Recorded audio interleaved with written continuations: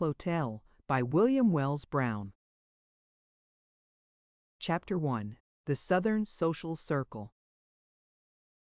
For many years the South has been noted for its beautiful quadro women. Bottles of ink and reams of paper have been used to portray the finely cut and well-molded features, the silken curls, the dark and brilliant eyes, the splendid forms, the fascinating smiles, and accomplished manners of these impassioned and voluptuous daughters of the two races, the unlawful product of the crime of human bondage. When we take into consideration the fact that no safeguard was ever thrown around virtue, and no inducement held out to slave women to be pure and chaste, we will not be surprised when told that immorality pervades the domestic circle in the cities and towns of the South to an extent unknown in the Northern states. Many a planter's wife has dragged out a miserable existence with an aching heart at seeing her place in the husband's affections usurped by the unadorned beauty and captivating smiles of her waiting maid. Indeed, the greater portion of the colored women, in the days of slavery, had no greater aspiration than that of becoming the finely dressed mistress of some white man. At the Negro balls and parties that used to be so frequently given, this class of women generally made the most splendid appearance. A few years ago, among the many slave women of Richmond, Virginia, who hired their time of their masters, was Agnes, a mulatto owned by John Graves, Esq., and who might be heard boasting that she was the daughter of an American senator. Although nearly 40 years of age at the time of which we write, Agnes was still exceedingly handsome. More than half white, with long black hair and deep blue eyes, no one felt like disputing with her when she urged her claim to her relationship with the Anglo-Saxon. In her younger days, Agnes had been a housekeeper for a young slaveholder, and in sustaining this relation had become the mother of 2 daughters. After being cast aside by this young man, the slave woman betook herself to the business of a laundress, and was considered to be the most tasteful woman in Richmond at her vocation. Isabella and Marian, the 2 daughters of Agnes, resided with their mother and gave her what aid they could in her business. The mother, however, was very choice of her daughters, and would allow them to perform no labor that would militate against their ladylike appearance. Agnes early resolved to bring up her daughters as ladies, as she termed it. As the girls grew older, the mother had to pay a stipulated price for them per month. Her notoriety as a laundress of the first class enabled her to put an extra charge upon the linen that passed through her hands, and although she imposed little or no work upon her daughters, she was enabled to live in comparative luxury and have her daughters dressed to attract attention, especially at the Negro balls and parties. Although the term Negro ball is applied to these gatherings, yet a large portion of the men who attend them are whites. Negro balls and parties in the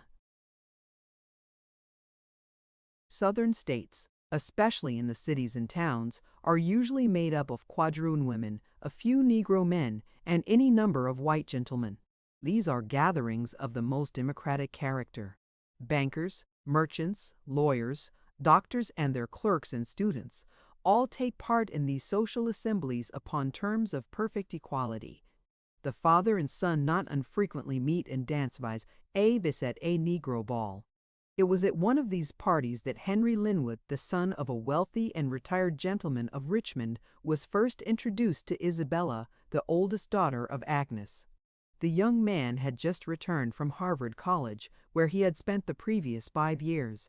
Isabella was in her 18th year and was admitted by all who knew her to be the handsomest girl, colored or white, in the city. On this occasion she was attired in a sky-blue silk dress with deep black lace flounces and bertha of the same.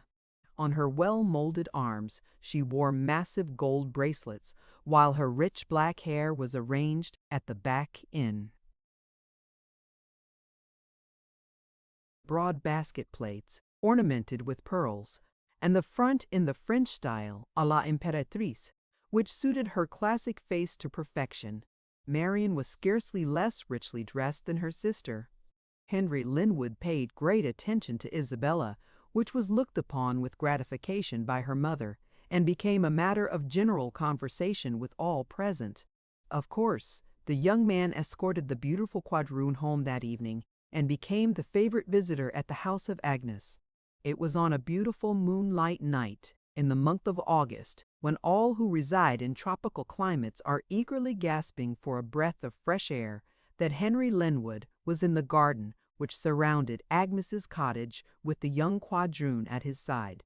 He drew from his pocket a newspaper wet from the press and read the following advertisement.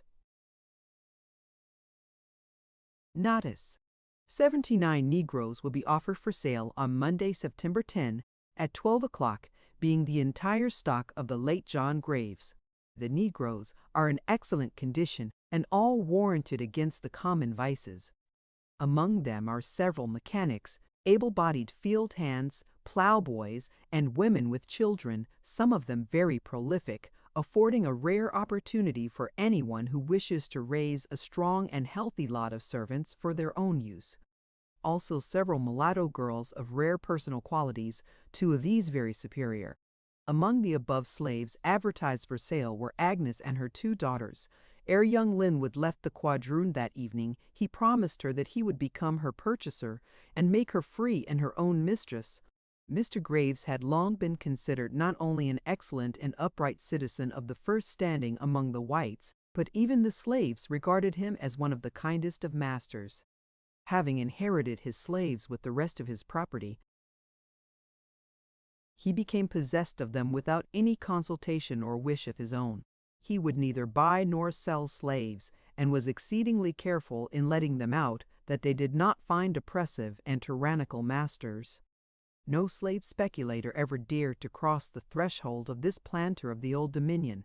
He was a constant attendant upon religious worship and was noted for his general benevolence.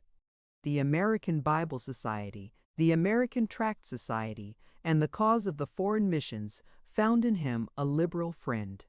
He was always anxious that his slaves should appear well on the Sabbath and have an opportunity of hearing the Word of God. Chapter 2. The Negro Sale. As might have been expected, the day of sale brought an unusually large number together to compete for the property to be sold. Farmers, who make a business of raising slaves for the market, were there, and slave traders, who make a business of buying human beings in the slave-raising states and taking them to the far South, were also in attendance. Men and women, too, who wished to purchase for their own use, had found their way to the slave sale. In the midst of the throng was one who felt a deeper interest in the result of the sale than any other of the bystanders. This was young Linwood. True to his promise, he was there with a blank bank check in his pocket, awaiting with impatience to enter the list as a bidder for the beautiful slave. It was indeed a heart-rending scene to witness the lamentations of these slaves, all of whom had grown up together on the old homestead of Mr. Graves, and who had been treated with great kindness by that gentleman during his life. Now they were to be separated and form new relations and companions. Such is the precarious condition of the slave. Even when with a good master, there is not certainty of his happiness in the future. The less valuable slaves were first placed upon the auction block, one after another, and sold to the highest bidder. Husbands and wives were separated with a degree of indifference that is unknown in any other relation in life. Brothers and sisters were torn from each other, and mothers saw their children for the last time on earth. It was late in the day, and when the greatest number of persons were thought to be present, when Agnes and her daughters were brought out to the place of sale. The mother was first put upon the auction block and sold to a noted Negro trader named Jennings. Marian was next ordered to ascend the stand, which she did with a trembling step, and was sold for $1,200. All eyes were now turned on Isabella as she was led forward by the auctioneer. The appearance of the handsome quadroon caused a deep sensation among the crowd. There she stood, with a skin as fair as most white women, her features as beautifully regular as any of her sex of pure Anglo-Saxon blood, her long black hair done up in the neatest manner, her form tall and graceful, and her whole appearance indicating one superior to her condition. The auctioneer commenced by saying that Miss Isabella was fit to deck the drawing room of the finest mansion in Virginia. How much, gentlemen, for this real albino? Fit fancy girl for anyone. She enjoys good health and has a sweet temper. How much do you say? $500. Only $500 for such a girl as this? Gentlemen, she is worth a deal more than that sum. You certainly do not know the value of the article you are bidding on. Here, gentlemen, I hold in my hand a paper certifying that she has a good moral character. 700. Ah, gentlemen, that is something life. This paper also states that she is very intelligent. 800. She was first sprinkled, then immersed, and is now warranted to be a devoted Christian and perfectly trustworthy. $900. 950. 1,000. 1,100. Here the bidding came to a dead stand. The auctioneer stopped, looked around, and began in a rough manner to relate some anecdote connected with the sale of slaves, which he said had come under his own observation. At this juncture the scene was indeed a most striking one. The laughing, joking, swearing, smoking, spitting, and talking kept up a continual hum and confusion among the crowd, while the slave girl stood with tearful eyes, looking alternately at her mother and sister and toward the young man who she hoped would become her purchaser. The chastity of this girl, now continued the auctioneer, is pure. She has never been from under her mother's care. She is virtuous and as gentle as a dove. The bids here took a fresh start and went on until $1,800 was reached. The auctioneer once more resorted to his jokes and concluded by assuring the company that Isabella was not only pious, but that she could make an excellent prayer. $1,900. 2,000. This was the last bid, and the quadroon girl was struck off and became the property of Henry Linwood. This was a Virginia slave auction, at which the bones, sinews, blood, and nerves of a young girl of 18 were sold for $500. Her moral character for $200, her superior intellect for $100, the benefits supposed to accrue from her having been sprinkled and immersed, together with a warranty of her devoted Christianity. For $300, her ability to make a good prayer for $200, and her chastity for $700 more. This, too, in a city thronged with churches, whose tall spires look like so many signals pointing to heaven, but whose ministers preach that slavery is a God-ordained institution. The slaves were speedily separated and taken along by their respective masters. Jennings, the slave speculator, who had purchased Agnes and her daughter Marian, with several of the other slaves, took them to the county prison, where he usually kept his human cattle after purchasing them, previous to starting for the New Orleans market. Linwood had already provided a place for Isabella, to which she was taken. The most trying moment for her was when she took leave of her mother and sister.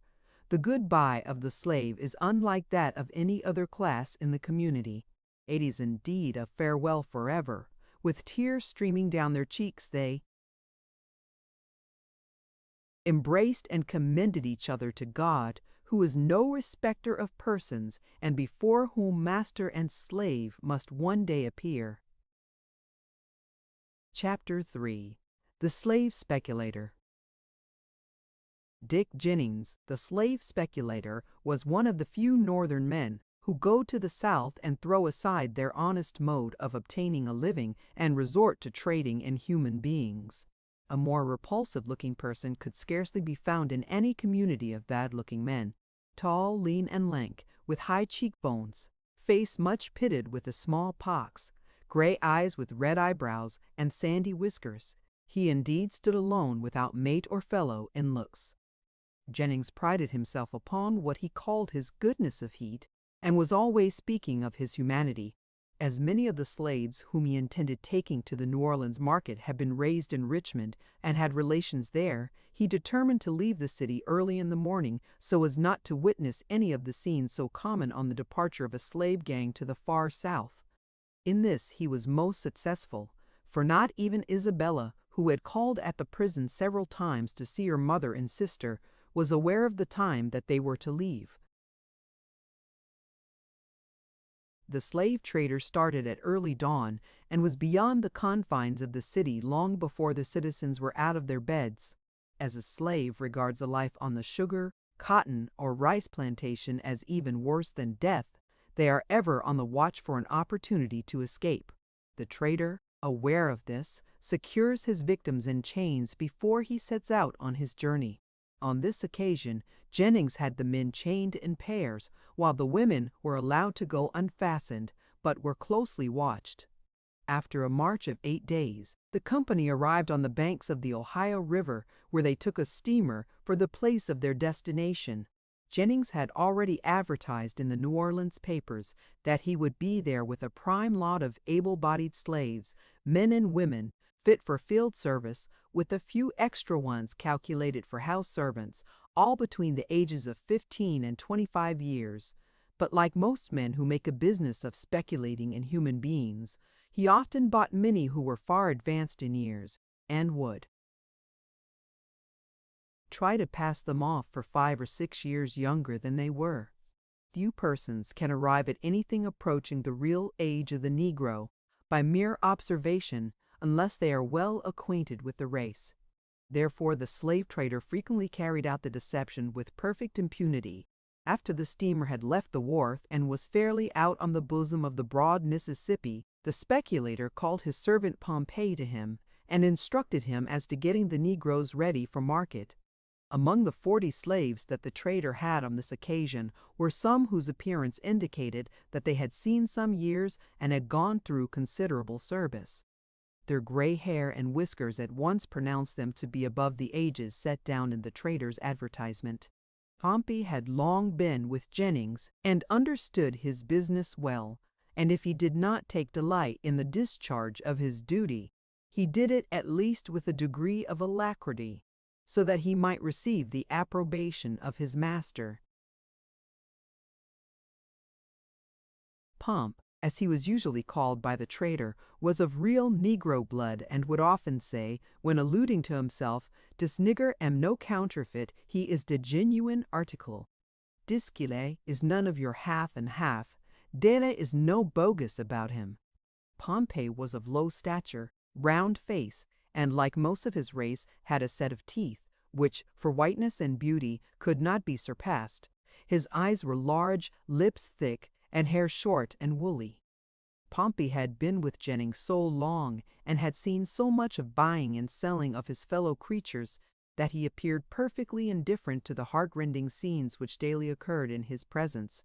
Such is the force of habit. Vice is a monster of such frightful mien that to be hated needs but to be seen, but seen too oft, familiar with its face, we first endure, then pity, then embrace.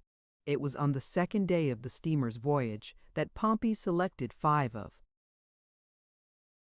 the oldest slaves, took them into a room by themselves, and commenced preparing them for the market.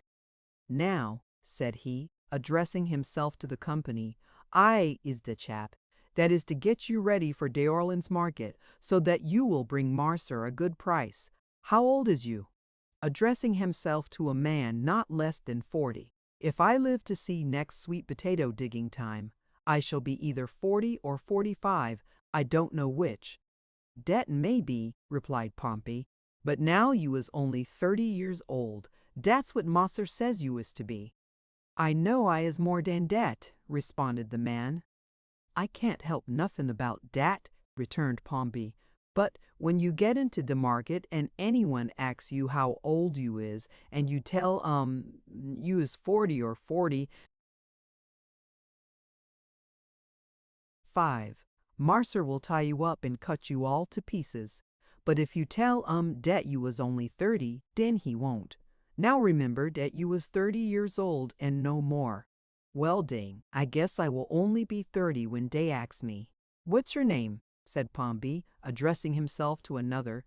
"James." "Oh, Uncle Jim, is it?" "Yes." "Den you must have all them gray whiskers shaved off, and all dem gray hairs plucked out of your head." This was all said by Pompey, in a manner which showed that he knew what he was about. "How old is you?" asked Pompey, of a tall, strong-looking man. "What's your name?" "I am 29 years old, and my name is Tobias, but they calls me Toby." "Well, Toby, or Mr. Tobias, if that will suit you better, you are now 23 years old. That's all. Do you understand that?" "Yes," replied Toby. Pompey now gave them all to understand how old they were to be when asked by persons who were likely to purchase, and then went and reported to his master that the old boys were all right. "Be sure," said Jennings, "that the niggers don't forget what you have taught them, for our luck this time in the market depends upon their appearance. If any of them have so many gray hairs that you cannot pluck them out, take the blacking and brush and go at them." Chapter 4. The Boat Race. At 8 o'clock, on the evening of the third day of the passage, the lights of another steamer were seen in the distance and apparently coming up very fast. This was the signal for a general commotion on board the Patriot, and everything indicated that a steamboat race was at hand. Nothing can exceed the excitement attendant upon the racing of steamers on the Mississippi. By the time the boats had reached Memphis, they were side by side, and each exerting itself to get in advance of the other. The night was clear, the moon shining brightly, and the boats so near to each other that the passengers were within speaking distance. On board the Patriot the firemen were using oil, lard, butter, and even bacon, with wood, for the purpose of raising the steam to its highest pitch. The blaze mingled with the black smoke that issued from the pipes of the other boat, which showed that she also was burning something more combustible than wood. The firemen of both boats, who were slaves, were singing songs such as can only be heard on board a southern steamer. The boats now came abreast of each other, and nearer, until they were locked so that men could pass from one to the other. The wildest excitement prevailed among the men employed on the steamers, in which the passengers freely participated. The Patriot now stopped to take in passengers, but still no steam was permitted to escape. On the starting of the boat again, cold water was forced into the boilers by the feed pumps, and, as might have been expected, one of the boilers exploded with terrific force, carrying away the boiler deck and tearing to pieces much of the machinery. One dense bog of steam filled every part of the vessel, while shrieks, groans, and cries were heard on every side. Men were running hither and thither looking for their wives, and women were flying about in the wildest confusion seeking for their husbands. Dismay appeared on every countenance. The saloons and cabins soon looked more like hospitals than anything else, but by this time the Patriot had drifted to the shore, and the other steamer had come alongside to render assistance to the disabled boat. The killed and wounded, 19 in number, were put on shore, and the Patriot, taken in tow by the Washington, was once more on her journey. It was 12:30, and the passengers, instead of retiring to their berths, once more assembled at the gambling tables. The practice of gambling on the western waters has long been a source of annoyance to the more moral persons who travel on our great rivers. Thousands of dollars often change owners during a passage from St. Louis or Louisville to New Orleans on a Mississippi steamer. Many men are completely ruined on such occasions, and duels are often the consequence. "Go call my boy, steward," said Mr. Jones, as he took his cards one by one from the table. In a few minutes a fine-looking, bright-eyed mulatto boy, apparently about 16 years of age, was standing by his master's side at the table. "I am broke, all but my boy," said Jones, as he ran his fingers through his cards. "But he is worth $1,000, and I will bet the half of him." "I will call you," said Thompson, as he laid $500 at the feet of the boy, who was standing on the table and at the same time throwing down his cards before his adversary. "You have beaten me," said Jones, and a roar of laughter followed from the other gentlemen as poor Joe stepped down from the table. "Well, I suppose I owe you half the nigger," said Thompson, as he took hold of Joe and began examining his limbs. "Yes," replied Jones, "he is half yours. Let me have $500, and I will give you a bill of sale of the boy." "Go back to your bed," said Thompson to his chattel, "and remember that you now belong to me." The poor slave wiped the tears from his eyes as, in obedience, he turned to leave the table. "My father gave me that boy," said Jones as he took the money, "and I hope, Mr. Thompson, that you will allow me to redeem him." "Most certainly, sir," replied Thompson. "Whenever you hand over the cool $1,000 the Negro is yours." Next morning, as the passengers were assembling in the cabin and on deck, and while the slaves were running about waiting on or looking for their masters, poor Joe was seen entering his new master's stateroom, boots in hand. "Who do you belong to?" inquired a gentleman of an old Negro who passed along leading a fine Newfoundland dog which he had been feeding. "When I went to sleep last night," replied the slave, "I longed to Massa Carr, but he been gambling all night, and I don't know who I longs to dis morning." Such is the uncertainty of a slave's life. He goes to bed at night the pampered servant of his young master with whom he has played in childhood, and who would not see his slave abused under any consideration, and gets up in the morning the property of a man whom he has never before seen. To behold 5 or 6 tables in the saloon of a steamer, with half a dozen men playing cards at each, with money, pistols, and bowie knives spread in splendid confusion before them, is an ordinary thing on the Mississippi River.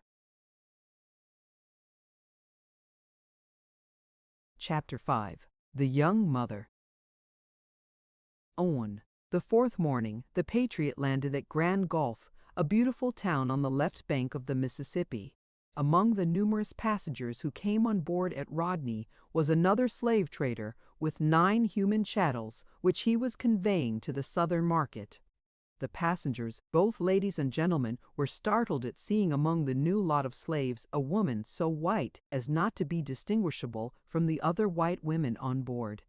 She had in her arms a child so white that no one would suppose a drop of African blood flowed through its blue veins. No one could behold that mother with her helpless babe without feeling that God would punish the oppressor. There she sat with an expressive and intellectual forehead and a countenance full of dignity and heroism, her dark golden locks rolled back from her almost snow-white forehead and floating over her swelling bosom. The tears that stood in her mild blue eyes showed that she was brooding over sorrows and wrongs that filled her bleeding heart. The hearts of the passers-by grew softer while gazing upon that young mother as she pressed sweet kisses on the sad, smiling lips of the infant that lay in her lap. The small, dimpled hands of the innocent creature were slyly hid in the warm bosom on which the little one nestled. The blood of some proud Southerner, no doubt, flowed through the veins of that child. When the boat arrived at Natchez, a rather good-looking, genteel-appearing man came on board to purchase a servant. This individual introduced himself to Jennings as the Reverend James Wilson. The slave trader conducted the preacher to the deck cabin, where he kept his slaves, and the man of God, after having some questions answered, selected Agnes as the one best suited to his service. It seemed as if poor Marian's heart would break when she found that she was to be separated from her mother. The preacher, however, appeared to be but little moved by their sorrow, and took his newly purchased victim on shore. Agnes begged him to buy her daughter, but he refused, on the ground that he had no use for her. During the remainder of the passage, Marian wept bitterly. After a run of a few hours, the boat stopped at Baton Rouge, where an additional number of passengers were taken on board, among whom were a number of persons who had been attending the races at that place. Gambling and drinking were now the order of the day. The next morning, at 10 o'clock, the boat arrived at New Orleans, where the passengers went to their hotels and homes, and the Negroes to the slave pens. Lizzie, the white slave mother, of whom we have already spoken, created as much of a sensation by the fairness of her complexion and the alabaster whiteness of her child, when being conveyed on shore at New Orleans, as she had done.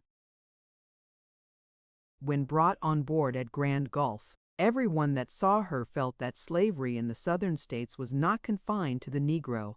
Many had been taught to think that slavery was a benefit rather than an injury, and those who were not opposed to the institution before now felt that if whites were to become its victims, it was time at least that some security should be thrown around the Anglo-Saxon to save him from this servile and degraded position. Chapter 6. The Slave Market. Not far from Canal Street in the city of New Orleans stands a large two-story flat building surrounded by a stone wall some 12 feet high, the top of which is covered with bits of glass and so constructed as to prevent even the possibility of anyone's passing over it without sustaining great injury.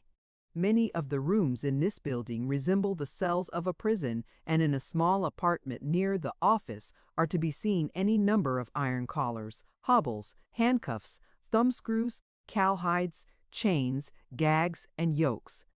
A backyard, enclosed by a high wall, looks something like the playground attached to one of our large New England schools, in which are rows of benches and swings. Attached to the back premises is a good-sized kitchen, where, at the time of which we write, 2 old negresses were at work, stewing, boiling, and baking, and occasionally wiping the perspiration from their furrowed and swarthy brows. The slave trader, Jennings, on his arrival at New Orleans, took up his quarters here with his gang of human cattle, and the morning after at 10 o'clock they were exhibited for sale. First of all came the beautiful Marian, whose pale countenance and dejected look told how many sad hours she had passed since parting with her mother at Natchez.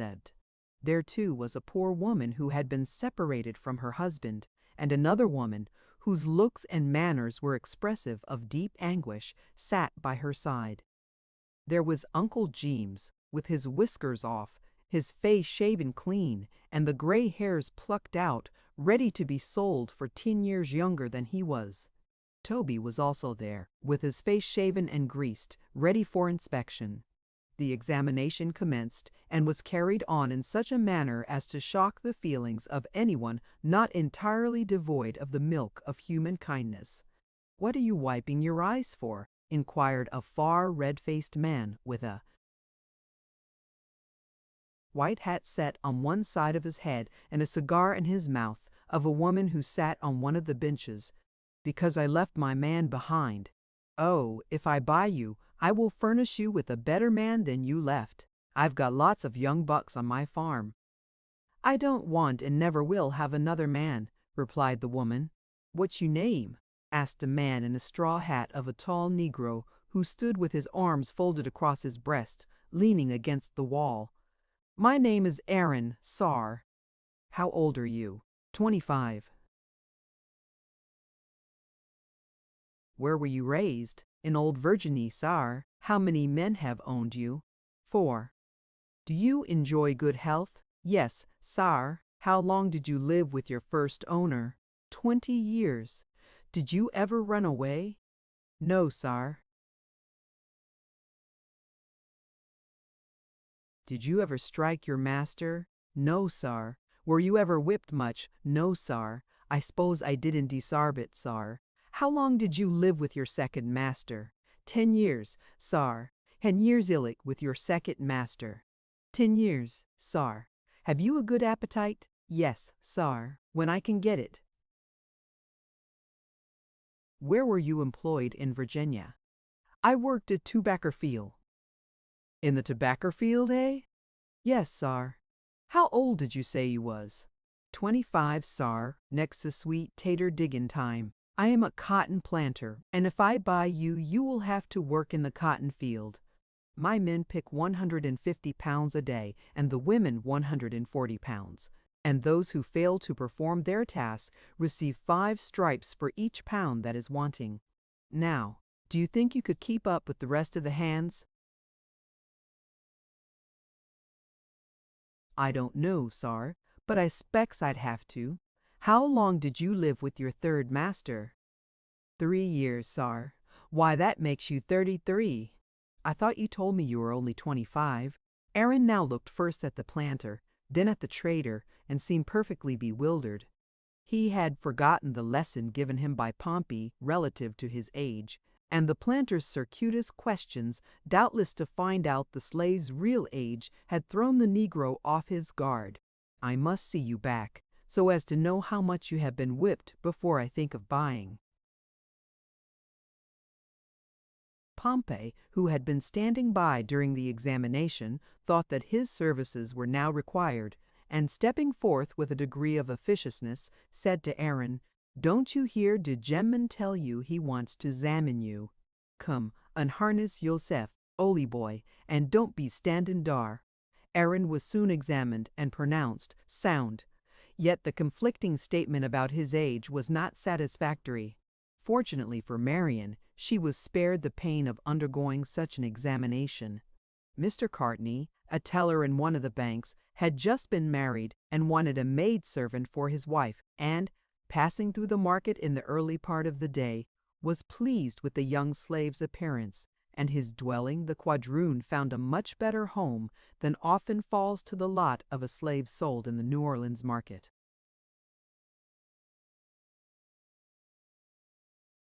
Chapter 7. The Slave-Holding Parson. The Rev. James Wilson was a native of the state of Connecticut, where he was educated for the ministry in the Methodist persuasion. His father was a strict follower of John Wesley, and spared no pains in his son's education, with the hope that he would one day be as renowned as the leader of his sect. James had scarcely finished his education at New Haven when he was invited by an uncle, then on a visit to his father, to spend a few months at Natchez in Mississippi. Young Wilson accepted his uncle's invitation and accompanied him to the South. Few young men, and especially clergymen, going fresh from college to the South, but are looked upon as geniuses in a small way, and who are not invited to all the parties in the neighborhood.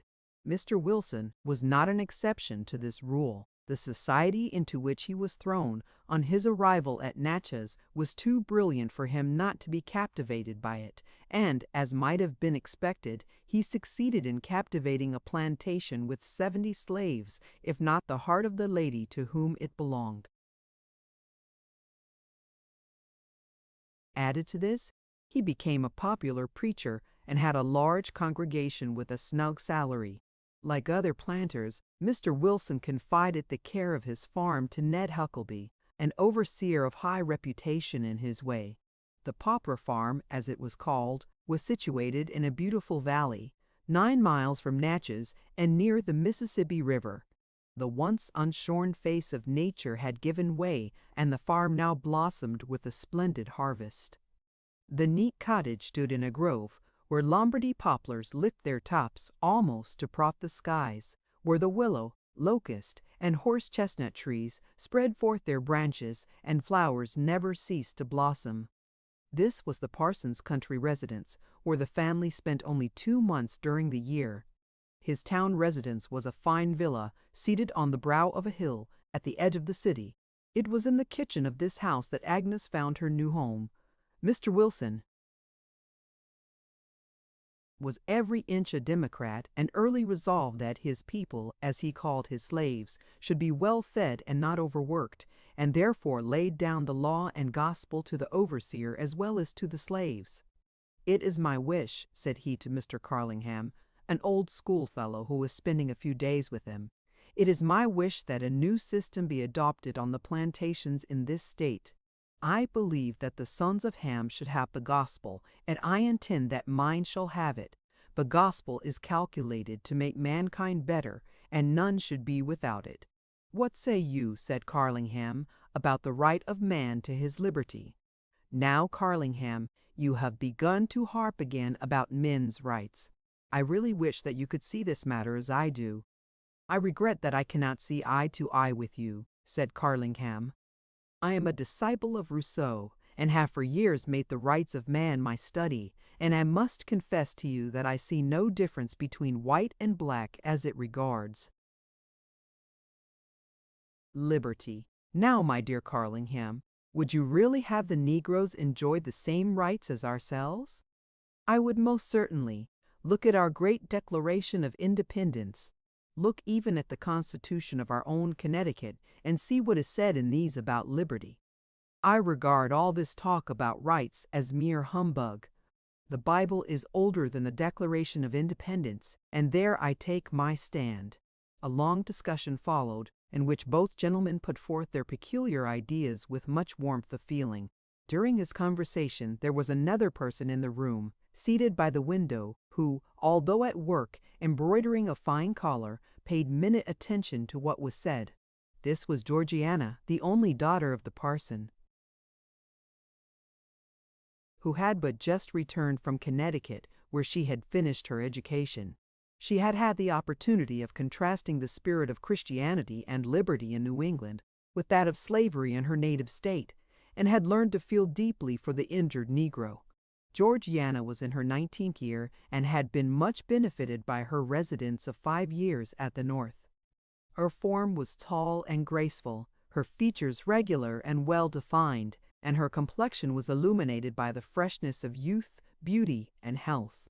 The daughter differed from both the father and visitor upon the subject which they had been discussing, and as soon as an opportunity offered, she gave it as her opinion that the Bible was both the bulwark of Christianity and of liberty.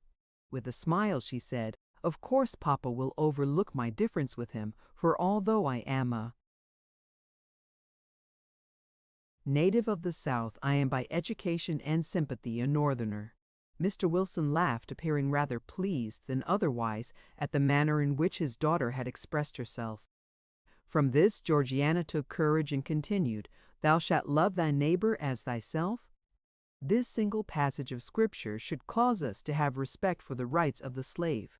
True Christian love is of an enlarged and disinterested nature.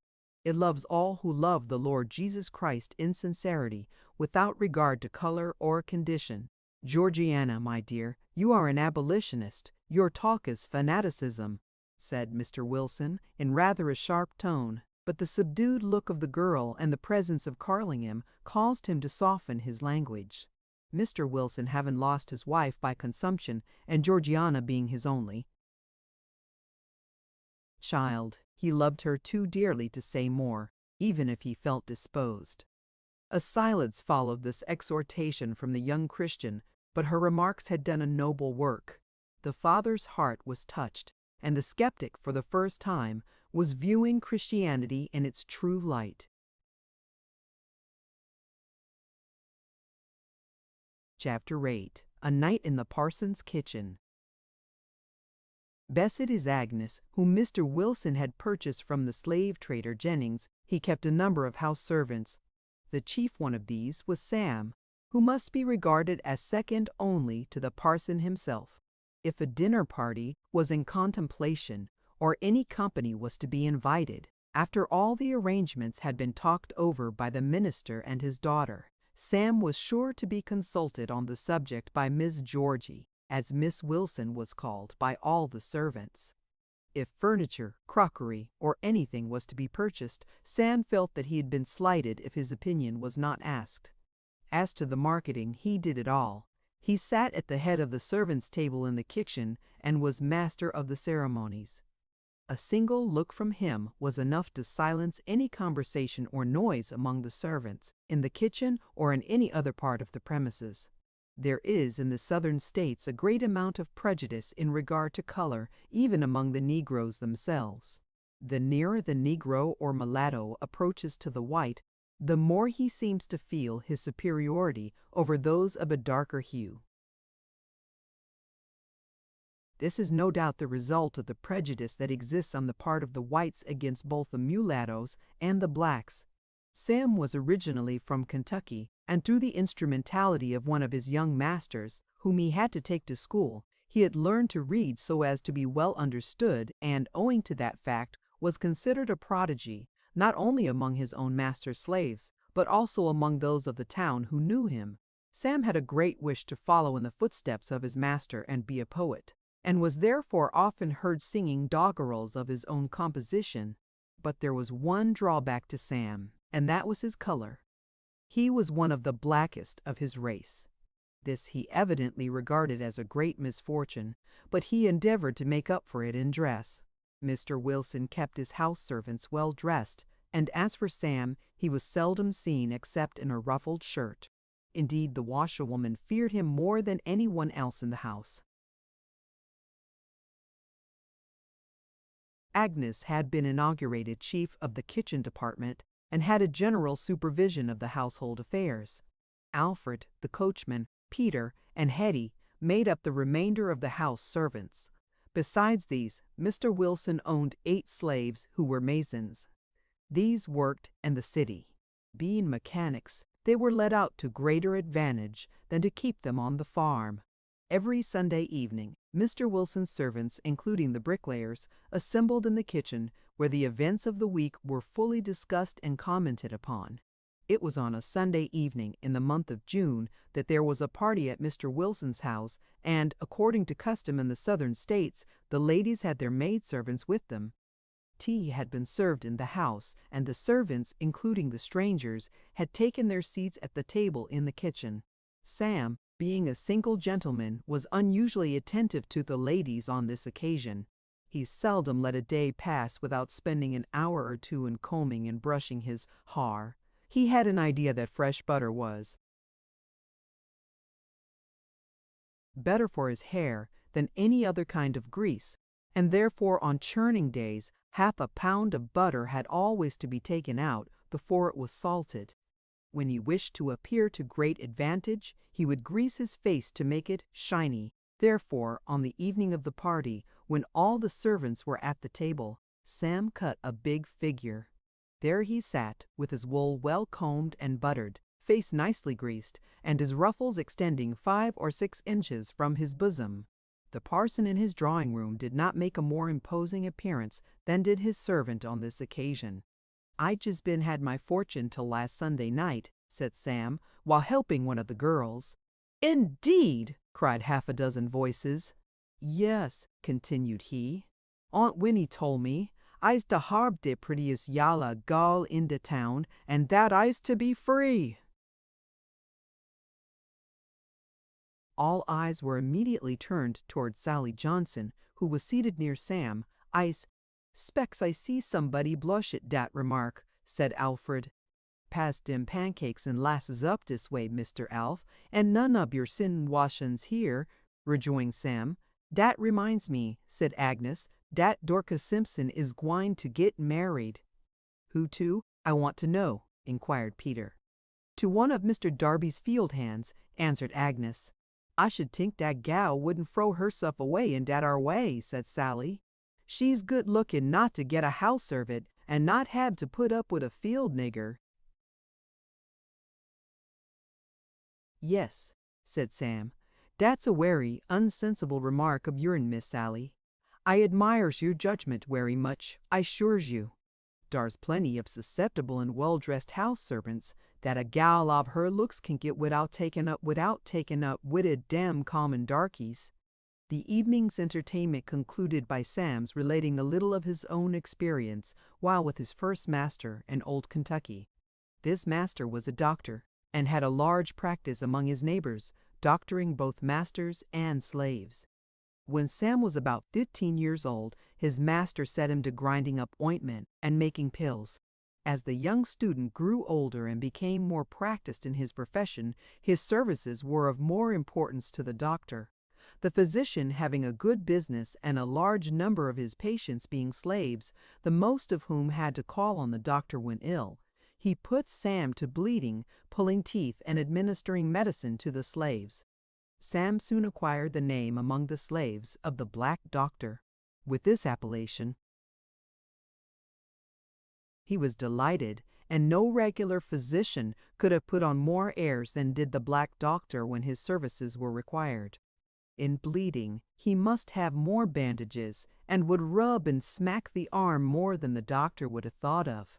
Sam was once seen taking out a tooth for one of his patients, and nothing appeared more amusing.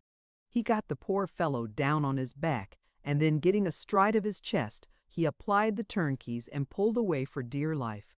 Unfortunately, he had got hold of the wrong tooth, and the poor man screamed as loud as he could. But it was to no purpose, for Sam had him fast, and after a pretty severe tussle out came the sound grinder. The young doctor now saw his mistake, but consoled himself with the thought that as the wrong tooth was out of the way, there was more room to get at the right one. Bleeding and a dose of calomel were always considered indispensable by the old boss, and as a matter of course, Sam followed in his footsteps. On one occasion the old doctor was ill himself, so as to be unable to attend to his patients. A slave with pass in hand called to receive medical advice, and the master told Sam to examine him and see what he wanted. This delighted him beyond measure, for although he had been acting his part in the way of giving out medicine as the master ordered it, he had never been called upon by the latter to examine a patient, and this seemed to convince him after all that he was no sham doctor. As might have been expected, he cut a rare figure in his first examination. Placing himself directly opposite his patient and folding his arms across his breast, looking very knowingly, he began, "What's the matter with you? I is sick." "Where is you sick?" "Here," replied the man, putting his hand upon his stomach. "Put out your tongue," continued the doctor. The man ran out his tongue at full length. "Let me feel your pulse." At the same time taking his patient's hand in his and placing his fingers upon his pulse, he said, "Ah, your case is a bad one, F. I don't do something for you and dat pretty quick, you'll be a gone coon, and that's sartin." At this the man appeared frightened and inquired what was the matter with him, in answer to which Sam said, "I done told that your case is a bad one, and that's enough." On Sam's returning to his master's bedside, the latter said, "Well, Sam, what do you think is the matter with him?" "His stomach is out ob order, sar," he replied. "What do you think had better be done for him?" "I think I'd better bleed him and jib him a dose of calomel," returned Sam. So, to the latter's gratification, the master let him have his own way. On one occasion, when making pills and ointment, Sam made a great mistake. He got the preparations for both mixed together, so that he could not legitimately make either.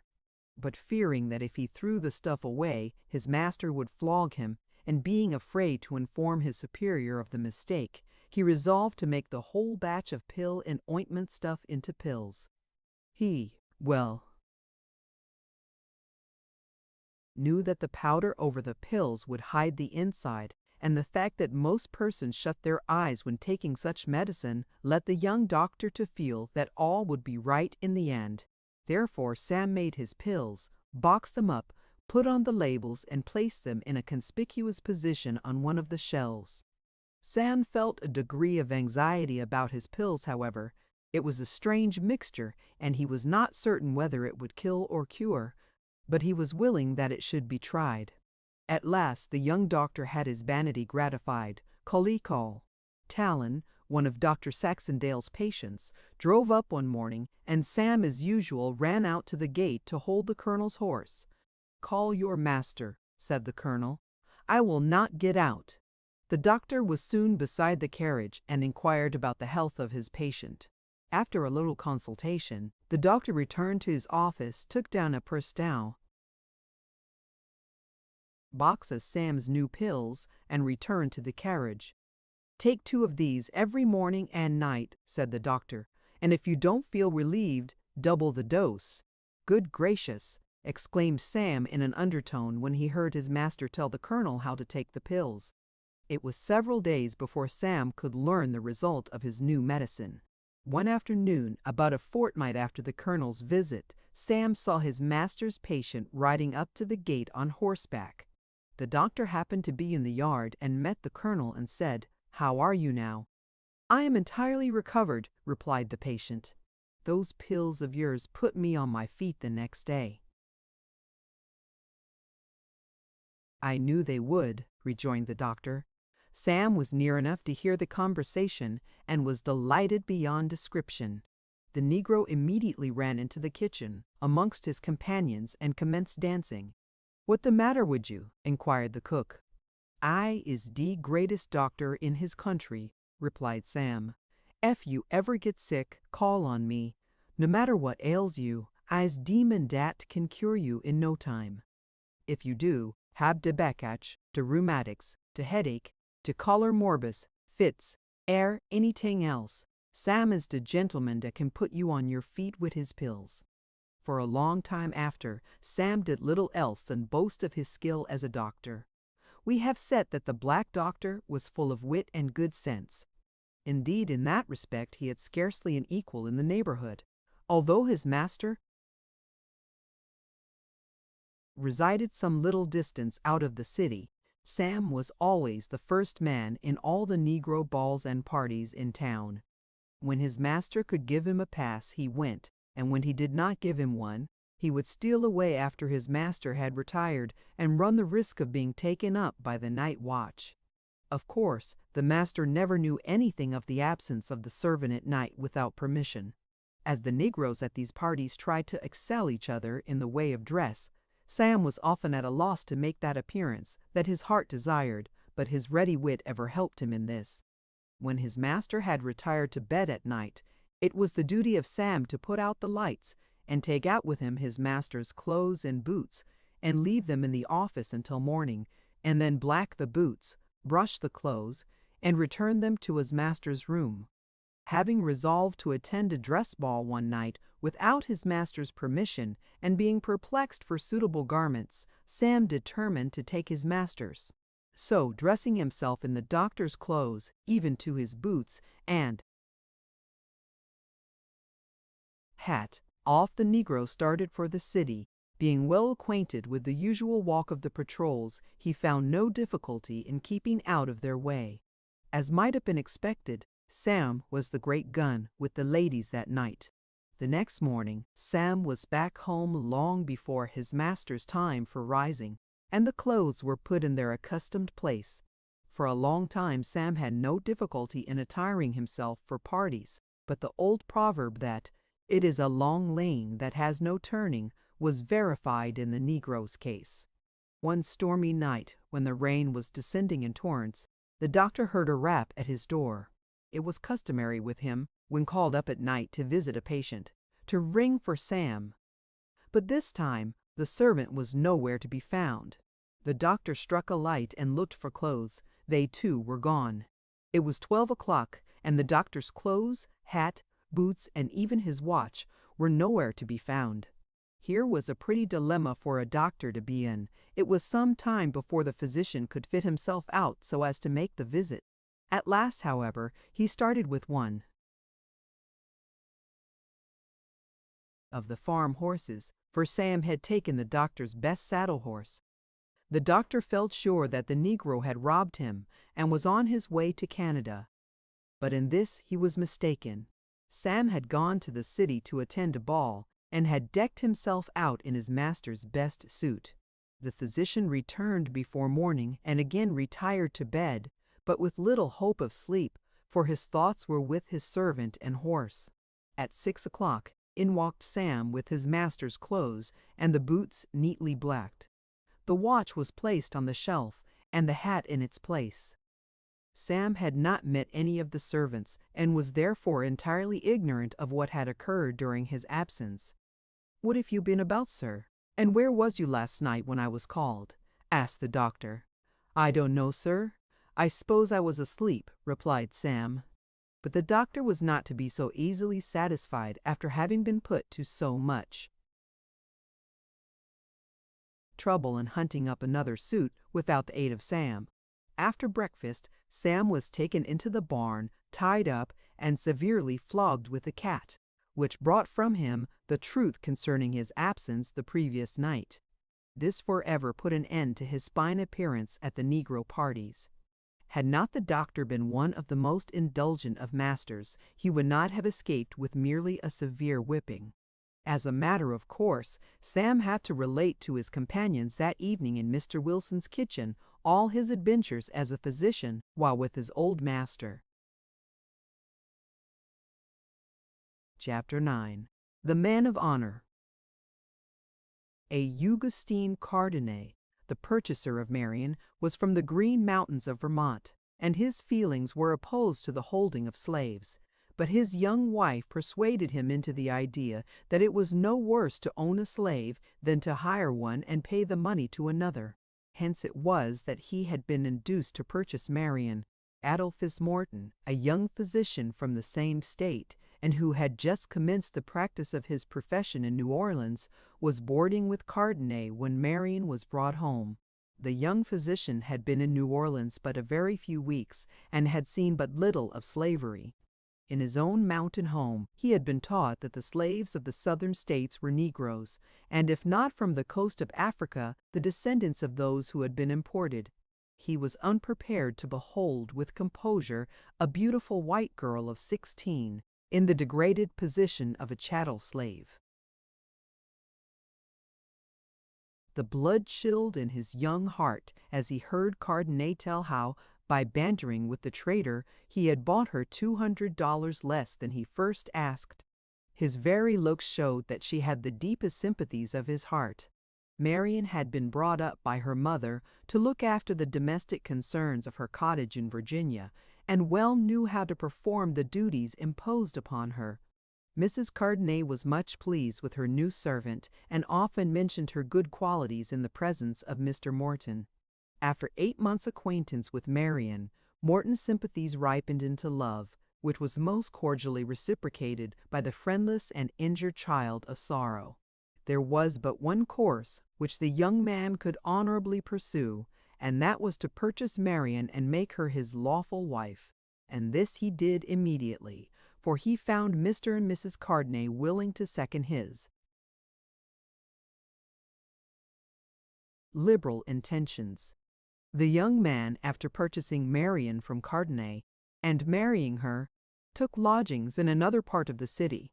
A private teacher was called in, and the young wife was taught some of those accomplishments so necessary for one taking a high position in good society. Dr. Morton soon obtained a large and influential practice in his profession, and with it increased in wealth. But with all his wealth he never owned a slave. Probably the fact that he had raised his wife from that condition kept the hydra-headed system continually before him. To the credit of Marion be it said, she used every means to obtain the freedom of her mother, who had been sold to Parson Wilson at Natchez. Her efforts, however, had come too late, for Agnes had died of a fever before the arrival of Dr. Morton's agent. Marion found in Adolphus Morton a kind and affectionate husband, and his wish to purchase her mother, although unsuccessful, had doubly endeared him to her.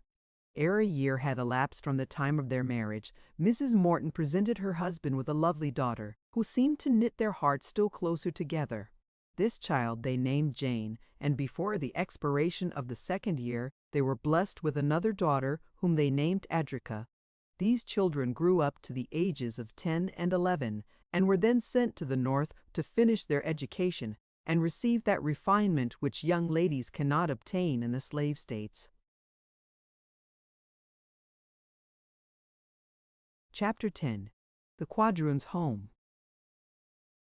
A few miles out of Richmond is a pleasant place, with here and there a beautiful cottage surrounded by trees so as scarcely to be seen. Among these was one far retired from the public roads and almost hidden among the trees. This was the spot that Henry Linwood had selected for Isabella, the eldest daughter of Agnes.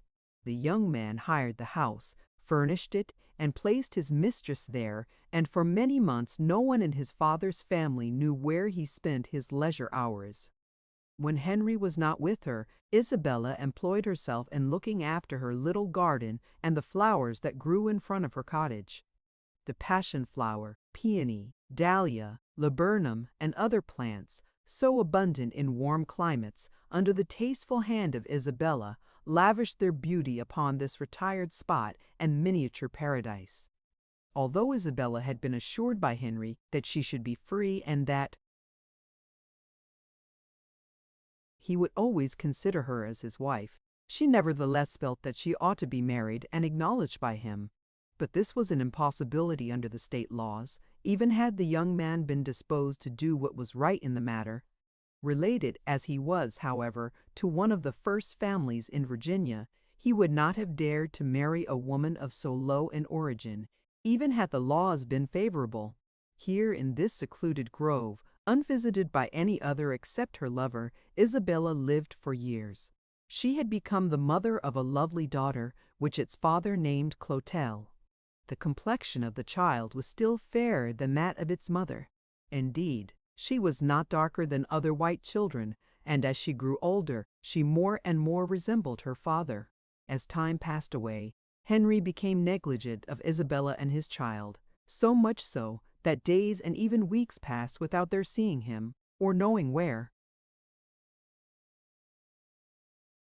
he was. Becoming more acquainted with the world and moving continually in the society of young women of his own station, the young man felt that Isabella was a burden to him, and having, as some would say, outgrown his love, he longed to free himself of the responsibility. Yet every time he saw the child, he felt that he owed it his fatherly care. Henry had now entered into political life and been elected to a seat in the legislature of his native state, and in his intercourse with his friends had become acquainted with Gertrude Miller, the daughter of a wealthy gentleman living near Richmond. Both Henry and Gertrude were very good-looking, and a mutual attachment sprang up between them.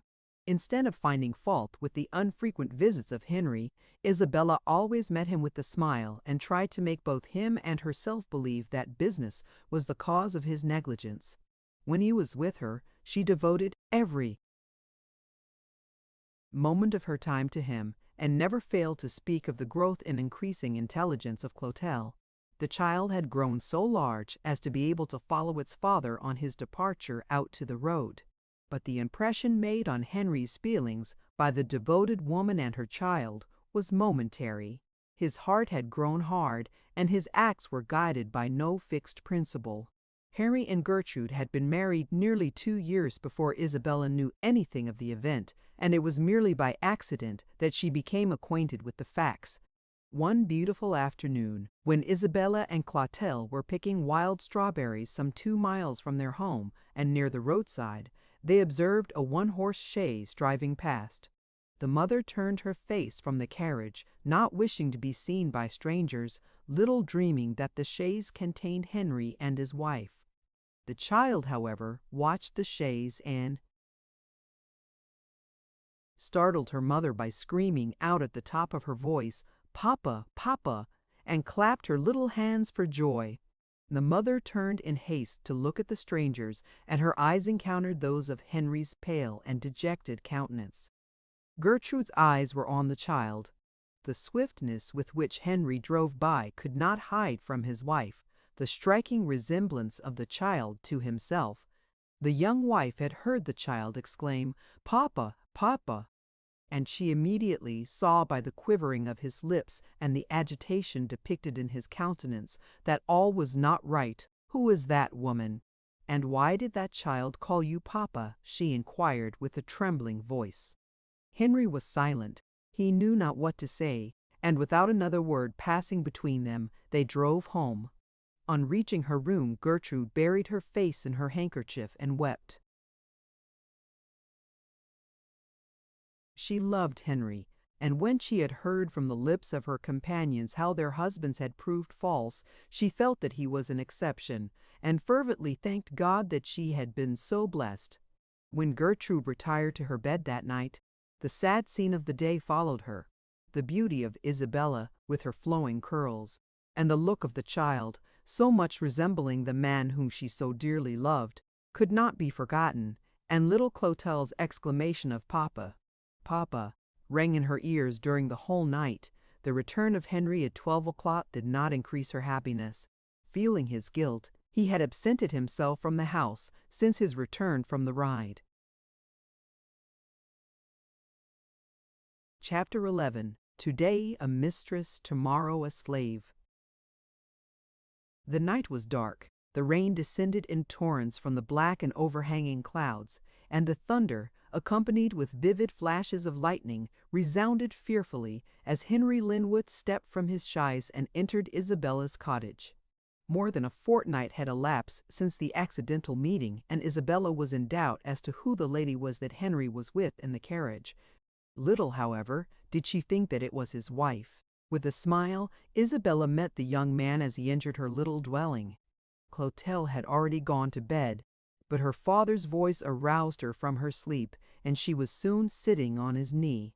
the pale and agitated countenance of Henry betrayed his uneasiness, but Isabella's mild and laughing allusion to the incident of their meeting him on the day of his pleasure drive, and her saying, "I presume, dear Henry, that the lady was one of your relatives," led him to believe that she was still in ignorance of his marriage. She was, in fact, ignorant who the lady was who accompanied the man she loved on that eventful day. He, aware of this, now acted more like himself and passed the thing off as a joke. At heart, however, Isabella felt uneasy, and this uneasiness would at times show itself to the young man.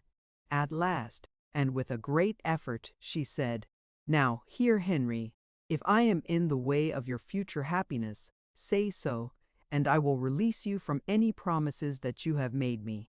I know there is no law by which I can hold you, and if there was, I would not resort to it.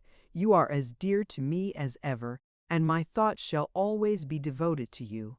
It would be a great sacrifice for me to give you up to another, but if it be your desire, as great as the sacrifice is, I will make it. Send me and your child into a free state if we are in your way." Again and again Linwood assured her that no woman possessed his love but her. All what falsehood and deceit man can put on when dealing with woman's love. The unabated storm kept Henry from returning home until after the clock had struck 2, and as he drew near his residence he saw his wife standing at the window. Giving his horse in charge of the servant who was waiting, he entered the house and found his wife in tears. Although he had never satisfied Gertrude as to who the quadroon woman and child were, he had kept her comparatively easy by his close attention to her, and by telling her that she was mistaken in regard to the child's calling him Papa. His absence that night, however, without any apparent cause, had again aroused the jealousy of Gertrude. But Henry told her that he had been caught in the rain while out, which prevented his sooner returning, and she, anxious to believe him, received the story as satisfactory. Somewhat heated with brandy, and wearied with much loss of sleep, Linwood fell into a sound slumber as soon as he retired.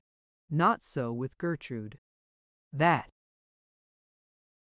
faithfulness which has ever distinguished her sex, and the anxiety with which she watched all his movements, kept the wife awake while the husband slept.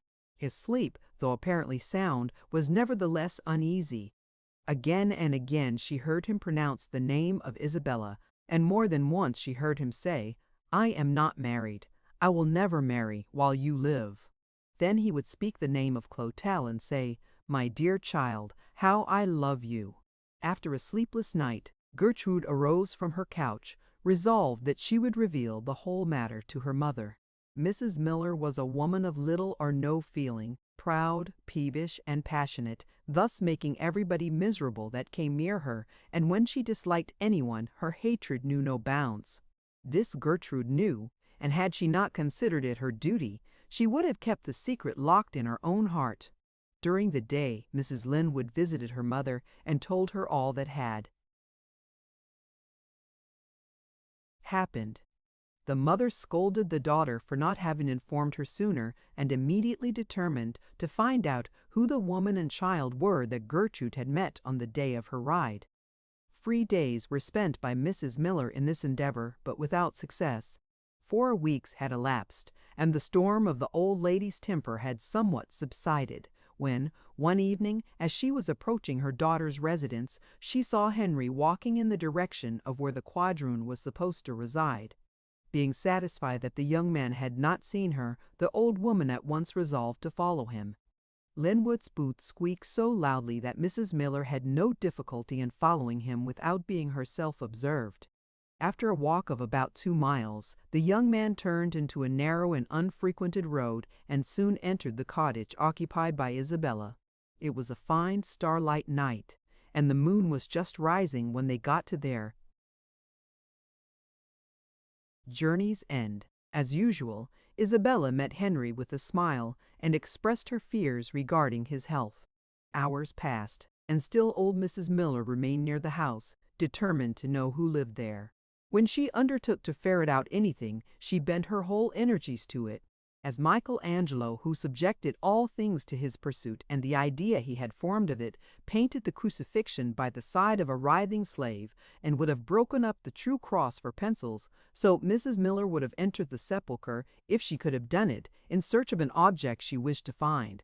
The full moon had risen and was pouring its beams upon surrounding objects as Henry stepped from Isabella's door and, looking at his watch, said, "I must go, dear. It is now 10:30.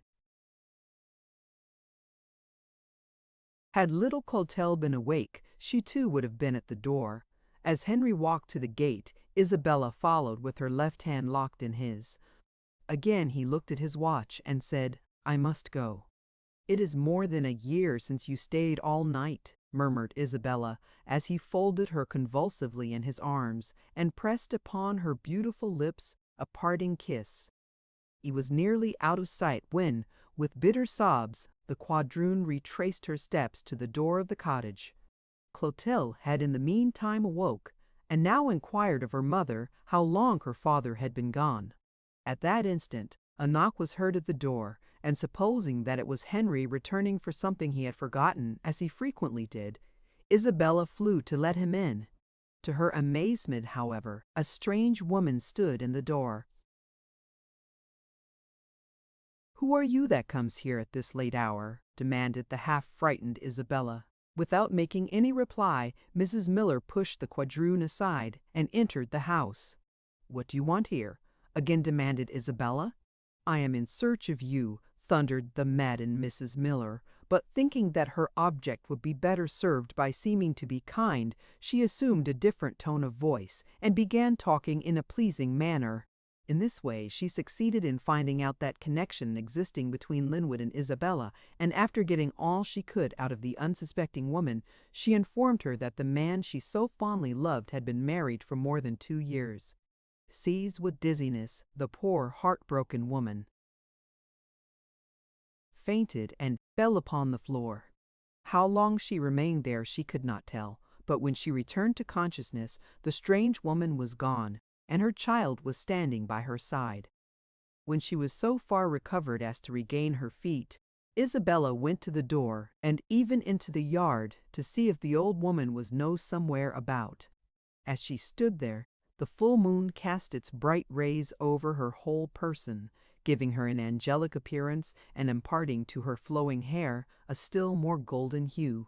Suddenly another change came over her features, and her full red lips trembled as with suppressed emotion. The muscles around her faultless mouth became convulsed. She gasped for breath and, exclaiming, "Is it possible that man can be so false?" again fainted. Clotelle stood and bathed her mother's temples with cold water until she once more revived. Although the laws of Virginia forbid the education of slaves, Agnes had nevertheless employed an old free Negro to teach her 2 daughters to read and write. After being separated from her mother and sister, Isabella turned her attention to the subject of Christianity and received that consolation from the Bible which is never denied to the children of God. This was now her last hope, for her heart was torn with grief and filled with all the bitterness of disappointment. The night passed away, but without sleep to poor Isabella. At the dawn of day she tried to make herself believe that the whole of the past night was a dream, and determined to be satisfied with the explanation which Henry should give on his next visit. Chapter 12. The Mother-in-Law. When Harry returned home, he found his wife seated at the window, awaiting his approach. Secret grief was gnawing at her heart. Her sad, pale cheeks and swollen eyes showed too well that agony, far deeper than her speech portrayed, filled her heart. A dull and death-like silence prevailed on his entrance. His pale face and brow, disheveled hair, and the feeling that he manifested on finding Gertrude still up, told Henry in plainer words than she could have used that his wife was aware that her love had never been held sacred by him. The window blinds were still unclosed, and the full-orbed moon shed her soft refulgence over the unrivaled scene and gave it a silvery luster which sweetly harmonized with the silence of the night.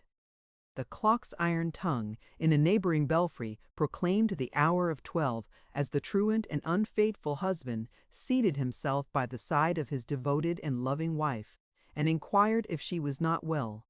"I am, dear Henry," replied Gertrude, "but I fear you are not. If well in body, I fear you are not at peace in mind." "Why?" inquired he. "Because," she replied, "you are so pale and have such a wild look in your eyes." Again he protested his innocence and vowed she was the only woman who had any claim upon his heart. To behold one thus playing upon the feelings of two lovely women is enough to make us feel that evil must at last bring its own punishment. Henry and Gertrude had scarcely risen from the breakfast table next morning ere old Mrs. Miller made her appearance. She immediately took her daughter aside and informed her of her previous night's experience, telling her how she had followed Henry to Isabella's cottage, detailing the interview with the quadroon and her late return home alone. The old woman urged her daughter to demand that the quadroon and her child be at once sold to the Negro speculators and taken out of the state, or that Gertrude herself should separate from Henry. "Assert your rights, my dear. Let no one share a heart that justly belongs to you," said Mrs. Miller with her eyes flashing fire. "Don't sleep this night, my child, until that wench has been removed from that cottage, and as for the child, hand that over to me. I saw at once that it was Henry's." During these remarks, the old lady was walking up and down the room like a caged lioness. She had learned from Isabella that she had been purchased by Henry, and the innocence of the injured quadroon caused her to acknowledge that he was the father of her child. Few women could have taken such a matter in hand and carried it through with more determination and success than old Mrs. Miller. Completely inured in all the crimes and atrocities connected with the institution of slavery, she was also aware that, to a greater or less extent, the slave women shared with their mistress the affections of their master. This caused her to look with a suspicious eye on every good-looking Negro woman that she saw. While the old woman was thus lecturing her daughter upon her rights and duties, Henry, unaware of what was transpiring, had left the house and gone to his office.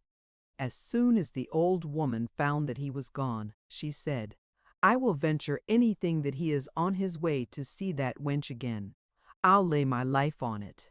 The entrance, however, of little Marcus, or Mark as he was familiarly called, asking for Massa Linwood's blue bag, satisfied her that her son-in-law was at his office. Before the old lady returned home, it was agreed that Gertrude should come to her mother's to tea that evening, and Henry with her, and that Mrs. Miller should there charge the young husband with inconstancy to her daughter and demand the removal of Isabella. With this understanding, the old woman retraced her steps to her own dwelling. Had Mrs. Miller been of a different character and not surrounded by slavery, she could scarcely have been unhappy in such a home as hers.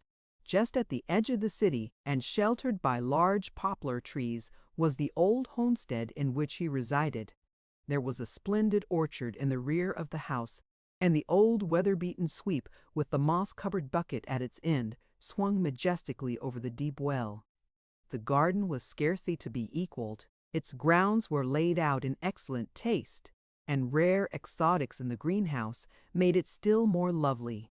It was a sweet autumn evening, when the air breathed to the fragrant sheaves of grain, and the setting sun, with his golden kisses, burnished the rich clusters of purple grapes that Henry and Gertrude were seen approaching the Perchendie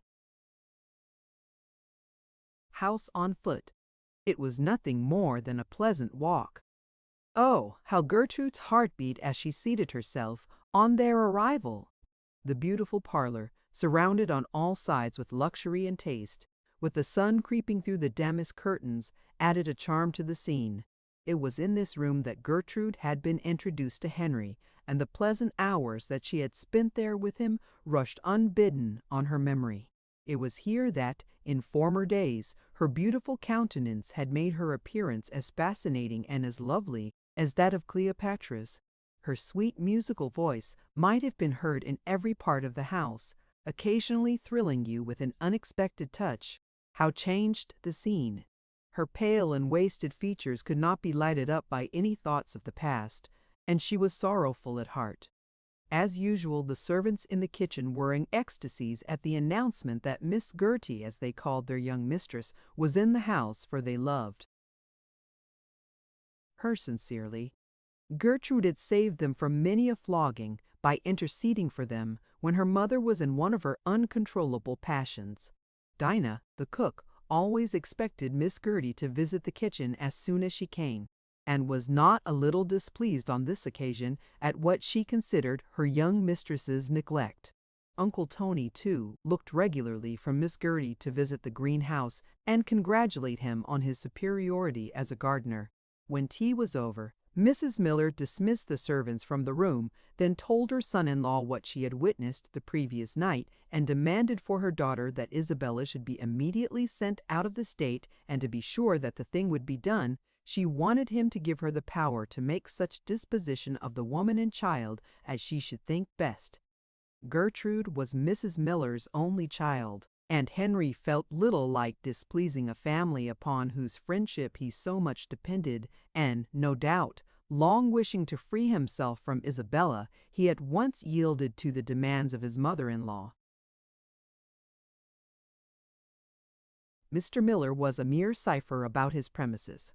If anyone came on business connected with the farm, he would invariably say, "Wait till I see my wife," and the wife's opinion was sure to be law in every case. Bankrupt in character and debauched in body and mind, with 7 mulatto children who claimed him as their father, he was badly prepared to find fault with his son-in-law. It was settled that Mrs. Miller should use her own discretion in removing Isabella from her little cottage and her future disposition. With this understanding, Henry and Gertrude returned home.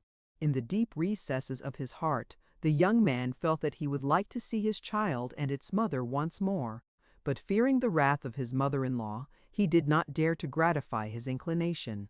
He had not the slightest idea of what would become of them, but he well knew that the old woman would have no mercy on them. Chapter 13. A Hard-Hearted Woman. With no one but her dear little Clotelle, Isabella passed her weary hours without partaking of either food or drink, hoping that Henry would soon return, and that the strange meeting with the old woman would be cleared up. While seated in her neat little bedroom with her fevered face buried in her handkerchief, the child ran in and told its mother that a carriage had stopped in front of the house. With a palpitating heart, she arose from her seat and went to the door, hoping that it was Henry. But, to her great consternation, the old lady who had paid her such an unceremonious visit on the evening that she had last seen Henry stepped out of the carriage, accompanied by the slave trader Jennings. Isabella had seen the trader when he purchased her mother and sister and immediately recognized him. What could these persons want there? Thought she. Without any parleying or word of explanation, the two entered the house, leaving the carriage in charge of a servant. Clotelle ran to her mother and clung to her dress as if frightened by the strangers. "She's a fine-looking wench," said the speculator, as he seated himself unasked in the rocking chair. "Yet I don't think she is worth the money you ask for her." "What do you want here?" inquired Isabella with a quivering voice. "None of your insolence to me," bawled out the old woman at the top of her voice. "If you do, I will give you what you deserve so much, my lady, a good whipping." In an agony of grief, pale, trembling, and ready to sink to the floor, Isabella was only sustained by the hope that she would be able to save her child. At last, regaining her self-possession, she ordered them both to leave the house. Feeling herself insulted, the old woman seized the tongs that stood by the fireplace and raised them to strike the quadroon down. But the slave trader immediately jumped between the women, exclaiming, "I won't buy her, Mrs. Miller, if you injure her." Poor little Clotelle screamed as she saw the strange woman raise the tongs at her mother. With the exception of old Aunt Nancy, a free colored woman whom Isabella sometimes employed to work for her, the child had never before seen a strange face in her mother's dwelling. Fearing that Isabella would offer some resistance, Mrs. Miller had ordered the overseer of her own farm to follow her, and just as Jennings had stepped between the two women, Mull, the Negro driver, walked into the room. "Seize that impudent hussy," said Mrs. Miller to the overseer, "and tie her up this minute, that I may teach her a lesson she won't forget in a hurry." As she spoke, the old woman's eyes rolled, her lips quivered, and she looked like a very fury. "I will have nothing to do with her if you whip her, Mrs. Miller," said the slave trader. "Niggers ain't worth half so much in the market with their backs newly scarred," continued he as the overseer commenced his preparations for executing Mrs. Miller's orders. Clotelle here took her father's walking stick, which was lying on the back of the sofa where he had left it, and, raising it, said, "If you bad people touch my mother, I will strike you." They looked at the child with astonishment, and her extreme wonderful beauty, and uncommon courage seemed for a moment to shake their purpose. The manner and language of this child were alike beyond her years, and under other circumstances would have gained for her the approbation of those present. "Oh, Henry, Henry!" exclaimed Isabella, wringing her hands. "You need not call on him, hussy. You will never see him again," said Mrs. Miller. "What, is he dead?" inquired the heart-stricken woman. It was then that she forgot her own situation, thinking only of the man she loved. Never having been called to endure any kind of abusive treatment, Isabella was not fitted to sustain herself against the brutality of Mrs. Miller, much less the combined ferociousness of the old woman and the overseer too. Suffice it to say that instead of whipping Isabella, Mrs. Miller transferred her to the Negro speculator, who took her immediately to his slave pen. The unfeeling old woman would not permit Isabella to take more than a single change of her clothing, remarking to Jennings, "I sold you the wench, you know, not her clothes." The injured, friendless, and unprotected Isabella fainted as she saw her child struggling to release herself from the arms of old Mrs. Miller, and as the wretch boxed the poor child's ears.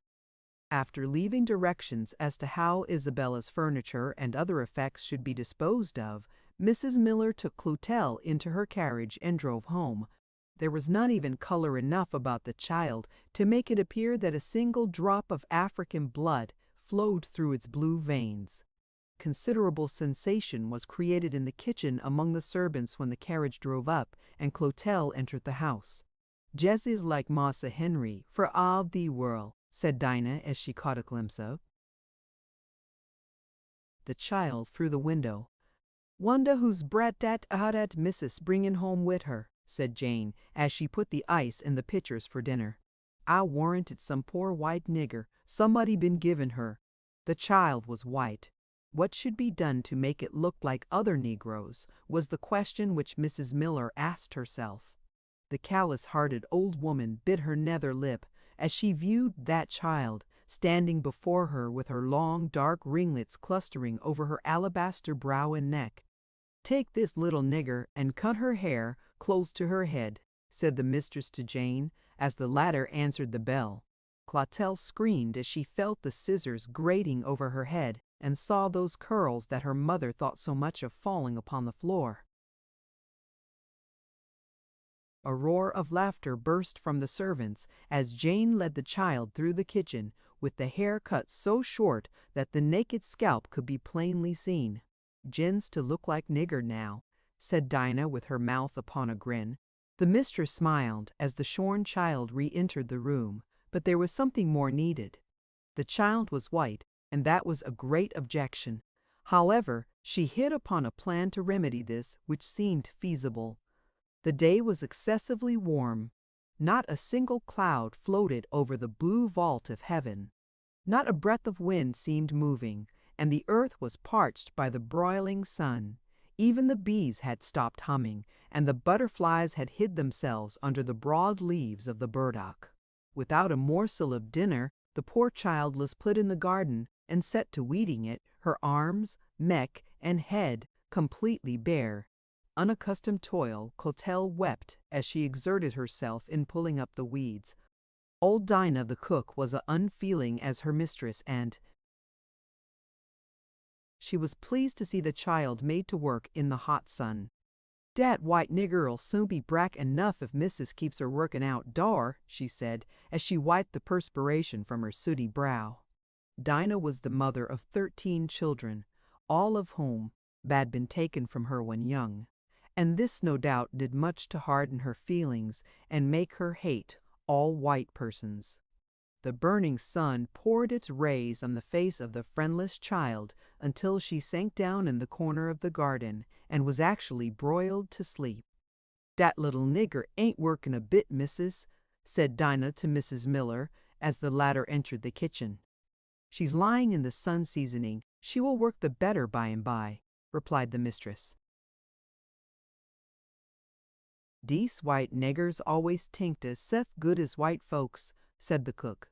"Yes, but we will teach them better, won't we, Dinah?" rejoined Mrs. Miller. "Yes, missus," replied Dinah. "I don't like to say 'em merlatter niggers, nohow. They always want to set desef up for somefin big." With this remark the old cook gave one of her coarse laughs and continued, "Missus understands human nature, don't she? Ah, if she ain't a whole team. And to old gray mare to boot, den Dinah don't know nuffin." Of course the mistress was out of the kitchen before these last remarks were made. It was with the deepest humiliation that Henry learned from one of his own slaves the treatment which his child was receiving at the hands of his relentless mother-in-law. The scorching sun had the desired effect, for in less than a fortnight Clotelle could scarcely have been recognized as the same child. Often was she seen to weep and heard to call on her mother. Mrs. Miller, when at church on Sabbath usually, on warm days, took Nancy, one of her servants, in her pew, and this girl had to fan her mistress during service. Unaccustomed to such a soft and pleasant seat, the servant would very soon become sleepy and begin to nod. Sometimes she would go fast asleep, which annoyed the mistress exceedingly. But Mrs. Miller had nimble fingers and on them sharp nails, and, with an energetic pinch upon the bare arms of the poor girl, she would arouse the daughter of Africa from her pleasant dreams. That there was no one of Mrs. Miller's servants who received so much punishment as old Uncle Tony. Fond of her greenhouse, and often in the garden, she was ever at the old gardener's heels. Uncle Tony was very religious, and whenever his mistress flogged him, he invariably gave her a religious exhortation. Although unable to read, he, nevertheless, had on his tongue's end portions of Scripture which he could use at any moment.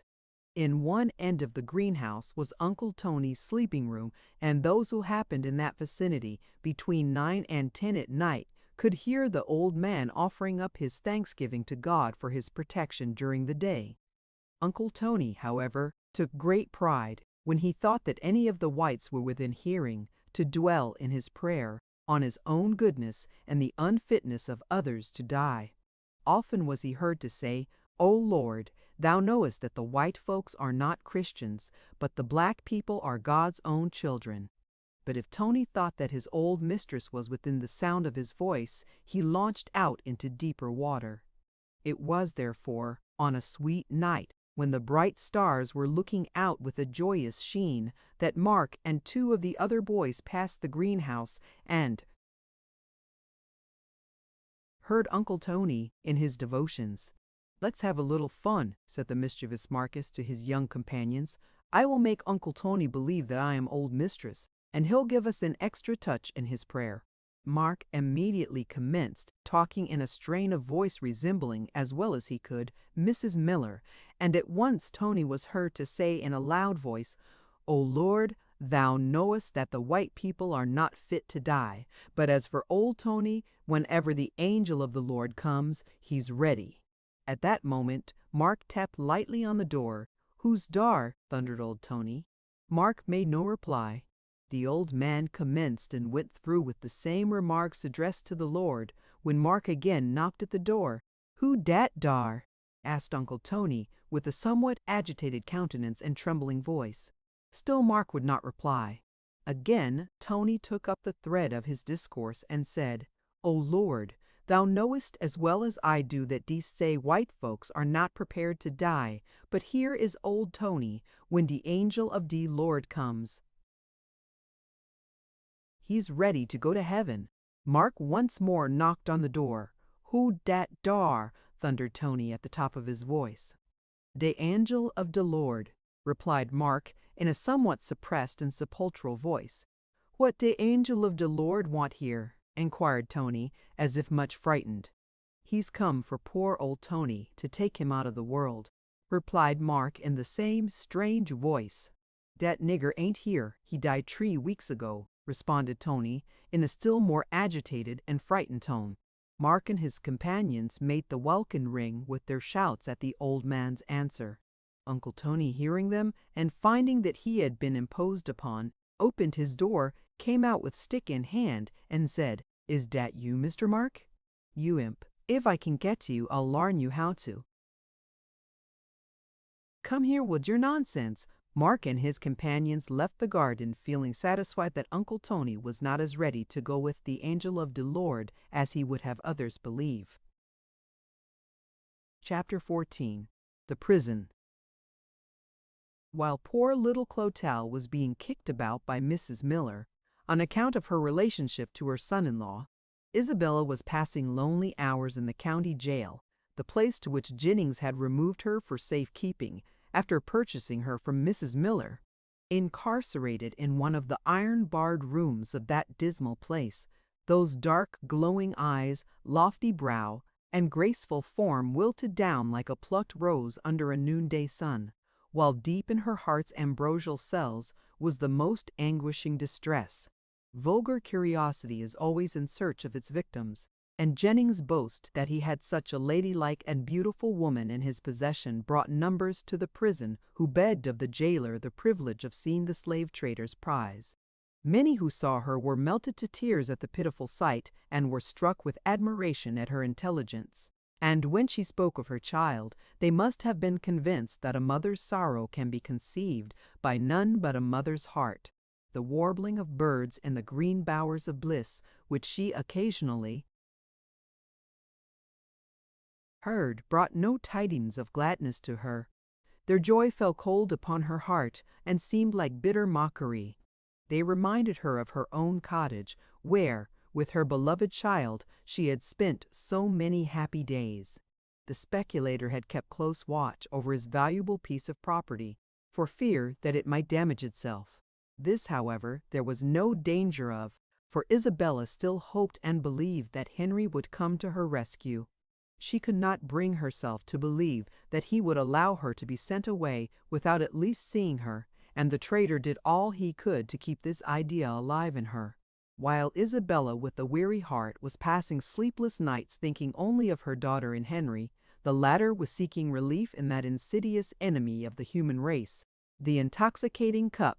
His wife did all in her power to make his life a pleasant and a happy one, for Gertrude was devotedly attached to him, but a weary heart gets no gladness out of sunshine. The secret remorse that rankled in his bosom caused him to see all the world bloodshot. He had not visited his mother-in-law since the evening he had given her liberty to use her own discretion as to how Isabella and her child should be disposed of. He feared even to go near the house, for he did not wish to see his child. Gertrude felt this every time he declined accompanying her to her mother's. Possessed of a tender and confiding heart, entirely unlike her mother, she sympathized deeply with her husband.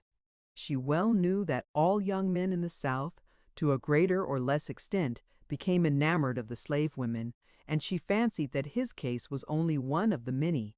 And if he had now forsaken all others for her, she did not wish to be punished, but she dared not let her mother know that such were her feelings. Again and again had she noticed the great resemblance between Clotelle and Henry, and she wished the child in better hands than those of her cruel mother. At last, Gertrude determined to mention the matter to her husband.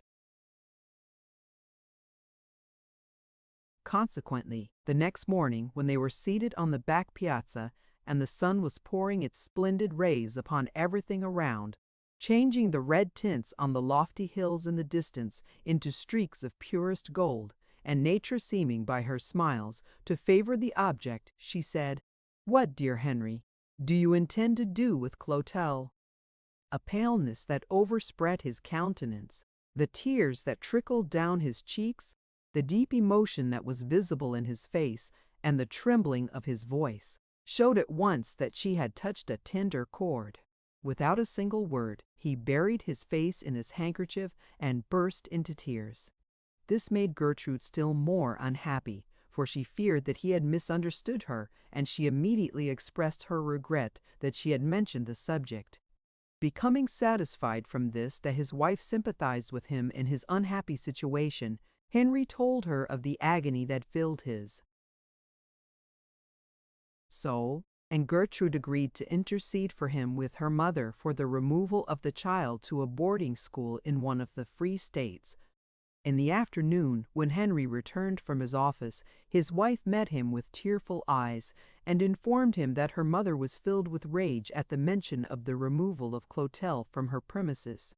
In the meantime, the slave trader Jennings had started for the South with his gang of human cattle, of whom Isabella was one.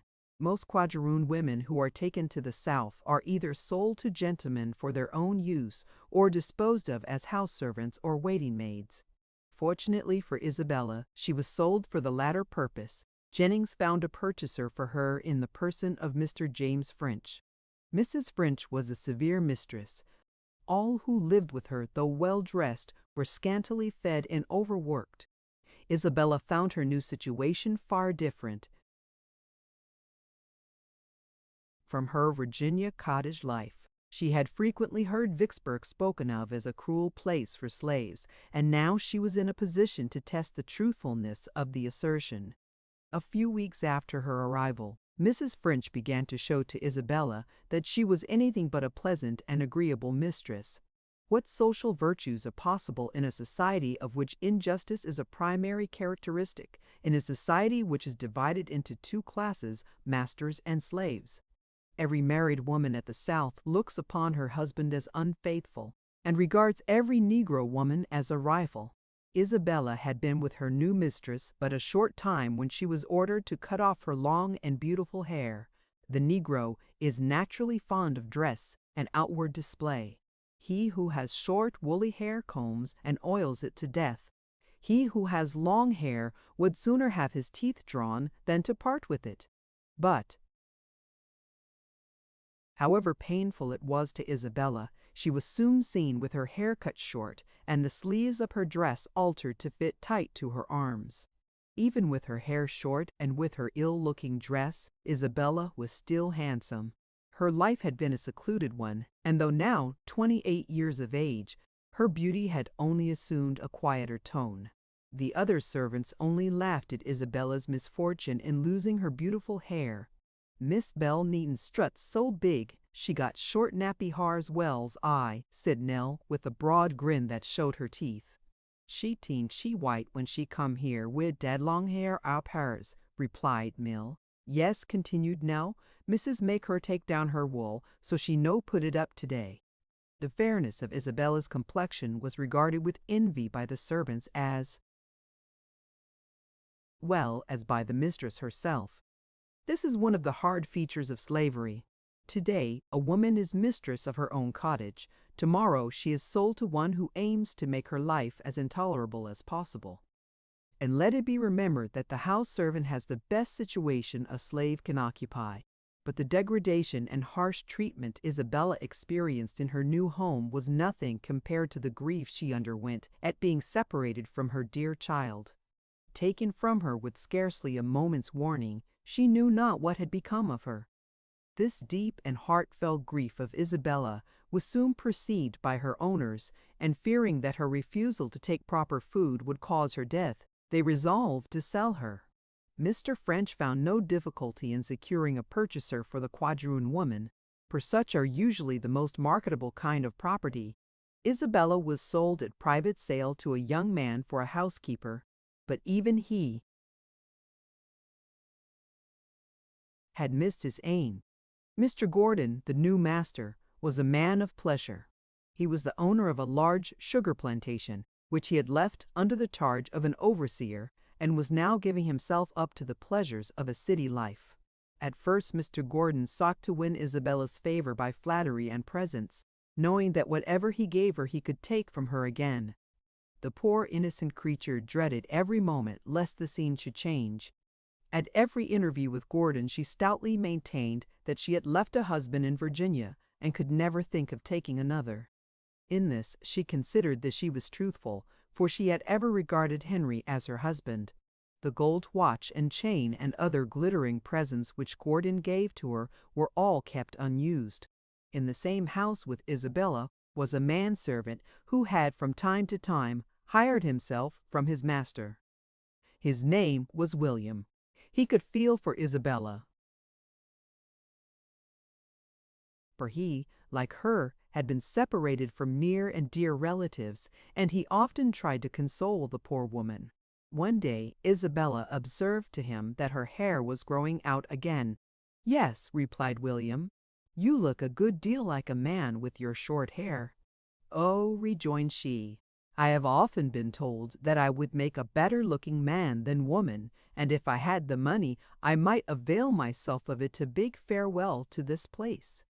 In a moment afterwards Isabella feared that she had said too much, and laughingly observed, "I am always talking some nonsense. You must not heed me." William was a tall, full-blooded African whose countenance beamed with intelligence. Being a mechanic, he had by industry earned more money than he had paid to his owner for his time, and this he had laid aside with the hope that he might some day get enough to purchase his freedom. He had in his chest about $150. His was a heart that felt for others, and he had again and again wiped the tears from his eyes while listening to Isabella's story. "If she can get free with a little money, why not give her what I have?" thought he, and then resolved to do it. An hour after he entered the quadroon's room and, laying the money in her lap, said, "There, Miss Isabella, you said just now that if you had the means you would leave this place. There is money enough to take you to England, where you will be free. You are much fairer than many of the white women of the South, and can easily pass for a free white woman." At first Isabella thought it was a plan by which the Negro wished to try her fidelity to her owner, but she was soon convinced, by his earnest manner and the deep feeling he manifested, that he was entirely sincere. "I will take the money," said she, "only on one condition, and that is that I effect your escape as well as my own." "How can that be done?" he inquired eagerly. "I will assume the disguise of a gentleman, and you that of a servant, and we will thus take passage in a steamer to Cincinnati, and from thence to Canada." With full confidence in Isabella's judgment, William consented at once to the proposition. The clothes were purchased, everything was arranged, and the next night, while Mr. Gordon was on one of his sprees, Isabella, under the assumed name of Mr. Smith, with William in attendance as a servant, took passage for Cincinnati in the steamer Heroine. With a pair of green glasses over her eyes, in addition to her other disguise, Isabella made quite a gentlemanly appearance. To avoid conversation, however, she kept closely to her stateroom, under the plea of illness. Meanwhile, William was playing his part well with the servants. He was loudly talking of his master's wealth, and nothing on the boat appeared so good as in his master's fine mansion. "I don't like to see steamboats, nohow," said he. "I hope when Massa goes on an adur journey, he take de carriage and de hosses." After a 9 days' passage, the Heroine landed at Cincinnati, and Mr. Smith and his servant walked on shore. "William, you are now a free man and can go on to Canada," said Isabella. "I shall go to Virginia in search of my daughter."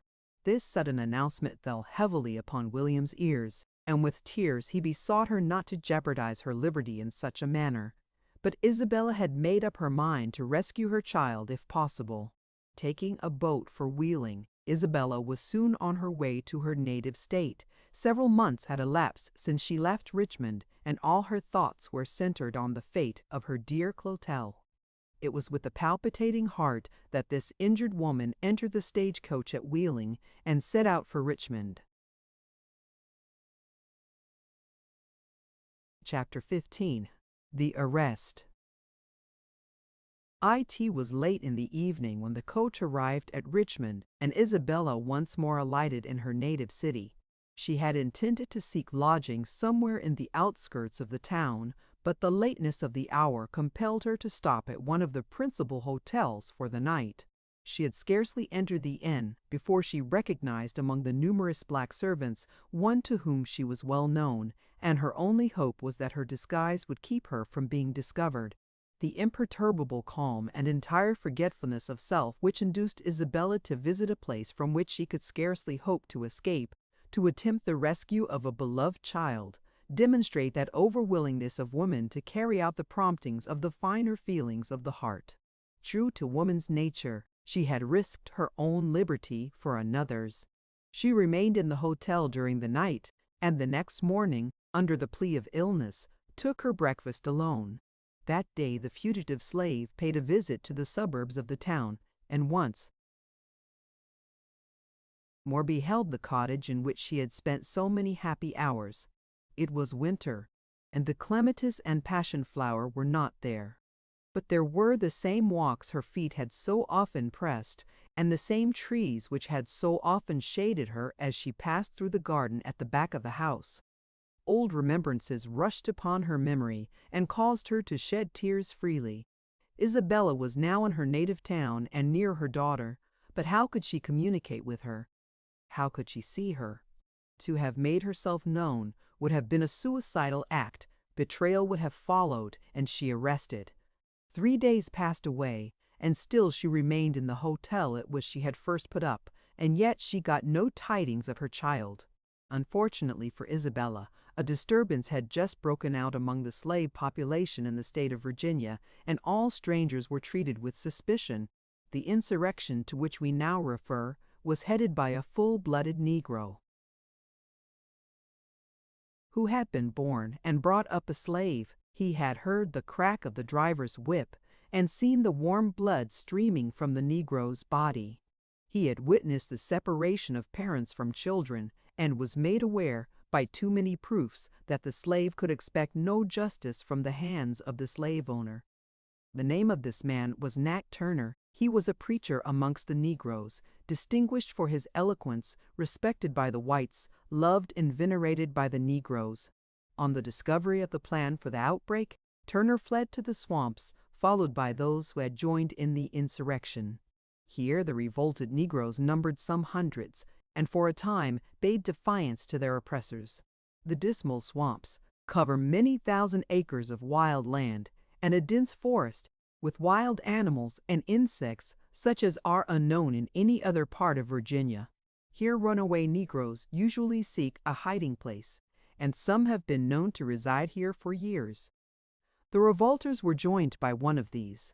He was a large, tall, full-blooded Negro with a stern and savage countenance. The marks on his face showed that he was from one of the barbarous tribes in Africa and claimed that country as his native land. His only covering was a girdle around his loins made of skins of wild beasts which he had killed. His only token of authority among those that he led was a pair of epaulets made of the tail of a fox and tied to his shoulder by a cord. Brought from the coast of Africa when only 15 years of age to the island of Cuba, he was smuggled from thence into Virginia. He had been 2 years in the swamps and considered it his future home. He had met a Negro woman who was also a runaway, and, after the fashion of his native land, had gone through the process of oiling her as the marriage ceremony. They had built a cave on a rising mount in the swamp, and this was their home. This man's name was Piquilo. His only weapon was a sword made from a scythe which he had stolen from a neighboring plantation. His dress, his character, his manners, and his mode of fighting were all in keeping with the early training he had received in the land of his birth. He moved about with the activity of a cat, and neither the thickness of the trees nor the depth of the water could stop him. He was a bold, turbulent spirit, and, from motives of revenge, he imbrued his hands in the blood of all the whites he could meet. Hunger, thirst, and loss of sleep he seemed made to endure, as if by peculiarity of constitution. His air was fierce, his step oblique, his look sanguinary. Such was the character of one of the Negroes in the Southampton insurrection. All Negroes were arrested who were found beyond their master's threshold, and all white strangers were looked upon with suspicion. Such was the position in which Isabella found affairs when she returned to Virginia in search of her child. Had not the slave owners been watchful of strangers, owing to the outbreak, the fugitive could not have escaped the vigilance of the police, for advertisements announcing her escape and offering a large reward for her arrest had been received in the city previous to her arrival, and officers were therefore on the lookout for her. It was on the third day after her arrival in Richmond, as the quadroon was seated in her room at the hotel, still in the disguise of a gentleman, that two of the city officers entered the apartment and informed her that they were authorized to examine all strangers, to assure the authorities that they were not in league with the revolted Negroes. With trembling heart, the fugitive handed the key of her trunk to the officers.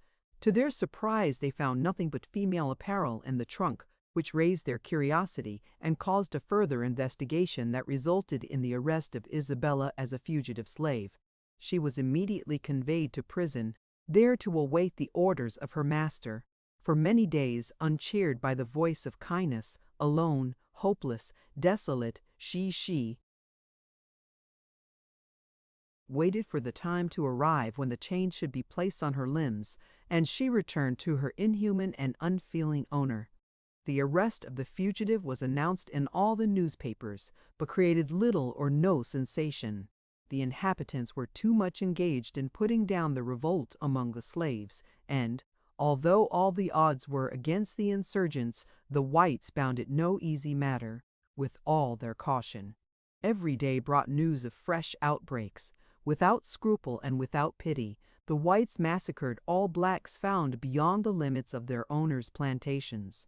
The Negroes, in return, set fire to houses and put to death those who attempted to escape from the flames. Thus carnage was added to carnage, and the blood of the whites flowed to avenge the blood of the blacks. These were the ravages of slavery. No graves were dug for the Negroes, but their bodies became food for dogs and vultures, and their bones, partly calcined by the quarries. Sun remained scattered about, as if to mark the mournful fury of servitude and lust of power. When the slaves were subdued, except a few in the swamps, bloodhounds were employed to hunt out the remaining revolters. Chapter 16. Death is Freedom. On receiving intelligence of the arrest of Isabella, Mr. Gordon authorized a sheriff to sell her to the highest bidder. She was therefore sold, the purchaser being the noted Negro trader, Hope H. Slater, who at once placed her in prison. Here the fugitive saw none but slaves like herself, brought in and taken out to be placed in ships and sent away to some part of the country to which she herself would soon be compelled to go. She had seen or heard nothing of her daughter while in Richmond, and all hopes of seeing her had now fled. At the dusk of the evening previous to the day when she was to be sent off, as the old prison was being closed for the night, Isabella suddenly darted past the keeper and ran for her life. It was not a great distance from the prison to the long bridge which passes from the lower part of the city across the Potomac to the extensive forests and woodlands of the celebrated Arlington Heights, then occupied by that distinguished relative and descendant of the immortal Washington, Mr. Geo. Juan Judges. Thither the poor fugitive directed her flight. So unexpected was her escape that she had gained several rods the start before the keeper had secured the other prisoners and rallied his assistants to aid in the pursuit. It was at an hour and in a part of the city where horses could not easily be obtained for the chase, No bloodhounds were at hand to run down the flying woman, and for once it seemed as if there was to be a fair trial of speed and endurance between the slave and the slave catchers. The keeper and his force raised the hue and cry on her path as they followed close behind, but so rapid was the flight along the wide avenue that the astonished citizens, as they poured forth from their dwellings to learn the cause of alarm, were only able to comprehend the nature of the case in time to fall in with the motley throng in pursuit, or raise an anxious prayer to heaven as they refused to join in the chase, as many a one did that night, that the panting fugitive might escape, and the merciless soul-dealer for it hadeth, and now with the speed of an arrow having passed the avenue with the distance between her and her pursuers constantly increasing, this poor hunted female gained the long bridge, as it is called, where interruption seemed improbably. Already her heart began to beat high with the hope of success. She had only to pass 3/4 of a mile across the bridge when she could bury herself in a vast forest, just as the time when the curtain of night would close around her and protect her from the pursuit of her enemies.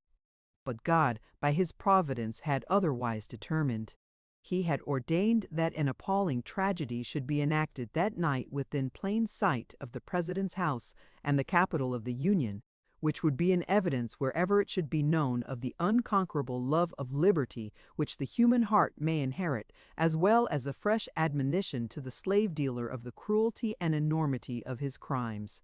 Just as the pursuers passed the high draw, soon after entering upon the bridge, they beheld 3 men slowly approaching from the Virginia side. They immediately called to them to arrest the fugitive, proclaiming her a runaway slave. True to their Virginia instincts, as she came near, they formed a line across the narrow bridge to intercept her. Seeing the escape was impossible in that quarter, she stopped suddenly and turned upon her pursuers. On came the profane and ribald crew faster than ever, already exulting in her capture and threatening punishment for her flight. For a moment she looked wildly and anxiously around to see if there was no hope of escape. On either hand, far down below, rolled the deep foaming waters of the Potomac, and before and behind were the rapidly approaching steps and noisy voices of her pursuers. Seeing how vain would be any further effort to escape, her resolution was instantly taken. She clasped her hands convulsively together, raised her tearful and imploring eyes toward heaven, and begged for the mercy and compassion there which was unjustly denied her on earth. Then exclaiming, "Henry, Clotelle, I die for thee," with a single bound vaulted over the railing of the bridge, and sank forever beneath the angry and foaming waters of the river. Such was the life, and such the death, of a woman whose virtues and goodness of heart would have done honor to one in a higher station of life, and who, had she been born in any other land but that of slavery, would have been respected and beloved. What would have been her feelings if she could have known that the child for whose rescue she had sacrificed herself would one day be free, honored, and loved in another land? Chapter 17. Clotelle. The curtain rises 7 years after the death of Isabella. During that interval, Henry, finding that nothing could induce his mother-in-law to relinquish her hold on poor little Clotelle, and not liking to contend with one on whom a future fortune depended, gradually lost all interest in the child, and left her to her fate. Although Mrs. Miller treated Clotelle with a degree of harshness scarcely equaled when applied to one so tender in years, still the child grew every day more beautiful, and her hair, though kept closely cut, seemed to have improved in its soft, silk-like appearance. Now 12 years of age, and more than usually well developed, her harsh old mistress began to view her with a jealous eye. Henry and Gertrude had just returned from Washington, where the husband had been on his duties as a member of Congress, and where he had remained during the preceding 3 years without returning home. It was on a beautiful evening, just the twilight, while seated at his parlor window, that Henry saw a young woman pass by and go into the kitchen. Not aware of ever having seen the person before, he made an errand into the cook's department to see who the girl was. He, however, met her in the hall as she was about going out. "Whom did you wish to see?" he inquired. "Miss Gertrude," was the reply. "What did you want to see her for?" he again asked. "My mistress told me to give her and Master Henry her compliments, and ask them to come over and spend the evening." "Who is your mistress?" he eagerly inquired. "Mrs. Miller, sir," responded the girl. "And what's your name?" asked Henry with a trembling voice. "Clotelle, sir," was the reply. The astonished father stood completely amazed, looking at the now womanly form of her who, in his happier days, he had taken on his knee with so much fondness and alacrity. It was then that he saw his own and Isabella's features combined in the beautiful face that he was then beholding. It was then that he was carried back to the days when, with a woman's devotion, poor Isabella hung about his neck and told him how lonely were the hours in his absence. He could stand it no longer. Tears rushed to his eyes, and turning upon his heel, he went back to his own room. It was then that Isabella was revenged, and she no doubt looked smilingly down from her home in the spirit land on the scene below. On Gertrude's return from her shopping tour, she found Henry in a melancholy mood, and soon learned its cause. As Gertrude had borne him no children, it was but natural that he should now feel his love centering in Clotelle, and he now intimated to his wife his determination to remove his daughter from the hands of his mother-in-law. When this news reached Mrs. Miller, through her daughter, she became furious with rage, and calling Clotelle into her room, stripped her shoulders bare and flogged her in the presence of Gertrude. It was nearly a week after the poor girl had been so severely whipped and for no cause whatever, that her father learned on the circumstance through one of the servants. With a degree of boldness unusual for him, he immediately went to his mother-in-law and demanded his child. But it was too late. She was gone. To what place she had been sent no one could tell, and Mrs. Miller refused to give any information whatever relative to the girl. It was then that Linwood felt deepest the evil of the institution under which he was living, for he knew that his daughter would be exposed to all the vices prevalent in that part of the country where marriage is not recognized in connection with that class. Chapter 18. A Slave-Hunting Parson. It was a delightful evening after a cloudless day, with the setting sun reflecting his golden rays on the surrounding hills, which were covered with a beautiful greensward, and the luxuriant verdure that forms the constant garb of the tropics, that the steamer Columbia ran into the dock at Natchez and began unloading the cargo, taking in passengers and making ready to proceed on her voyage to New Orleans. The plank connecting the boat with the shore had scarcely been secured in its place when a good-looking man about 50 years of age, with a white-neck tie and a pair of gold-rimmed glasses on, was seen hurrying on board the vessel. Just at that moment could be seen a stout man with his face fitted with the smallpox, making his way up to the above-mentioned gentleman. "How do you do, my dear sir? This is Mr. Wilson, I believe," said the short man, at the same time taking from his mouth a large chew of tobacco and throwing it down on the ship's deck. "You have the advantage of me, sir," replied the tall man. "Why don't you know me? My name is Jennings. I sold you a splendid Negro woman some years ago." "Yes, yes," answered the Natchez man. "I remember you now, for the woman died in a few months, and I never got the worth of my money out of her." "I could not help that," returned the slave trader. "She was as sound as a roach when I sold her to you." "Oh, yes," replied the parson, "I know she was, but now I want a young girl, fit for house use, one that will do to wait on a lady." "I am your man," said Jennings. "Just follow me," continued he, "and I will show you the fairest little critter you ever saw." And the two passed to the stern of the boat to where the trader had between 50 and 60 slaves, the greater portion. being women. "There," said Jennings, as a beautiful young woman shrunk back with modesty. "There, sir, is the very gal that was made for you. If she had been made to your order, she could not have suited you better." "Indeed, sir, is not that young woman white?" inquired the parson. "Oh, no, sir, she is no whiter than you see." "But is she a slave?" asked the preacher. "Yes," said the trader. "I bought her in Richmond, and she comes from an excellent family. She was raised by Squire Miller, and her mistress was one of the most pious ladies in that city, I may say. She was the salt of the earth, as the ministers say. But she resembles in some respect Agnes, the woman I bought from you," said Mr. Wilson.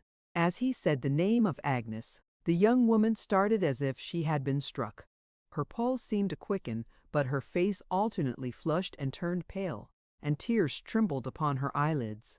It was a name she had heard her mother mention, and it brought to her memory those days, those happy days, when she was so loved and caressed. This young woman was Clotelle, the granddaughter of Agnes. The preacher, on learning the fact, purchased her and took her home, feeling that his daughter Georgiana would prize her very highly. Clotelle found in Georgiana more a sister than a mistress, who, unknown to her father, taught the slave girl how to read, and did much toward improving and refining Clotelle's manners for her own sake. Like her mother fond of flowers, the Virginia maid, as she was sometimes called, spent many of her leisure hours in the garden. Beside the flowers which sprang up from the fertility of soil unplanted and unattended, there was the heliotrope, sweet pea, and cup rose. Transplanted from the island of Cuba. In her new home, Clotelle found herself saluted on all sides by the fragrance of the magnolia. When she went with her young mistress to the poplar farm, as she sometimes did, nature's wild luxuriance greeted her. Wherever she cast her eyes, the rustling citron, lime and orange, shady mango with its fruits of gold, and the palmetto's umbrageous beauty, all welcomed the child of sorrow. When at the farm, Huckleby, the overseer, kept his eye on Clotelle if within sight of her, for he knew she was a slave, and no doubt hoped that she might some day fall into his hands. But she shrank from his looks as she would have done from the charm of the rattlesnake. The Negro driver always tried to insinuate himself into the good opinion of Georgiana and the company that she brought. Knowing that Miss Wilson at heart hated slavery, he was ever trying to show that the slaves under his charge were happy and contented. One day, when Georgiana and some of her Connecticut friends were there, the overseer called all the slaves up to the great house and set some of the young ones to dancing. After a while, whiskey was brought in and a dram given to each slave, in return for which they were expected to give a toast or sing a short piece of his own composition. When it came to Jack's turn, he said, "The big bee flies high, the little bee makes the honey, the black folks make the cotton, and the white folks gets the money." Of course, the overseer was not at all elated with the sentiment contained in Jack's toast. Mr. Wilson had lately purchased a young man to assist about the house and to act as coachman. This slave, whose name was Jerome, was of pure African origin, was perfectly black, very fine-looking, tall, slim, and erect as any one could possibly be. His features were not bad, lips thin, nose prominent, hands and feet small. His brilliant black eyes lighted up his whole countenance. His hair, which was nearly straight, hung in curls upon his lofty brow. George, Combe or Fowler would have selected his head for a model. He was brave and daring, strong in person, fiery in spirit, yet kind and true in his affections, earnest in his doctrines. Clotelle had been at the parson's but a few weeks when it was observed that a mutual feeling had grown up between her and Jerome. As time rolled on, they became more and more attached to each other. After satisfying herself that these two really loved, Georgiana advised their marriage. But Jerome contemplated his escape at some future day, and therefore feared that if married it might militate against it. He hoped, also, to be able to get Clotelle away too. and it was this hope that kept him from trying to escape by himself. Dante did not more love his Beatrice, Swift his Stella, Waller his Saccharissa, Goldsmith his Jessamy bride, or Burns his Mary, than did Jerome his Clotelle. Unknown to her father, Miss Wilson could permit these two slaves to enjoy more privileges than any of the other servants. The young mistress taught Clotelle, and the latter imparted her instructions to her lover until both could read so as to be well understood. Jerome felt his superiority and always declared that no master should ever flog him. Aware of his high spirit and determination, Clotelle was in constant fear lest some difficulty might arise between her lover and his master. One day, Mr. Wilson, being somewhat out of temper and irritated at what he was pleased to call Jerome's insolence, ordered him to follow him to the barn to be flogged. The young slave obeyed his master, but those who saw him at the moment felt that he would not submit to be whipped.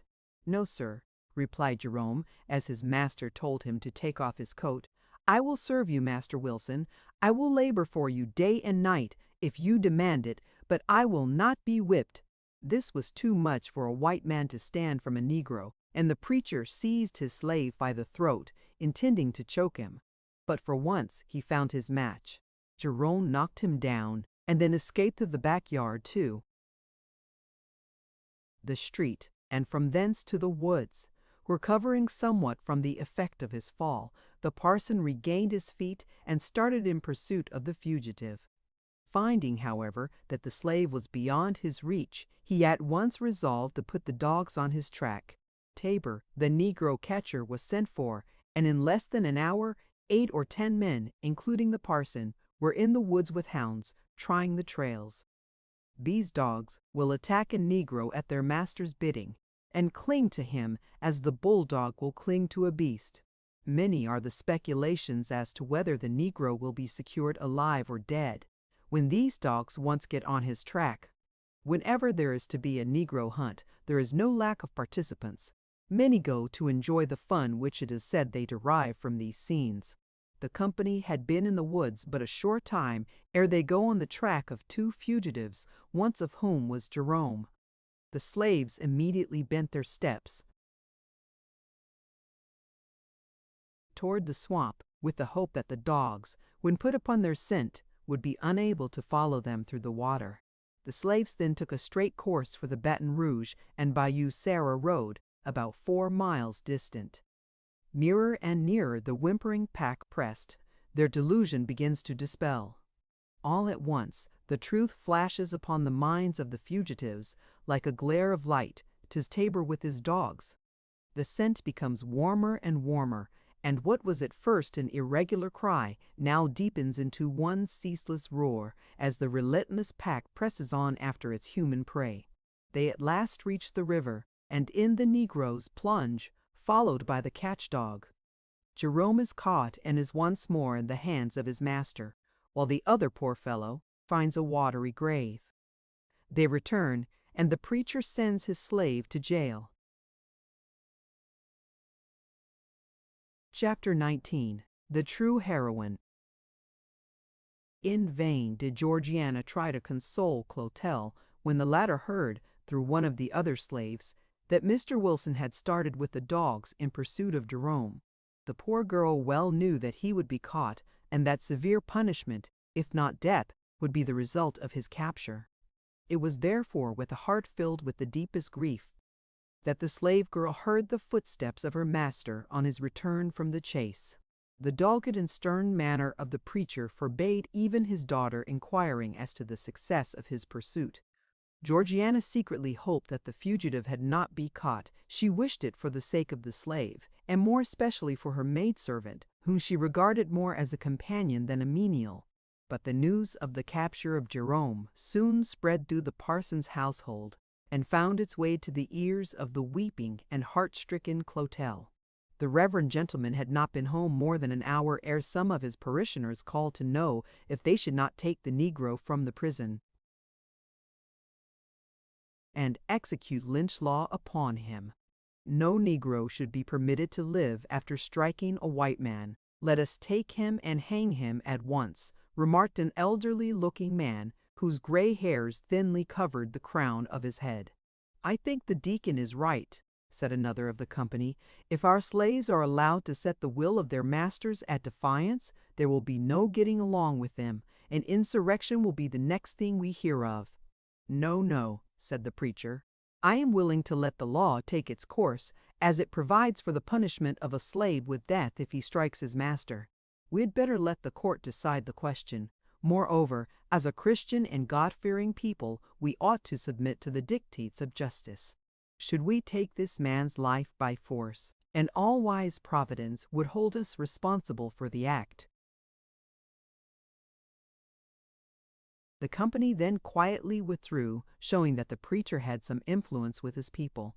This, said Mr. Wilson, when left alone with his daughter, this, my dear Georgiana, is the result of your kindness to the Negroes. You have spoiled everyone about the house. I can't whip one of them without being in danger of having my life taken. I am sure, Papa, replied the young lady, I am sure I never did anything intentionally to induce any of the servants to disobey your orders. No, my dear, said Mr. Wilson, but you are too kind to them. Now there is Clotelle. That girl is completely spoiled. She walks about the house with as dignified an air as if she was mistress of the premises. By and by you will be sorry for this foolishness of yours. But, answered Georgiana, Clotelle has a superior mind, and God intended her to hold a higher position in life than that of a servant. Yes, my dear, and it was your letting her know that she was intended for a better station in society that is spoiling her. Always keep a Negro in ignorance of what you conceive to be his abilities, returned the parson. It was late on the Saturday afternoon, following the capture of Jerome, that, while Mr. Wilson was seated in his study preparing his sermon for the next day, Georgiana entered the room and asked him in an excited tone if it were true that Jerome was to be hanged on the following Thursday. The minister informed her that such was the decision of the court. Then, said she, Clotelle will die of grief. What business has she to die of grief? Returned the father, his eyes at the moment flashing fire. She has neither eaten nor slept since he was captured, replied Georgiana, and I am certain that she will not live through this. I cannot be disturbed now, said the parson. I must get my sermon ready for tomorrow. I expect to have some strangers to preach to, and must therefore prepare a sermon that will do me credit. While the man of God spoke, he seemed to say to himself, with devotion's visage and pious actions we do sugar over the devil himself. Georgiana did all in her power to soothe the feelings of Clotelle and to induce her to put her trust in God. Unknown to her father, she allowed the poor girl to go every evening to the jail to see Jerome, and during these visits, despite her own grief, Clotelle would try to comfort her lover with the hope that justice would be meted out to him in the spirit land. Thus the time passed on, and the day was fast approaching when the slave was to die. Having heard that some secret meeting had been held by the Negroes previous to the attempt of Mr. Wilson to flog his slave, it occurred to a magistrate that Jerome might know something of the intended revolt. He accordingly visited the prison to see if he could learn anything from him, but all to no purpose. Having given up all hopes of escape, Jerome had resolved to die like a brave man. When questioned as to whether he knew anything of a conspiracy among the slaves against their masters, he replied, "Do you suppose that I would tell you if I did? But if you know anything, remarked the magistrate, and will tell us, you may possibly have your life spared." Life, answered the doomed man, is worth naught to a slave. What right has a slave to himself, his wife, or his children? We are kept in heathenish darkness by laws especially enacted to make our instruction a criminal offense, and our bones, sinews, blood, and nerves are exposed in the market for sale. My liberty is of as much consequence to me as Mr. Wilson's is to him. I am as sensitive to feeling as he. If I mistake not, The day will come when the Negro will learn that he can get his freedom by fighting for it, and should that time arrive, the whites will be sorry that they have hated us so shamefully. I am free to say that, could I live my life over again, I would use all the energies which God has given me to get up an insurrection. Everyone present seemed startled and amazed at the intelligence with which this descendant of Africa spoke. "He's a very dangerous man," remarked one. "Yes," said another, "he got some book learning somewhere, and that has spoiled him." An effort was then made to learn from Jerome where he had learned to read, but the black refused to give any information on the subject. The sun was just going down behind the trees as Clotelle entered the prison to see Jerome for the last time. He was to die on the next day. Her face was bent upon her hands, and the gushing tears were forcing their way through her fingers. With beating heart and trembling hands, evincing the deepest emotion, she threw her arms around her lover's neck and embraced him. But, prompted by her heart's unchanging love, she had in her own mind a plan by which she hoped to effect the escape of him to whom she had pledged her heart and hand. While the overcharged clouds which had hung over the city during the day broke, and the rain fell in torrents amid the most terrific thunder and lightning, Clotelle revealed to Jerome her plan for his escape. "Dress yourself in my clothes," said she, "and you can easily pass the jailer." This Jerome at first declined doing. He did not wish to place a confiding girl in a position where, in all probability, she would have to suffer. But being assured by the young girl that her life would not be in danger, he resolved to make the attempt. Clotelle being very tall, it was not probably that the jailer would discover any difference in them. At this moment she took from her pocket a bunch of keys and unfastened the padlock, and freed him from the floor. "Come, girl, it is time for you to go," said the jailer, as Jerome was holding the almost fainting girl by the hand. Being already attired in Clotelle's clothes, the disguised man embraced the weeping girl, put his handkerchief to his face, and passed out of the jail without the keepers knowing that his prisoner was escaping in a disguise and under cover of the night. Chapter 20. The hero of many adventures. Jerome had scarcely passed the prison gates ere he reproached himself for having taken such a step. There seemed to him no hope of escape out of the state, and what was a few hours or days at most of life to him when, by obtaining it, another had been sacrificed. He was on the eve of returning when he thought of the last words uttered by Clotelle. "Be brave and determined, and you will still be free." The words sounded like a charm in his ears, and he went boldly forward. Clotelle had provided a suit of men's clothes, and had placed them where her lover could get them if he should succeed in getting out. Returning to Mr. Wilson's barn, the fugitive changed his apparel and again retraced his steps into the street. To reach the free states by traveling by night and lying by during the day, from a state so far south as Mississippi, no one would think for a moment of attempting to escape. To remain in the city would be a suicidal step. The deep sound of the escape of steam from a boat, which was at that moment ascending the river, broke upon the ears of the slave. "If that boat is going up the river," said he, "why not I conceal myself on board and try to escape?" He went at once to the steamboat landing, where the boat was just coming in. "Bound for Louisville," said the captain, to one who was making inquiries.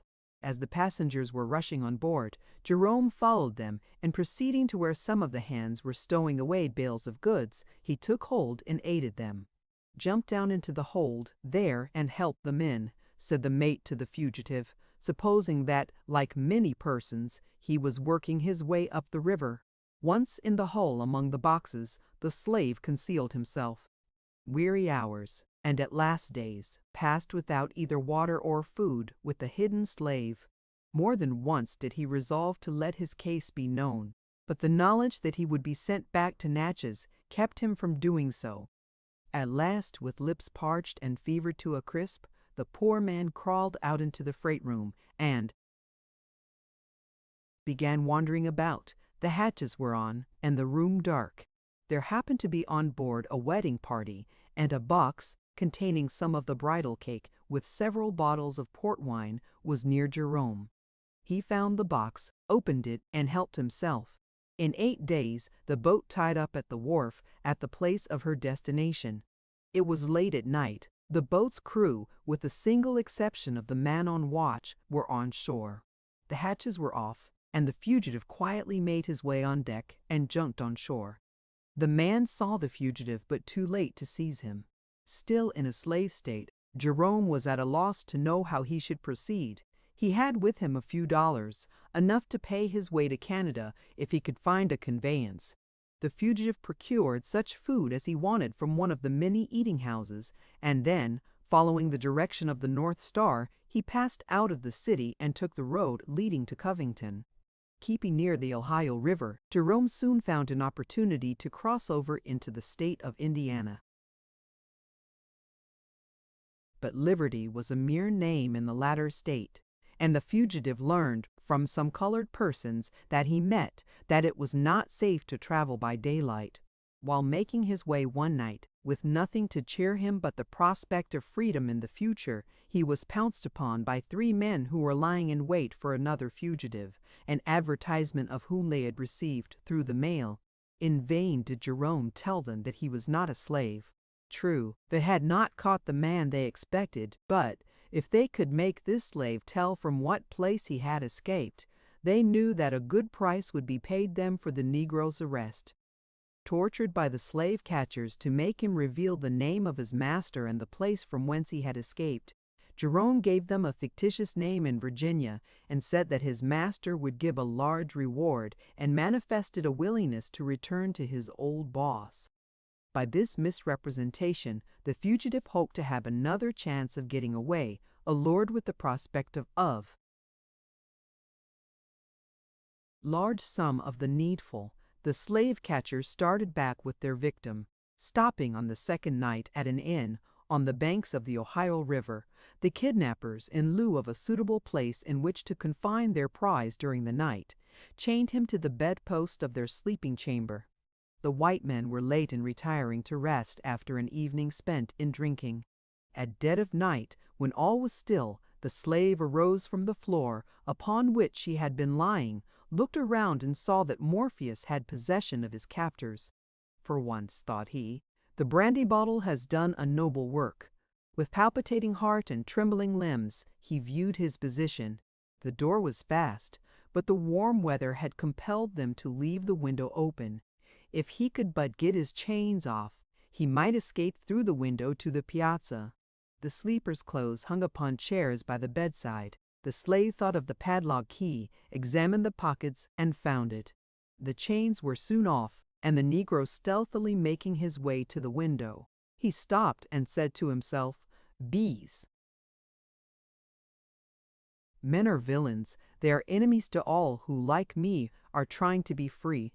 Then why not I teach them a lesson?"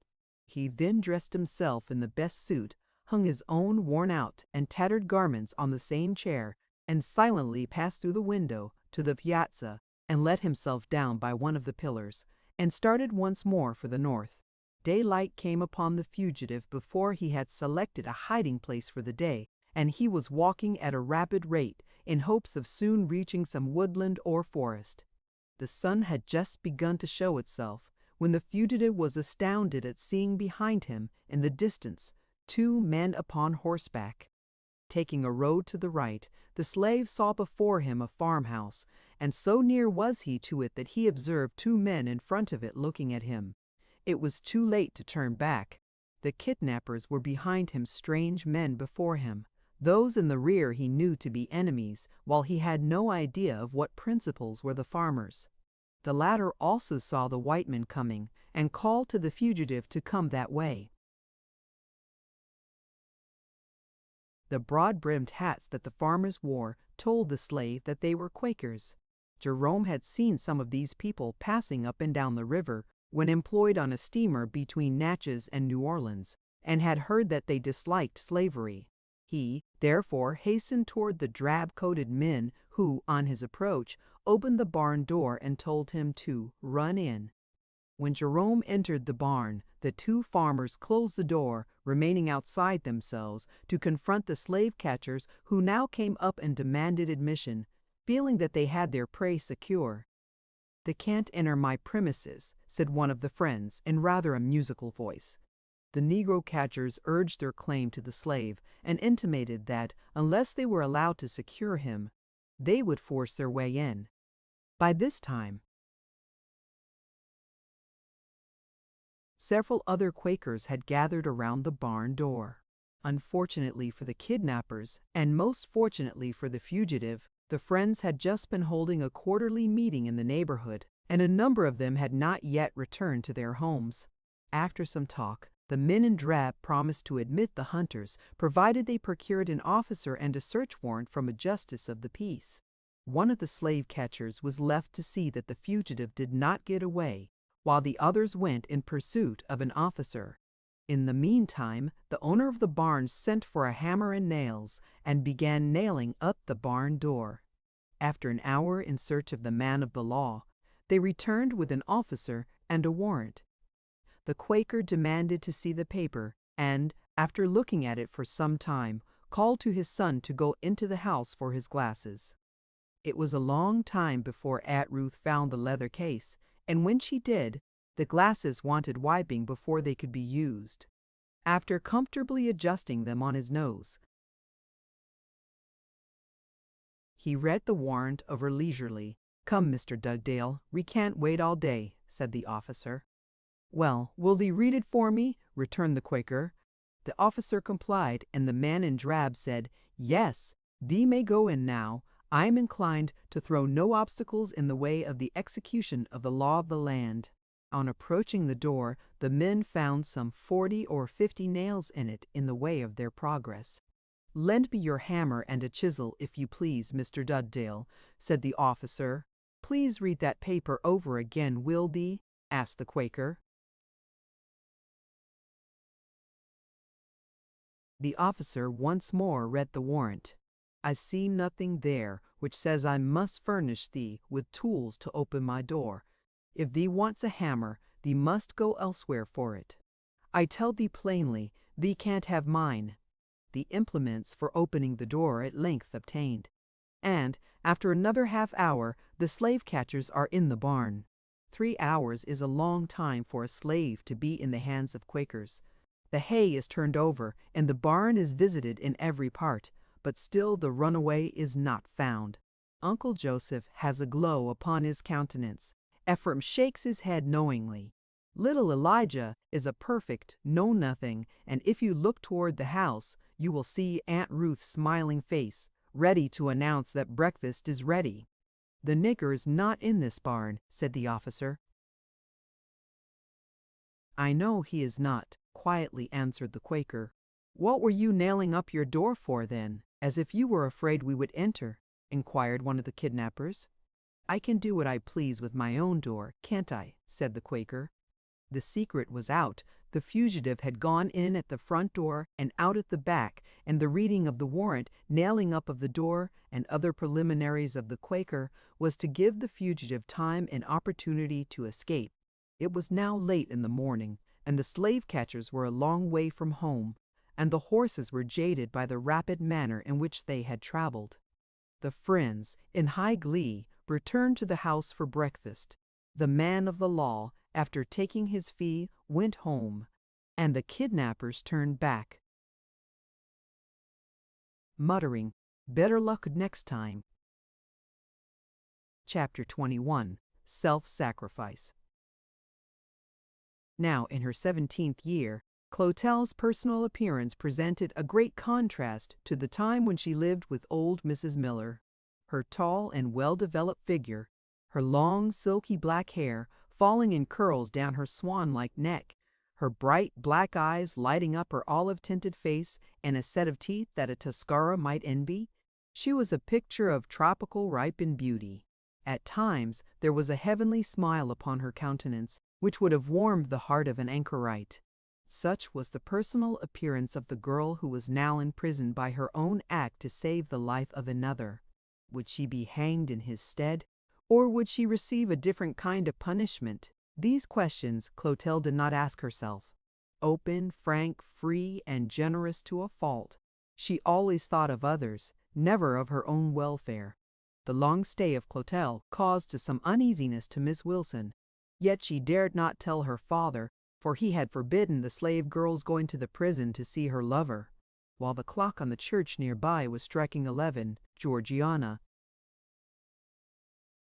called Sam and sent him to the prison in search of Clotel. "The girl went away from here at 8 o'clock," was the jailer's answer to the servant's inquiries. The return of Sam without having found the girl saddened the heart of the young mistress. "Sure then," said she, "the poor heartbroken thing has made way with herself." Still, she waited till morning before breaking the news of Clotel's absence to her father. The jailer discovered the next morning, to his utter astonishment, that his prisoner was white instead of black, and his first impression was that the change of complexion had taken place during the night, through fear of death. But this conjecture was soon dissipated, for the dark, glowing eyes, the sable curls upon the lofty brow, and the mild, sweet voice that answered his questions, informed him that the prisoner before him was another being. On learning in the morning that Clotel was in jail dressed in male attire, Miss Wilson immediately sent clothes to her to make a change in her attire. News of the heroic and daring act of the slave girl spread through the city with electric speed. "I will sell every nigger on the place," said the parson at the breakfast table. "I will sell them all, and get a new lot and whip them every day." Poor Georgiana wept for the safety of Clotel, while she felt glad that Jerome had escaped. In vain did they try to extort from the girl the whereabouts of the man whose escape she had effected. She was not aware that he had fled on a steamer, and when questioned she replied, "I don't know, and if I did, I would not tell you. I care not what you do with me, if Jerome but escapes." The smile with which she uttered these words finely illustrated the poet's meaning when he says, "A fearful gift upon thy heart is laid, woman, the power to suffer and to love." Her sweet simplicity seemed to dare them to lay their rough hands amid her trembling curls. 3 days did the heroic young woman remain in prison, to be gazed at by an unfeeling crowd, drawn there out of curiosity. The intelligence came to her at last that the court had decided to spare her life, on condition that she should be whipped, sold, and sent out of the state within 24 hours.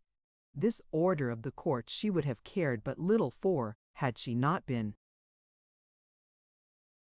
sincerely attached to her young mistress. "Do try and sell her to someone who will use her well," said Georgiana to her father, as he was about taking his hat to leave the house. "I shall not trouble myself to do any such thing," replied the hard-hearted parson. "I leave the finding of a master for her with the slave dealer." Bathed in tears, Miss Wilson paced her room in the absence of her father. For many months Georgiana had been in a decline, and any little trouble would lay her on a sick-bed for days. She was, therefore, poorly able to bear the loss of this companion whom she so dearly loved. Mr. Wilson had informed his daughter that Clotel was to be flogged, and when Felice came in and informed her mistress that the poor girl had just received 50 lashes on her bare person, the young lady fainted and fell on the floor. The servants placed their mistress on the sofa and went in pursuit of their master. Little did the preacher think, on returning to his daughter, that he should soon be bereft of her, yet such was to be his lot.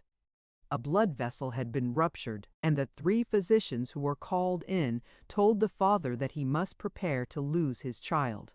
That moral courage and calmness, which was her great characteristic, did not forsake Georgiana in her hour of death.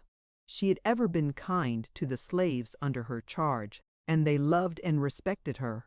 At her request, the servants were all brought into her room, and took a last farewell of their mistress. Seldom, if ever, was there witnessed a more touching scene than this. There lay the young woman, pale and feeble, with death stamped upon her countenance, surrounded by the sons and daughters of Africa, some of whom had been separated from every earthly tie, and the most of whose persons had been torn and gashed by the Negro whip. Some were upon their knees at the bedside, others standing around, and all weeping. Death is a leveler, and neither age, sex, wealth, nor condition can avert when he is permitted to strike. The most beautiful flowers must soon fade and droop and die. So also with man. His days are as uncertain as the passing breeze. This hour he glows in the blush of health and vigor, but the next he may be counted with a number no more known on earth. Oh, what a silence pervaded the house when this young flower was gone! In the midst of the buoyancy of youth, this cherished one had dropped and died. Deep were the sounds of grief and mourning heard in that stately dwelling, when the stricken friends, whose office it had been to nurse and soothe the weary sufferer, beheld her pale and motionless in the sleep of death. Who can imagine the feeling with which poor Clotelle received the intelligence of her kind friend's death? The deep gashes of the cruel whip had prostrated the lovely form of the quadroon, and she lay upon her bed of straw in the dark cell. The speculator had brought her, but had postponed her removal till she should recover. Her benefactress was dead, and hope withering fled, and mercy sighed farewell. Is Jerome safe? She would ask herself continually. If her lover could have but known of the sufferings of that sweet flower, that polyanthus over which he had so often been in his dreams, he would then have learned that she was worthy of his love. It was more than a fortnight before the slave trader could take his prize to more comfortable quarters. Like Alcibiades, who defaced the images of the gods and expected to be pardoned on the ground of eccentricity, so men who abuse God's image hope to escape the vengeance of his wrath under the plea that the law sanctions their atrocious deeds. Chapter 22. Love at First Sight and What Followed. It was a beautiful Sunday in September, with a cloudless sky, and the rays of the sun parching the already thirsty earth, that Clotelle stood at an upper window in Slater's slave pen in New Orleans, gasping for a breath of fresh air. The bells of 30 churches were calling the people to the different places of worship. Crowds were seen wending their way to the houses of God. One followed by a Negro boy carrying his master's Bible, another followed by her maidservant holding the mistress' fan, a third supporting an umbrella over his master's head to shield him from the burning sun. Baptists immersed, Presbyterians sprinkled, Methodists shouted, and Episcopalians read their prayers, while ministers of the various sects preached that Christ died for all. The chiming of the bells seemed to mock the sighs and deep groans of the 40 human beings then incarcerated in the slave pen. These imprisoned children of God were many of them Methodists, some Baptists, and others claiming to believe in the faith of the Presbyterians and Episcopalians. Oh, with what anxiety did these creatures await the close of that Sabbath and the dawn of another day that should deliver them from those dismal and close cells. Slowly the day passed away, and once more the evening breeze bound its way through the barred windows of the prison that contained these injured sons and daughters of America. The clock on the calaboose had just struck 9 on Monday morning, when hundreds of persons were seen threading the gates and doors of the Negro pen. It was the same gang that had the day previous been stepping to the tune and keeping time with the musical church bells.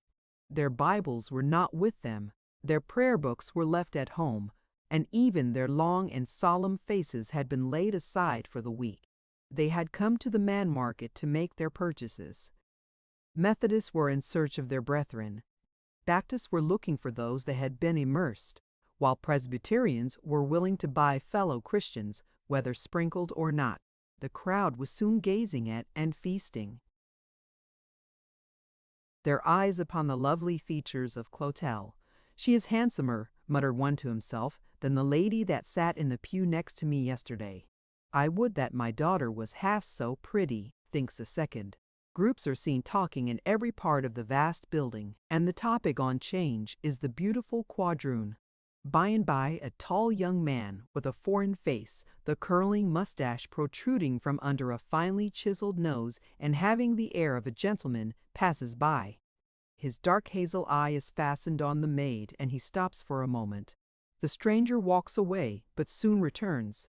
He looks, he sees the young woman wipe away the silent tear that steals down her alabaster cheek. He feels ashamed that he should gaze so unmanly on the blushing face of the woman. As he turns upon his heel, he takes out his white handkerchief and wipes his eyes.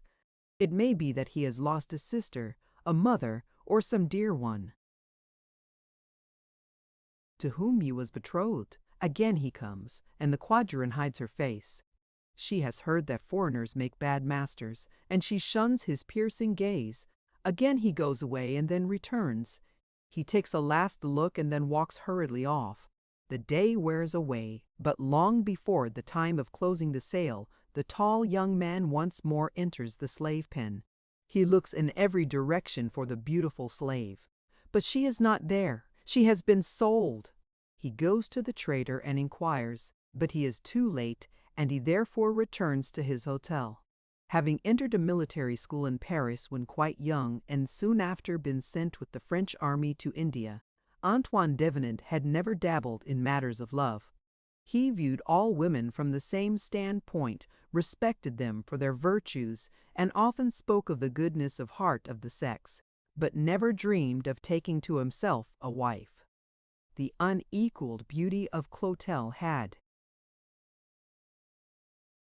dazzled his eyes, and every look that she gave was a dagger that went to his heart. He felt a shortness of breath, his heart palpitated, his head grew dizzy, and his limbs trembled, but he knew not its cause. This was the first stage of love at first sight. He who bows to the shrine of beauty when beckoned by this mysterious agent seldom regrets it. Devenant reproached himself for not having made inquiries concerning the girl before he left the market in the morning. His stay in the city was to be short, and the yellow fever was raging, which caused him to feel like making a still earlier departure. The disease appeared in a form unusually severe and repulsive.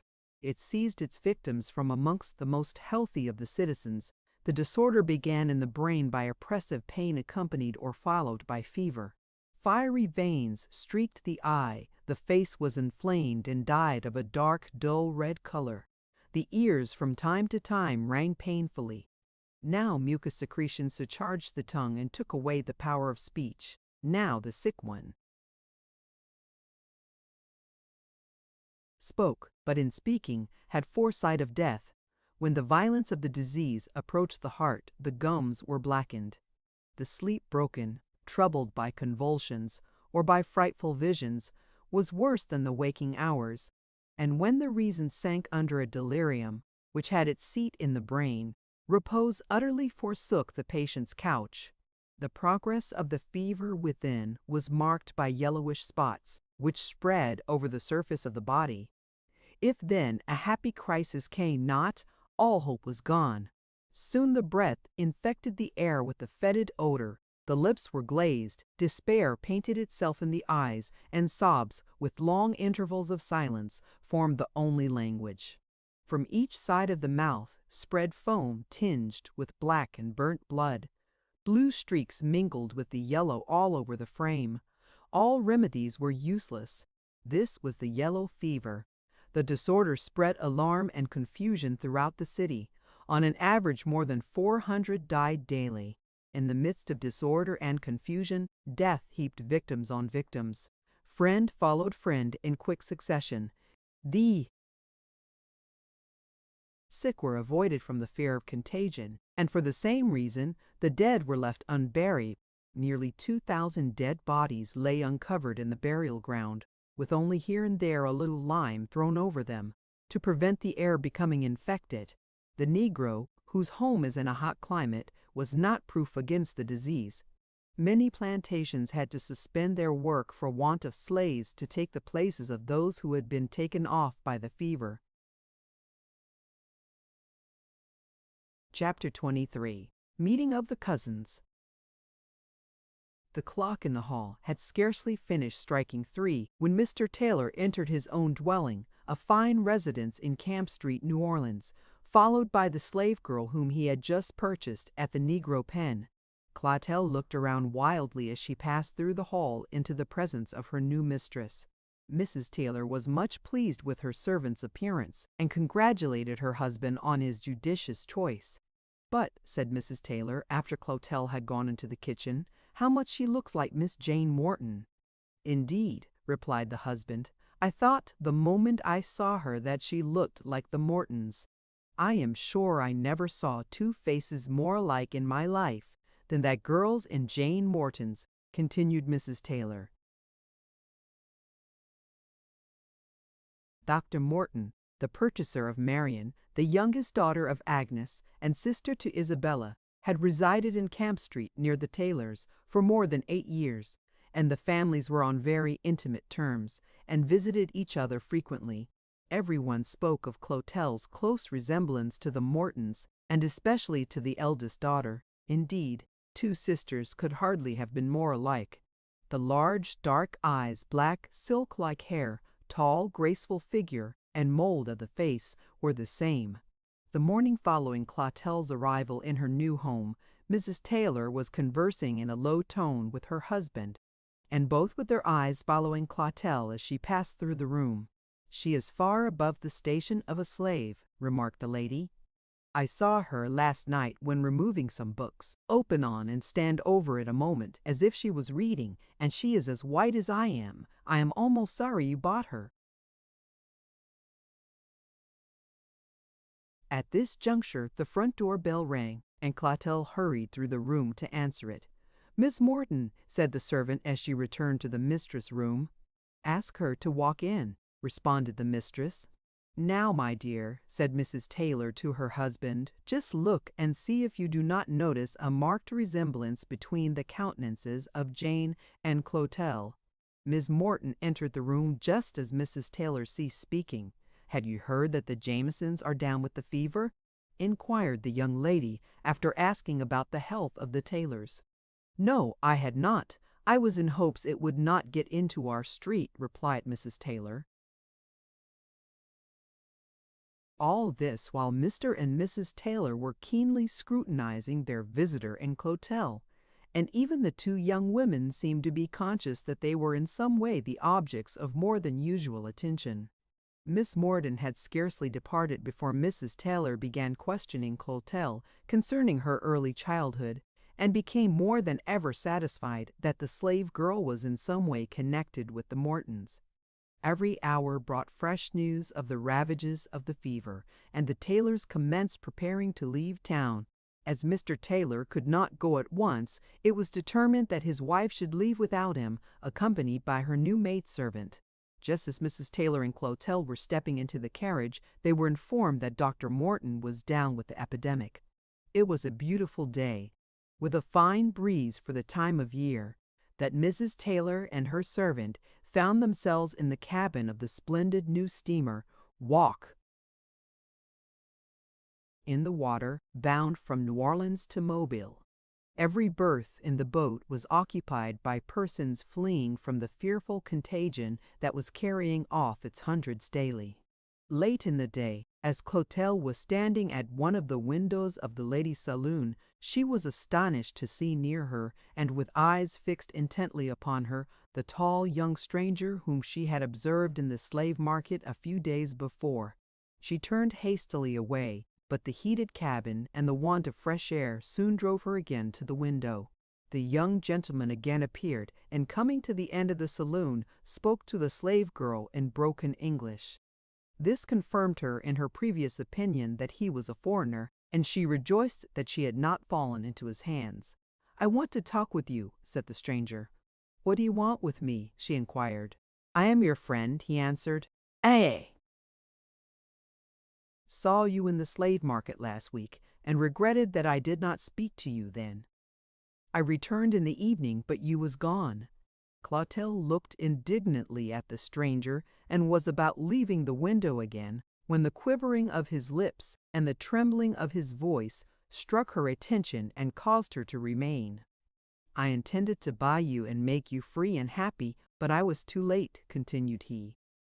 "Why do you wish to make me free?" inquired the girl. "Because I once had an only and lovely sister who died 3 years ago in France, and you are so much like her that had I not known of her death, I should certainly have taken you for her. However much I may resemble your sister, you are aware that I am not she.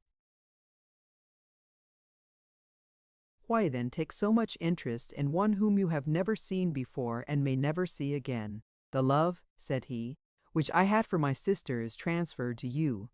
Clotel had all along suspected that the man was a knave, and this profession of love at once confirmed her in that belief. She therefore immediately turned away and left him. Hours elapsed. Twilight was just letting down her curtain and pinning it with a star, as the slave girl seated herself on a sofa by the window and began meditating upon her eventful history, meanwhile watching the white waves as they seemed to sport with each other in the wake of the noble vessel, with the rising moon reflecting its silver rays upon the splendid scene, when the foreigner once more appeared near the window. Although agitated for fear her mistress would see her talking to a stranger and be angry, Clotel still thought she saw something in the countenance of the young man that told her he was sincere, and she did not wish to hurt his feelings. "Why persist in your wish to talk with me?" she said as he again advanced and spoke to her. "I wish to purchase you and make you happy," returned he. "But I am not for sale now," she replied. "My present mistress will not sell me, and if you wish to do so ever so much, you could not." "Then," said he, "if I cannot buy you, when the steamer reaches Mobile, fly with me, and you shall be free." "I cannot do it," said Clotel, and she was just leaving the stranger when he took from his pocket a piece of paper and thrust it into her hand.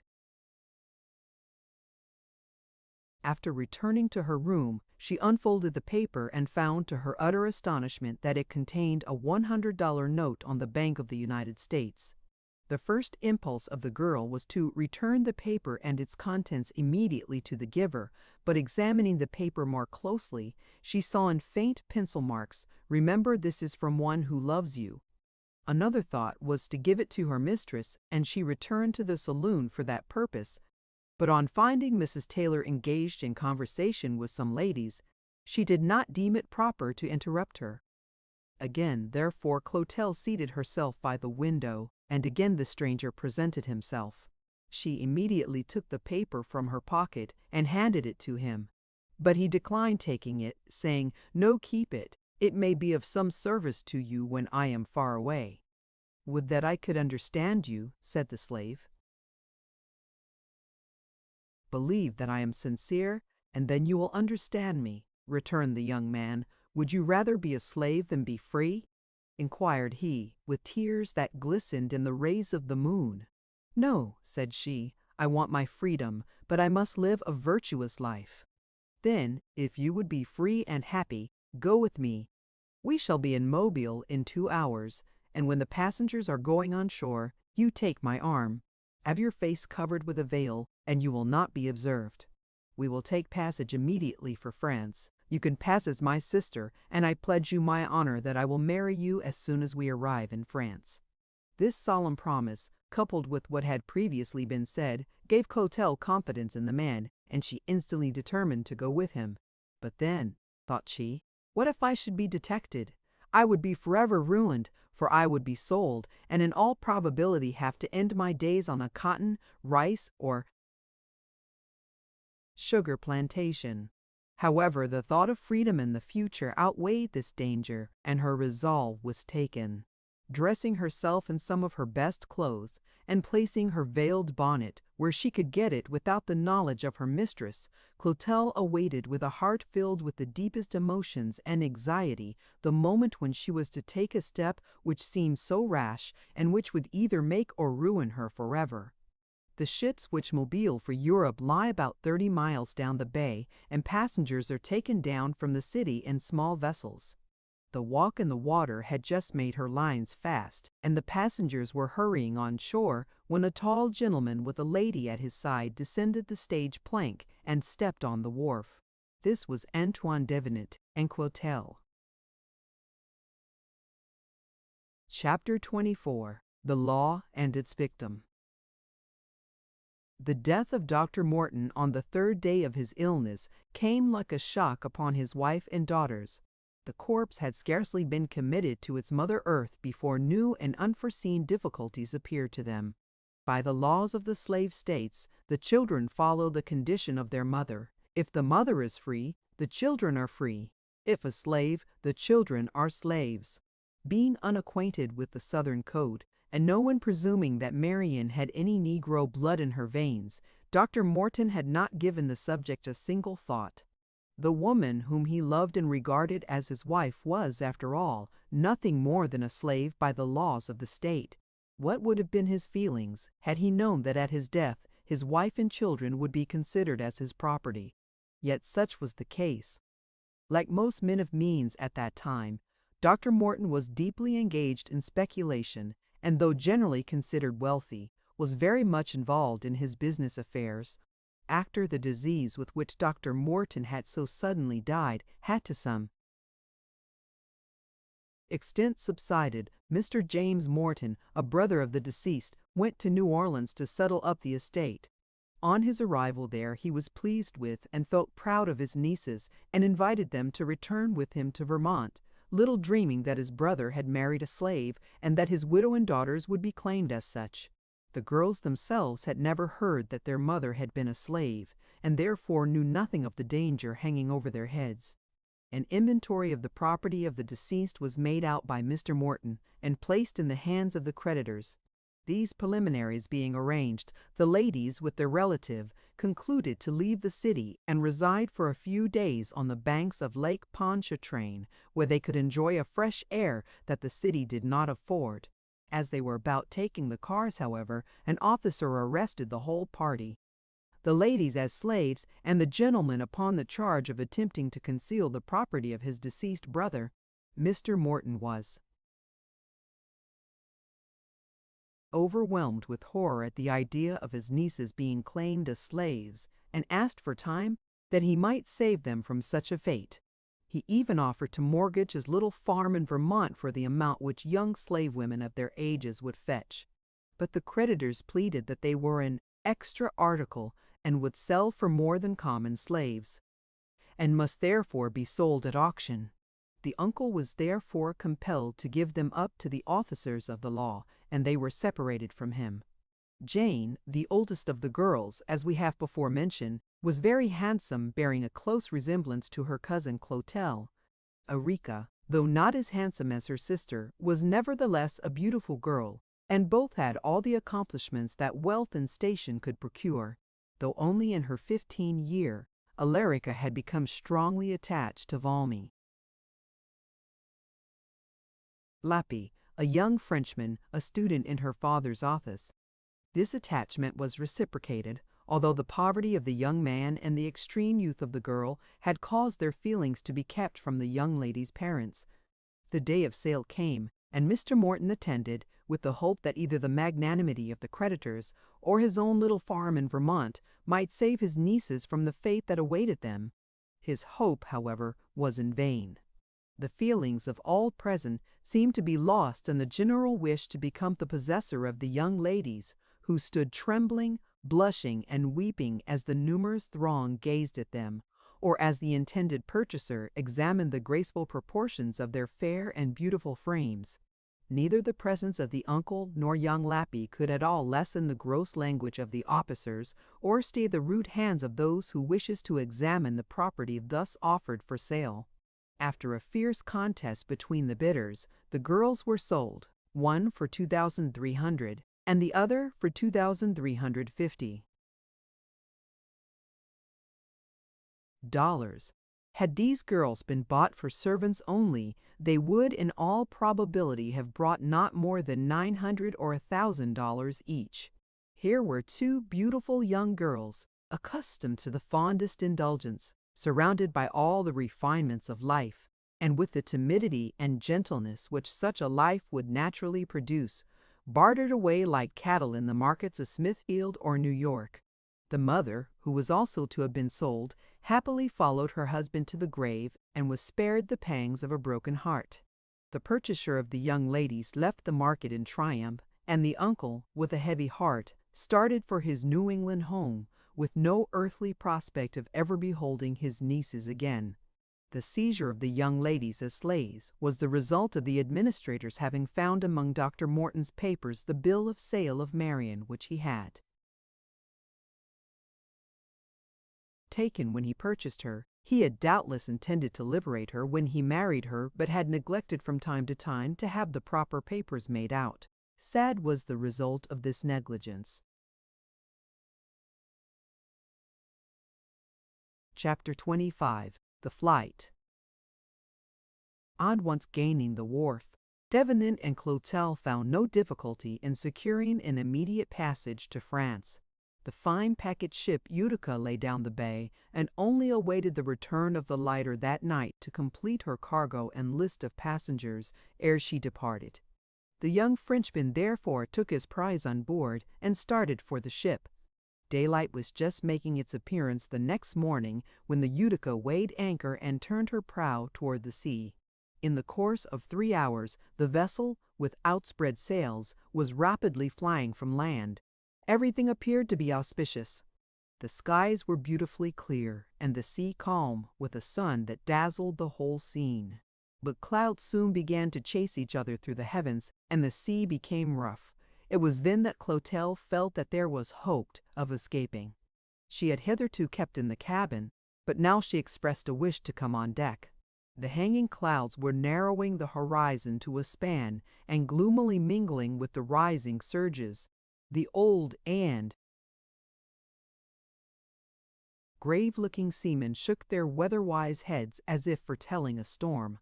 As Clotelle came on deck, she strained her eyes in vain to catch a farewell view of her native land. With a smile on her countenance, but with her eyes filled with tears, she said, "Farewell, farewell to the land of my birth, and welcome, welcome, ye dark blue waves.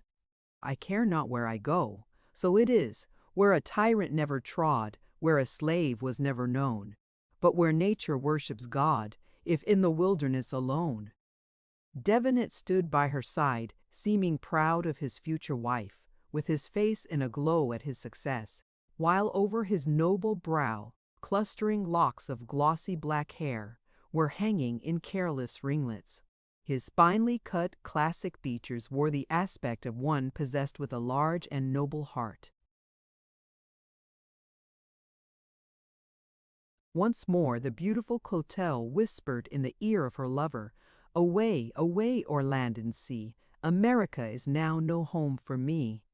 The winds increased with nightfall, and impenetrable gloom surrounded the ship. The prospect was too uncheering, even to persons in love. The attention which Devenant paid to Clotelle, although she had been registered on the ship's passenger list as his sister, caused more than one to look upon his as an agreeable traveling companion. His tall, slender figure and fine countenance bespoke for him at first sight one's confidence. That he was sincerely and deeply enamored of Clotelle, all could see. The weather became still more squally. The wind rushed through the white foaming waves, and the ship groaned with its own wild and ungovernable labors, while nothing could be seen but the wild waste of waters. The scene was indeed one of fearful sublimity. Day came and went without any abatement of the storm. Despair was now on every countenance.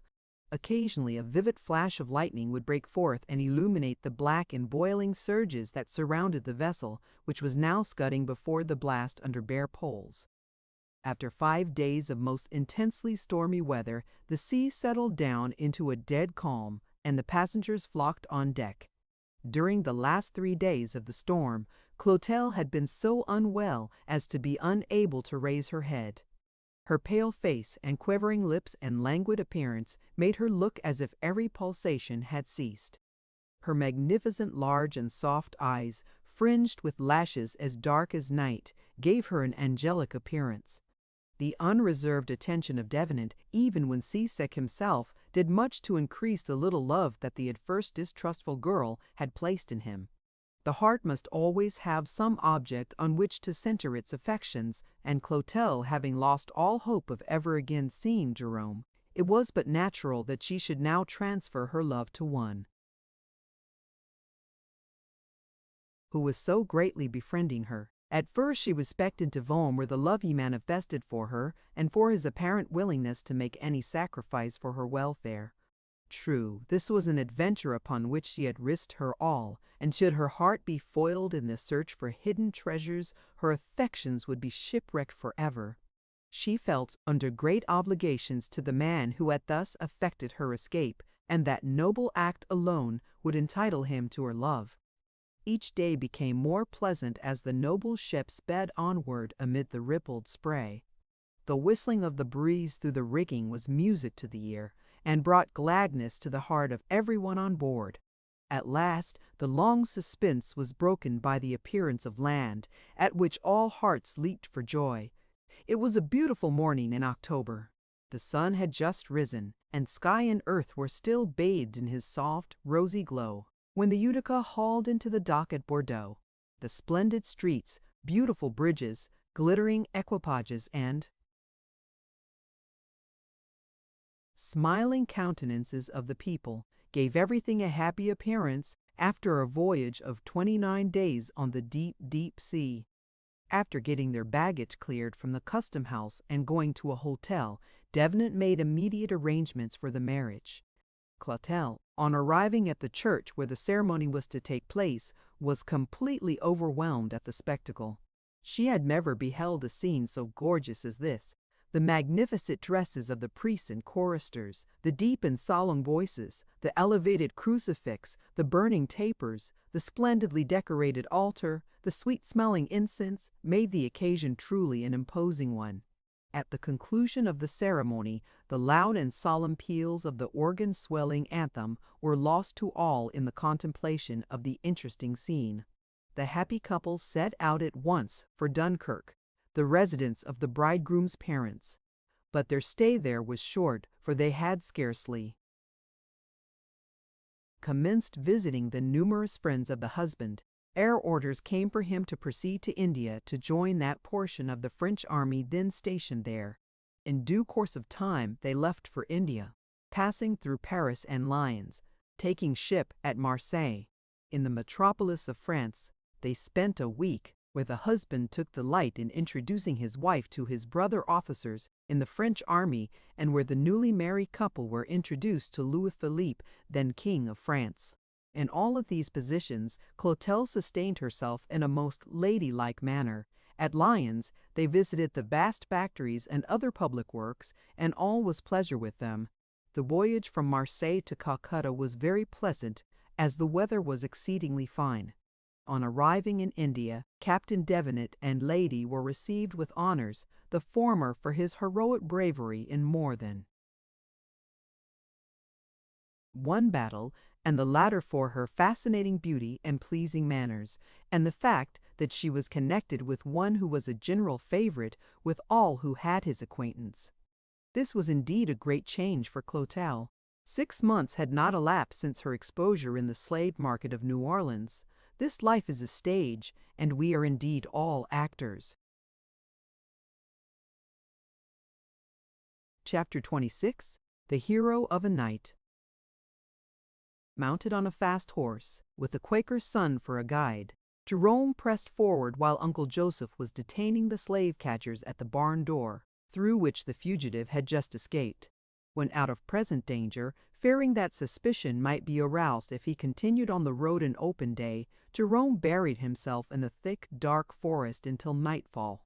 With a yearning heart, he saw the splendor of the setting sun lingering on the hills, as if loath to fade away and be lost in the more somber hues of twilight, which, rising from the east, was slowly stealing over the expanse of heaven, bearing silence and repose, which should cover his flight from a neighborhood to him so full of dangers. Wearily and alone, with nothing but the hope of safety before him to cheer him on his way, the poor fugitive urged his tired and trembling limbs forward for several nights. The new suit of clothes with which he had provided himself when he made his escape from his captors, and the $20 which the young Quaker had slipped into his hand when bidding him fare thee well would enable him to appear genteelly as soon as he dared to travel by daylight, and would thus facilitate his progress toward freedom. It was late in the evening when the fugitive slave arrived at a small town on the banks of Lake Erie, where he was to remain overnight. How strange were his feelings! While his heart throbbed for that freedom and safety which Canada alone could furnish to the Wixguard slave, on the American continent his thoughts were with Clotelle. Was she still in prison, and if so, what would be her punishment for aiding him to escape from prison? Would he ever behold her again? These were the thoughts that followed him to his pillow, haunted him in his dreams, and awakened him from his slumbers. The alarm of fire aroused the inmates of the hotel in which Jerome had sought shelter for the night from the deep sleep into which they had fallen. The whole village was buried in slumber, and the building was half consumed before the frightened inhabitants had reached the scene of the conflagration. The wind was high, and the burning embers were wafted like so many rockets through the sky. The whole town was lighted up, and the cries of women and children in the streets made the scene a terrific one. Jerome heard the alarm, and hastily dressing himself, he went forth and hastened toward the burning building. There, in that room in the second story, is my child," exclaimed a woman, wringing her hands and imploring someone to go to the rescue of her little one. The broad sheets of fire were flying in the direction of the chamber in which the child was sleeping, and all hope of its being saved seemed gone. Occasionally the wind would lift the pall of smoke and show that the work of destruction was not yet complete.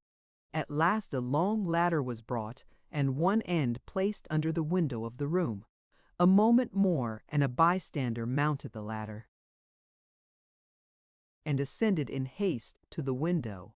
The smoke met him as he raised the sash, and he cried out, "All is lost," and returned to the ground without entering the room. Another sweep of the wind showed that the destroying element had not yet made its final visit to that part of the doomed building. The mother, seeing that all hope of again meeting her child in this world was gone, wrung her hands and seemed inconsolable with grief. At this juncture a man was seen to mount the ladder and ascend with great rapidity. All eyes were instantly turned to the figure of this unknown individual as it disappeared in the cloud of smoke escaping from the window. Those who a moment before had been removing furniture, as well as the idlers who had congregated at the ringing of the bells, assembled at the foot of the ladder and awaited with breathless silence the reappearance of the stranger who, regardless of his own safety, had thus risked his life to save another's. 3 cheers broke the stillness that had fallen on the company as the brave man was seen coming through the window and slowly descending to the ground, holding under one arm the inanimate form of the child. Another cheer and then another made the welkin ring as the stranger, with hair burned and eyebrows closely singed, fainted at the foot of the ladder. But the child was saved. The stranger was Jerome. As soon as he revived, he shrunk from every eye, as if he feared they would take from him the freedom which he had gone through so much to obtain. The next day the fugitive took a vessel, and the following morning found himself standing on the free soil of Canada. As his foot pressed the shore, he threw himself upon his face, kissed the earth, and exclaimed, "O God, I thank thee that I am a free man." Chapter 27. True Freedom. The history of the African race is God's illuminated clock, set in the dark steeple of time. The Negro has been made the hewer of wood and the drawer of water for nearly all other nations. The people of the United States, however, will have an account to settle with God, owing to their treatment of the Negro, which will far surpass the rest of mankind. Jerome, on reaching Canada, felt for the first time that personal freedom which God intended that all who bore his image should enjoy. That same forgetfulness of self which had always characterized him now caused him to think of others. The thoughts of dear ones in slavery were continually in his mind, and above all others, Clotelle occupied his thoughts. Now that he was free, he could better appreciate her condition as a slave. Although Jerome met, on his arrival in Canada, numbers who had escaped from the southern states, he nevertheless shrank from all society, particularly that of females. The soft silver-gray tints on the leaves of the trees, with their snow-spotted trunks and a biting air, warned the newborn freeman that he was in another climate.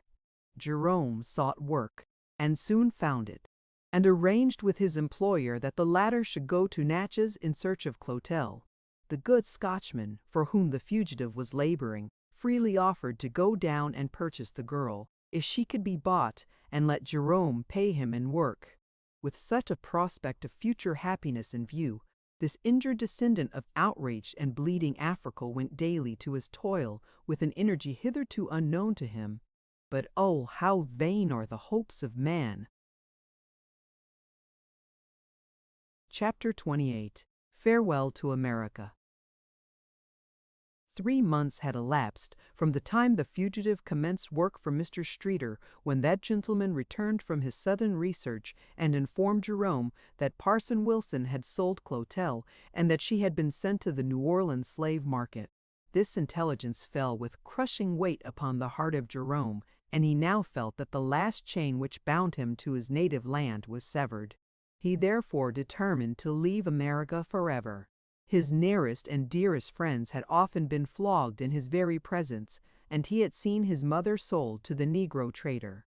An only sister had been torn from him by the soul driver. He had himself been sold and resold, and been compelled to submit to the most degrading and humiliating insults. And now that the woman upon whom his heart doted, and without whom life was a burden, had been taken away forever, he felt it a duty to hate all mankind. If there is one thing more than another calculated to make one hate and detest American slavery, it is to witness the meetings between fugitives and their friends in Canada. Jerome had beheld some of these scenes. The wife who, after years of separation, had escaped from her prison house and followed her husband had told her story to him. He had seen the newly arrived wife rush into the arms of the husband, whose dark face she had not looked upon for long, weary years. Some told of how a sister had been ill-used by the overseer, others of a husband's being whipped to death for having attempted to protect his wife. He had sat in the little log hut by the fireside and heard tales that caused his heart to bleed, and his bosom swelled with just indignation when he, though that there was no remedy for such atrocious acts, it was with such feelings that he informed his employer that he should leave him at the expiration of a month. In vain did Mr. Streeter try to persuade Jerome to remain with him, and late in the month of February the latter found himself on board a small vessel loaded with pine lumber, descending the St. Lawrence, bound for Liverpool. The bark, though an old one, was, nevertheless, considered seaworthy, and the fugitive was working his way out. As the vessel left the river and gained the open sea, the black man appeared to rejoice at the prospect of leaving a country in which his right to manhood had been denied him and his happiness destroyed. The wind was proudly swelling the white sails, and the little craft plunging into the foaming waves, with the land fast receding in the distance, when Jerome mounted a pile of lumber to take a last farewell of his native land. With tears glistening in his eyes, and with quivering lips, he turned his gaze toward the shores that were fast fading in the dim distance, and said, "Though forced from my native land by the tyrants of the South, I hope I shall some day be able to return. With all her faults, I love my country still." Chapter 29. A Stranger in the Strange Land. The rain was falling on the dirty pavements of Liverpool as Jerome left the vessel after her arrival. Passing the custom house, he took a cab and proceeded to Brown's Hotel, Clayton Square. Finding no employment in Liverpool, Jerome determined to go into the interior and seek for work. He therefore called for his bill and made ready for his departure. Although but 4 days at the Albion, he found the hotel charges larger than he expected. But a stranger generally counts on being fleeced in traveling through the old world, and especially in Great Britain. After paying his bill, he was about leaving the room when one of the servants presented himself with a low bow and said, "Something for the waiter, sir." "I thought I had paid my bill," replied the man, somewhat surprised at this polite done. "I am the waiter, sir, and gets only what strangers see fit to give me." Taking from his pocket his nearly empty purse, Jerome handed the man a half-crown. But he had hardly restored it to his pocket before his eye fell on another man in the waiting costume. "What do you want?" he asked. "Whatever your honor sees fit to give me, sir. I am the t'other waiter." The purse was again taken from the pocket, and another half-crown handed out. Stepping out into the hall, he saw standing there a good-looking woman in a white apron, who made a very pretty courtesy. "What's your business?" he inquired. "I am the chambermaid, sir, and looks after the gentlemen's beds." Out came the purse again, and was relieved of another half-crown, whereupon another girl, with a fascinating smile, took the place of the one who had just received her fee. "What do you want?" demanded the now half-angry Jerome. "Please, sir, I am the t'other chambermaid." Finding it easier to give shillings than half-crowns, Jerome handed the woman a shilling, and again restored his purse to his pocket, glad that another woman was not to be seen. Scarcely had he commenced congratulating himself, however, before 3 men made their appearance, one after another. "What have you done for me?" he asked of the first. "I am the boots, sir." The purse came out once more, and a shilling was deposited in the servant's hand. "What do I owe you?" he inquired of the second. "I took your honor's letter to the post yesterday, sir." Another shilling left the purse. "In the name of the Lord, what am I indebted to you for?" demanded Jerome, now entirely out of patience, turning to the last of the trio. "I told your worship what time it was this morning." "Well," exclaimed the indignant man, "ask here who o'clock it is, and you have got to pay for it." He paid this last demand with the sixpence, regretting that he had not commenced with sixpences instead of half-crowns. Having cleared off all demands in the house, he started for the railway station, but had scarcely reached the street before he was accosted by an old man with a broom in his hand, who, with an exceedingly low bow, said, "I is here, your lordship." "I did not send for you. What is your business?" demanded Jerome. "I is the man what opened your lordship's cab door when your lordship came to the house on Monday last, and I know your honor won't allow a poor man to starve." Putting his sixpence in the old man's hand, Jerome once more started for the depot. Having obtained letters of introduction to persons in Manchester, he found no difficulty in getting a situation in a large manufacturing house there. Although the salary was small, yet the situation was a much better one than he had hoped to obtain. His compensation as outdoor clerk enabled him to employ a man to teach him at night, and, by continued study and attention to business, he was soon promoted. After 3 years in his new home, Jerome was placed in a still higher position, where his salary amounted to $1,500 a year. The drinking, smoking, and other expensive habits which the clerks usually indulged in, he carefully avoided. Being fond of poetry, he turned his attention to literature. Johnson's Lives of the Poets, the writings of Dryden, Addison, Pope, Clarendon, and other authors of celebrity, he read with attention. The knowledge which he thus picked up during his leisure hours gave him a great advantage over the other clerks, and caused his employers to respect him far more than any other in their establishment. So eager was he to improve the time that he determined to see how much he could read during the unemployed time of night and morning, and his success was beyond his expectations. Chapter 30. New Friends. Broken down in health, After 10 years of close confinement in his situation, Jerome resolved to give it up, and thereby release himself from an employment which seemed calculated to send him to a premature grave. It was on a beautiful morning in summer that he started for Scotland, having made up his mind to travel for his health. After visiting Edinburgh and Glasgow, he concluded to spend a few days in the old town of Perth with a friend whose acquaintance he had made in Manchester. During the second day of his stay in Perth, while crossing the main street, Jerome saw a pony chaise coming toward him with great speed. A lady, who appeared to be the only occupant of the vehicle, was using her utmost strength to stop the frightened horses. The footman, in his fright, had leaped from behind the carriage and was following with the crowd. With that self-forgetfulness which was one of his chief characteristics, Jerome threw himself before the horses to stop them, and seizing the high-spirited animals by the bit as they dashed by him, he was dragged several rods before their speed was checked, which was not accomplished until one of the horses had fallen to the ground with the heroic man struggling beneath him. All present were satisfied that this daring act alone had saved the lady's life, for the chaise must inevitably have been dashed in pieces had the horses not been thus suddenly checked in their mad career. On the morning following this perilous adventure, Cologne Guy called at Jerome's temporary residence, and, after expressing his admiration for his noble daring and thanking him for having saved his daughter's life, invited him to visit him at his country residence.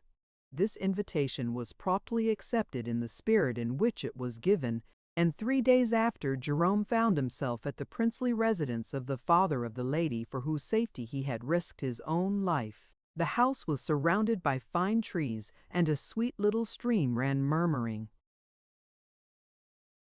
at the foot, while beds of flowers on every hand shed their odors on the summer air. It was, indeed, a pleasant place to spend the warm weather, and the colonel and his family gave Jerome a most cordial welcome. Miss G. showed especial attention to the stranger. He had not intended remaining longer than the following day, but the family insisted on his taking part in a fox hunt that was to come off on the morning of the third day. Wishing to witness a scene as interesting as the chase usually proves to be, he decided to remain. 15 persons, 5 of whom were ladies, were on the ground at the appointed hour. Miss G. was, of course, one of the party. In vain Jerome endeavored to excuse himself from joining in the chase. His plea of ill health was only met by smiles from the young ladies and the reply that a ride would effect a cure. Dressed in a scarlet coat and high boots, with the low round cap worn in the chase, Jerome mounted a high-spirited horse, whip in hand, and made himself one of the party. In America, riding is a necessity. In England, it is a pleasure. Young men and women attend riding school in our fatherland and consider that they are studying a science. Jerome was no rider. He had not been on horseback for more than 10 years, and as soon as he mounted, everyone saw that he was a novice, and a smile was on the countenance of each member of the company. The blowing of the horn, and assembling of the hounds, and finally the release of the fox from his close prison, were the signals for the chase to commence. The first half-mile, the little animal took his course over a beautiful field where there was neither hedge nor ditch. Thus far the chase was enjoyed by all, even by the American rider, who was better fitted to witness the scene than to take part in it. We left Jerome and our last reluctantly engaged in the chase, and though the first mile or so of the pursuit, which was over smooth meadowland, had had an exhilarating effect upon his mind, and tended somewhat to relieve him of the embarrassment consequent upon his position, he nevertheless still felt that he was far from being in his proper element. Besides, the fox had now made for a dense forest which lay before, and he saw difficulties in that direction which to him appeared insurmountable. Away went the huntsman over stone walls, high fences, and deep ditches. Jerome saw the ladies even leading the gentlemen, but this could not inspire him. They cleared the fences 4 and 5 feet high with perfect ease, showing they were quite at home in the saddle. But alas for the poor American! As his fine steed came up to the first fence and was about to make the leap, Jerome pulled at the bridle and cried at the top of his voice, "Whoa! Whoa! Whoa!" the horse at the same time capering about and appearing determined to keep up with the other animals. Away dashed the huntsman, following the hounds, and all were soon lost to the view of their colored companion. Jerome rode up and down the field looking for a gate or bars that he might get through without risking his neck. Finding, however, that all hope of again catching up with the party was out of the question, he determined to return to the house under a plea of sudden illness, and back he accordingly went. "I hope no accident has happened to your honor," said the groom as he met our hero at the gate. "A slight dizziness," was the answer. One of the servants, without being ordered, went at once for the family physician. Ashamed to own that his return was owing to his inability to ride, Jerome resolved to feign sickness. The doctor came, felt his pulse, examined his tongue, and pronounced him a sick man. He immediately ordered a tepid bath and sent for a couple of leeches. Seeing things taking such a serious turn, the American began to regret the part he was playing, for there was no fun in being rubbed and leeched when one was in perfect health. He had gone too far to recede, however, and so submitted quietly to the directions of the doctor, and after following the injunctions given by that learned Aesculapius, was put to bed. Shortly after, the sound of the horns and the yelp of the hounds announced that the poor fox had taken the back track and was repassing near the house. Even the pleasure of witnessing the beautiful sight from the window was denied our hero, for the physician had ordered that he must be kept in perfect quiet. The chase was at last over, and the huntsmen all in, sympathizing with their lost companion. After 9 days of sweating, blistering, and leeching, Jerome left his bed convalescent, but much reduced in flesh and strength. This was his first and last attempt to follow the fox and hounds. During his fortnight's stay at Colonel G., Jerome spent most of his time in the magnificent library. Claude did not watch with more interest every color of the skies, the trees, the grass, and the water, to learn from nature, than did this son of a despised research books to obtain that knowledge which his early life as a slave had denied him. Chapter 31. The Mysterious Meeting. After more than a fortnight spent in the Highlands of Scotland, Jerome passed hastily through London on his way to the Continent. It was toward sunset, on a warm day in October, shortly after his arrival in France, that, after strolling some distance from the Hôtel de Lyon, in the old and picturesque town of Dunkirk, he entered a burial ground, such places being always favorite walks with him, and wandered around among the silent dead. All nature around was hushed in silence, and seemed to partake of the general melancholy that hung over the quiet resting place of the departed. Even the birds seemed imbued with the spirit of the place, for they were silent, either flying noiselessly over the graves or jumping about in the tall grass. After tracing the various inscriptions that told the characters and conditions of the deceased, and viewing the mounds beneath which the dust of mortality slumbered, he arrived at a secluded spot near where an aged weeping willow bowed its thick foliage to the ground, as though anxious to hide from the scrutinizing gaze of curiosity the grave beneath it. Jerome seated himself on a marble tombstone and commenced reading from a book which he had carried under his arm. It was now twilight, and he had read but a few minutes when he observed a lady, attired in deep black, and leading a boy, apparently some 5 or 6 years old, coming up one of the beautiful winding paths. As the lady's veil was drawn closely over her face, he felt somewhat at liberty to eye her more closely. While thus engaged, the lady gave a slight scream and seemed suddenly to have fallen into a fainting condition. Jerome sprang from his seat and caught her in time to save her from falling to the ground. At this moment an elderly gentleman, also dressed in black, was seen approaching with a hurried step, which seemed to indicate that he was in some way connected with the lady. The old man came up, and in rather a confused manner inquired what had happened, and Jerome explained matters as well as he was able to do so. After taking up the vinaigrette, which had fallen from her hand, and holding the bottle a short time to her face, the lady began to revive. During all this time the veil had still partly covered the face of the fair one, so that Jerome had scarcely seen it. When she had so far recovered as to be able to look around her, she raised herself slightly and again screamed and swooned. The old man, now feeling satisfied that Jerome's dark complexion was the immediate cause of the catastrophe, said in a somewhat petulant tone, "I will be glad, sir, if you will leave us alone." The little boy at this juncture set up a loud cry, and amid the general confusion, Jerome left the ground and returned to his hotel.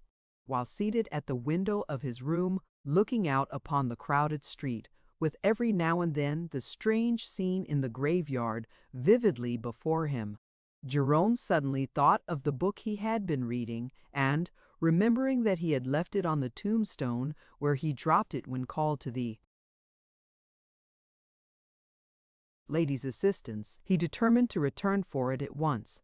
After a walk of some 20 minutes, he found himself again in the burial ground and on the spot where he had been an hour before. The pensive moon was already up, and its soft light was sleeping on the little pond at the back of the grounds, while the stars seemed smiling at their own sparkling rays gleaming up from the beautiful sheet of water. Jerome searched in vain for his book. It was nowhere to be found. Nothing, save the bouquet that the lady had dropped, and which lay half buried in the grass from having been trodden upon, indicated that anyone had been there that evening. The stillness of death reigned over the place. Even the little birds that had before been twittering and flying about had retired for the night. Taking up the bunch of flowers, Jerome returned to his hotel. "What can this mean?" he would ask himself, "and why should they take my book?" These questions he put to himself again and again during his walk. His sleep was broken more than once that night, and he welcomed the early dawn as it made its appearance. Chapter 32. The Happy Meeting. After passing a sleepless night and hearing the clock strike 6, Jerome took from his table a book, and thus endeavored to pass away the hours before breakfast time. While thus engaged, a servant entered and handed him a note. Hastily tearing it open, Jerome read as follows: "Sir, I owe you an apology for the abrupt manner in which I addressed you last evening, and the inconvenience to which you were subjected by some of my household. If you will honor us with your presence today at 4 o'clock, I will be most happy to give you due satisfaction. My servant will be waiting with the carriage at 3:30. I am, sir, yours Ansi, J. Devenant, Jerome Fletcher, Esq." Who this gentleman was, and how he had found out his name and the hotel at which he was stopping, were alike mysteries to Jerome, and this note seemed to his puzzled brain like a challenge. Satisfaction? He had not asked for satisfaction. However, he resolved to accept the invitation and, if need be, meet the worst. At any rate, this most mysterious and complicated affair would be explained. The clock on a neighboring church had scarcely finished striking 3 when a servant announced to Jerome that a carriage had called for him. In a few minutes he was seated in a sumptuous barouche, drawn by a pair of beautiful iron greys, and rolling over a splendid gravel road entirely shaded by trees, which appeared to have been the accumulated growth of many centuries. The carriage soon stopped at a low villa which was completely embowered in trees. Jerome alighted and was shown into a superb room with the walls finely decorated with splendid tapestry and the ceilings exquisitely frescoed. The walls were hung with fine specimens from the hands of the great Italian masters, and one by a German artist representing a beautiful monkish legend connected with the Holy Catherine, an illustrious lady of Alexandria. High-backed chairs stood around the room. Rich curtains of crimson damask hung in folds on either side of the window, and a beautiful rick Turkey carpet covered the floor. In the center of the room stood a table covered with books, in the midst of which was a vase of fresh flowers, loading the atmosphere with their odors. A faint light, together with the quiet of the hour, gave beauty beyond description to the whole scene. A half-open door showed a fine marble floor to an adjoining room with pictures, statues, and antiquated sofas, and flower pots filled with rare plants of every kind and description. Jerome had scarcely run his eyes over the beauties of the room when the elderly gentleman whom he had met on the previous evening made his appearance, followed by the little boy, and introduced himself as Mr. Devenant. A moment more and a lady, a beautiful brunette, dressed in black, with long black curls hanging over her shoulders, entered the room. Her dark, bright eyes flashed as she caught the first sight of Jerome. The gentleman immediately arose on the entrance of the lady, and Mr. Devenant was in the act of introducing the stranger when he observed that Jerome had sunk back upon the sofa, in a faint voice exclaiming, "It is she!" After this, all was dark and dreary. How long he remained in this condition, it was for others to tell. The lady knelt by his side and wept, and when he came to, he found himself stretched upon the sofa with his boots off and his head resting upon a pillow. By his side sat the old man, with a smelling bottle in one hand and a glass of water in the other, while the little boy stood at the foot of the sofa. As soon as Jerome had so far recovered as to be able to speak, he said, "Where am I, and what does all this mean?" "Wait a while," replied the old man, "and I will tell you all." After the lapse of some 10 minutes, Jerome arose from the sofa, adjusted his apparel, and said, "I am now ready to hear anything you have to say." "You were born in America?" said the old man. "I was," he replied. "And you knew a girl named Clotelle?" continued the old man. "Yes, and I loved her as I can love none other." "The lady whom you met so mysteriously last evening was she," said Mr. Devenant. Jerome was silent, but the fountain of mingled grief and joy stole out from beneath his eyelashes and glistened like pearls upon his ebony cheeks. At this juncture, the lady again entered the room.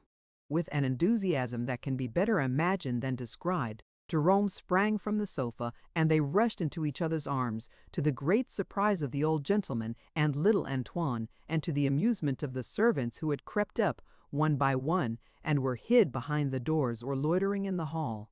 When they had given vent to their feelings and sufficiently recovered their presence of mind, they resumed their seats. "How did you find out my name and address?" inquired Jerome.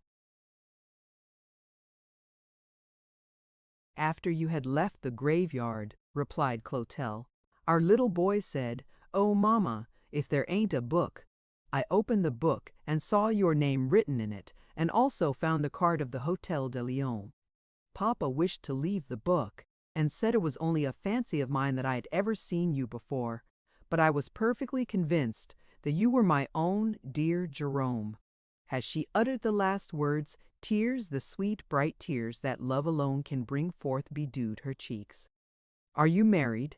now inquired Clotel, with a palpitating heart and trembling voice. "No, I am not, and never have been," was Jerome's reply. "Then thank God!" she exclaimed in broken accents. It was then that hope gleamed up amid the crushed and broken flowers of her heart, and a bright flash darted forth like a sunbeam. "Are you single now?" asked Jerome. "Yes, I am," was the answer. "Then you will be mine after all," said he with a smile.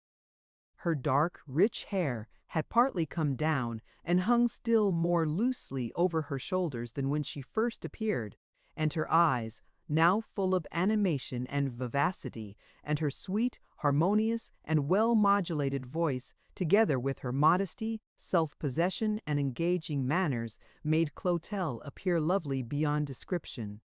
Although past the age when men ought to think of matrimony, yet the scene before Mr. Devenant brought vividly to his mind the time when he was young and had a loving bosom companion living, and tears were wiped from the old man's eyes. A new world seemed to unfold itself before. the eyes of the happy lovers, and they were completely absorbed in contemplating the future.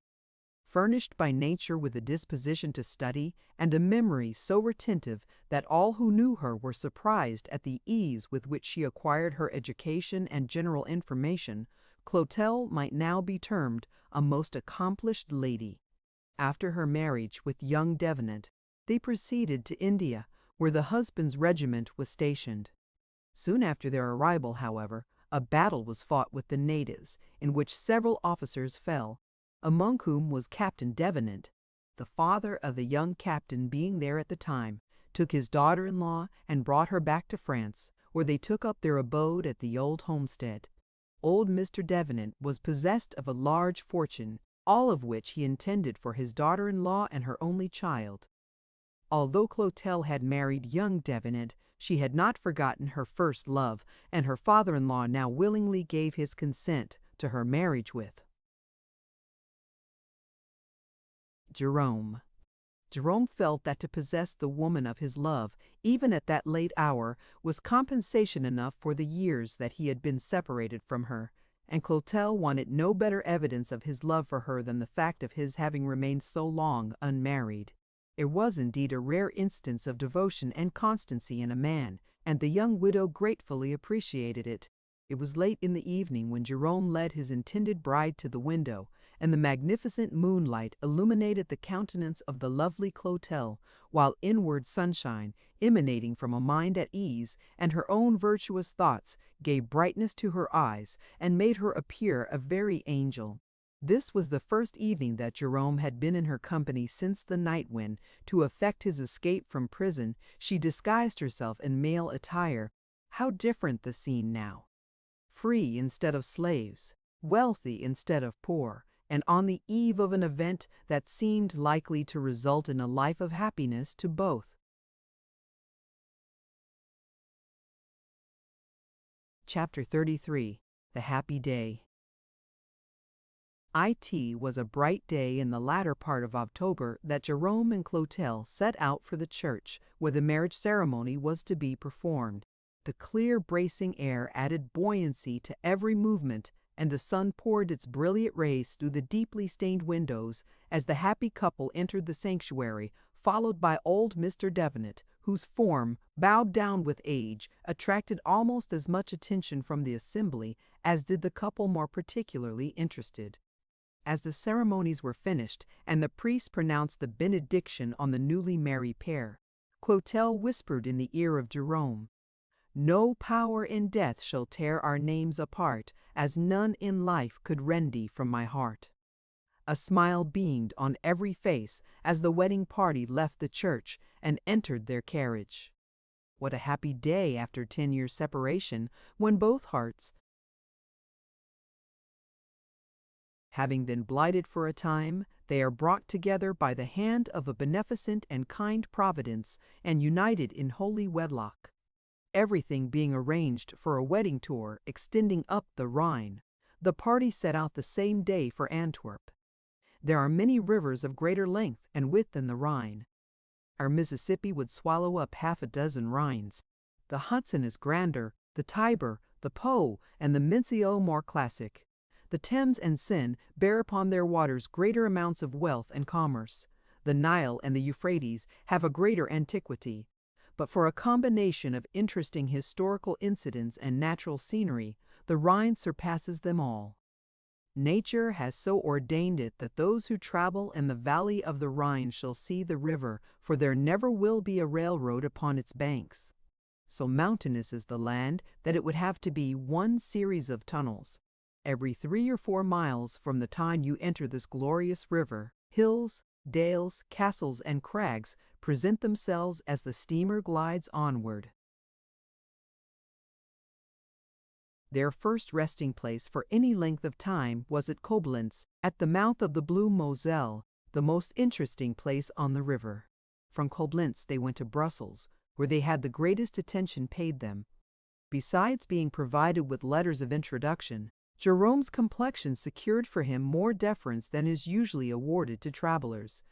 Having letters of introduction to M. Ben de Septiax, the great lace manufacturer, that gentlemen received them with distinguished honors and gave them a splendid soiree at which the elite of the city were assembled.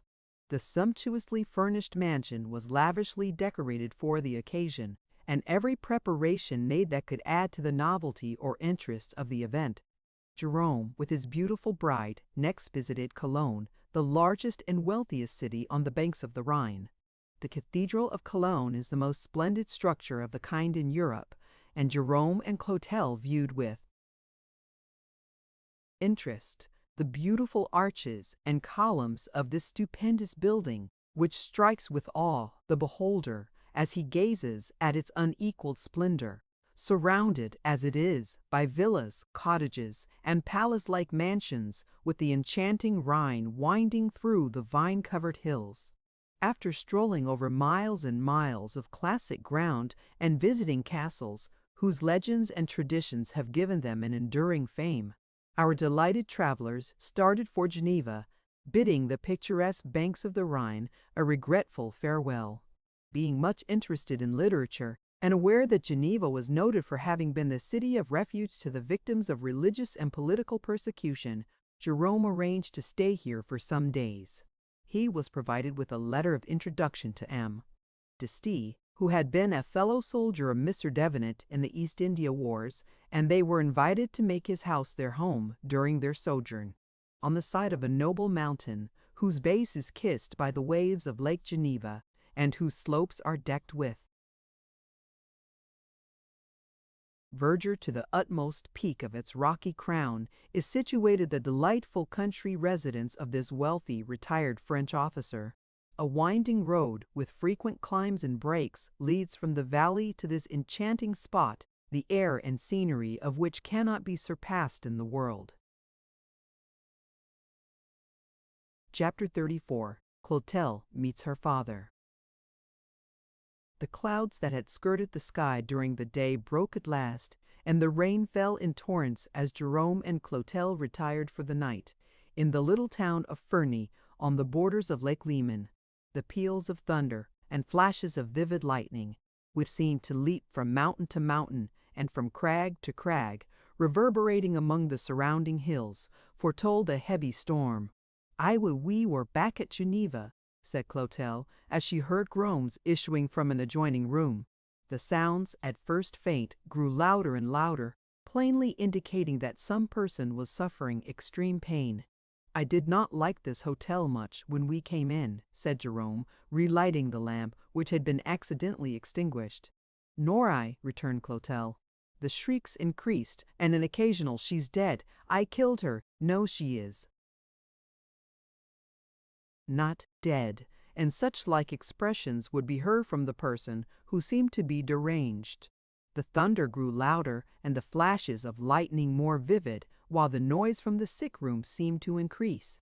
As Jerome opened the door to learn, if possible, the cause of the cries and groans, he could distinguish the words, "She's dead. Yes, she's dead. But I did not kill her. She was my child, my own daughter. I loved her, and yet I did not protect her." "Whoever he is," said Jerome, "he's crack-brained, some robber probably from the mountains." The storm continued to rage, and the loud peals of thunder and sharp flashes of lightning, together with the shrieks and moans of the maniac in the adjoining room, made the night a fearful one.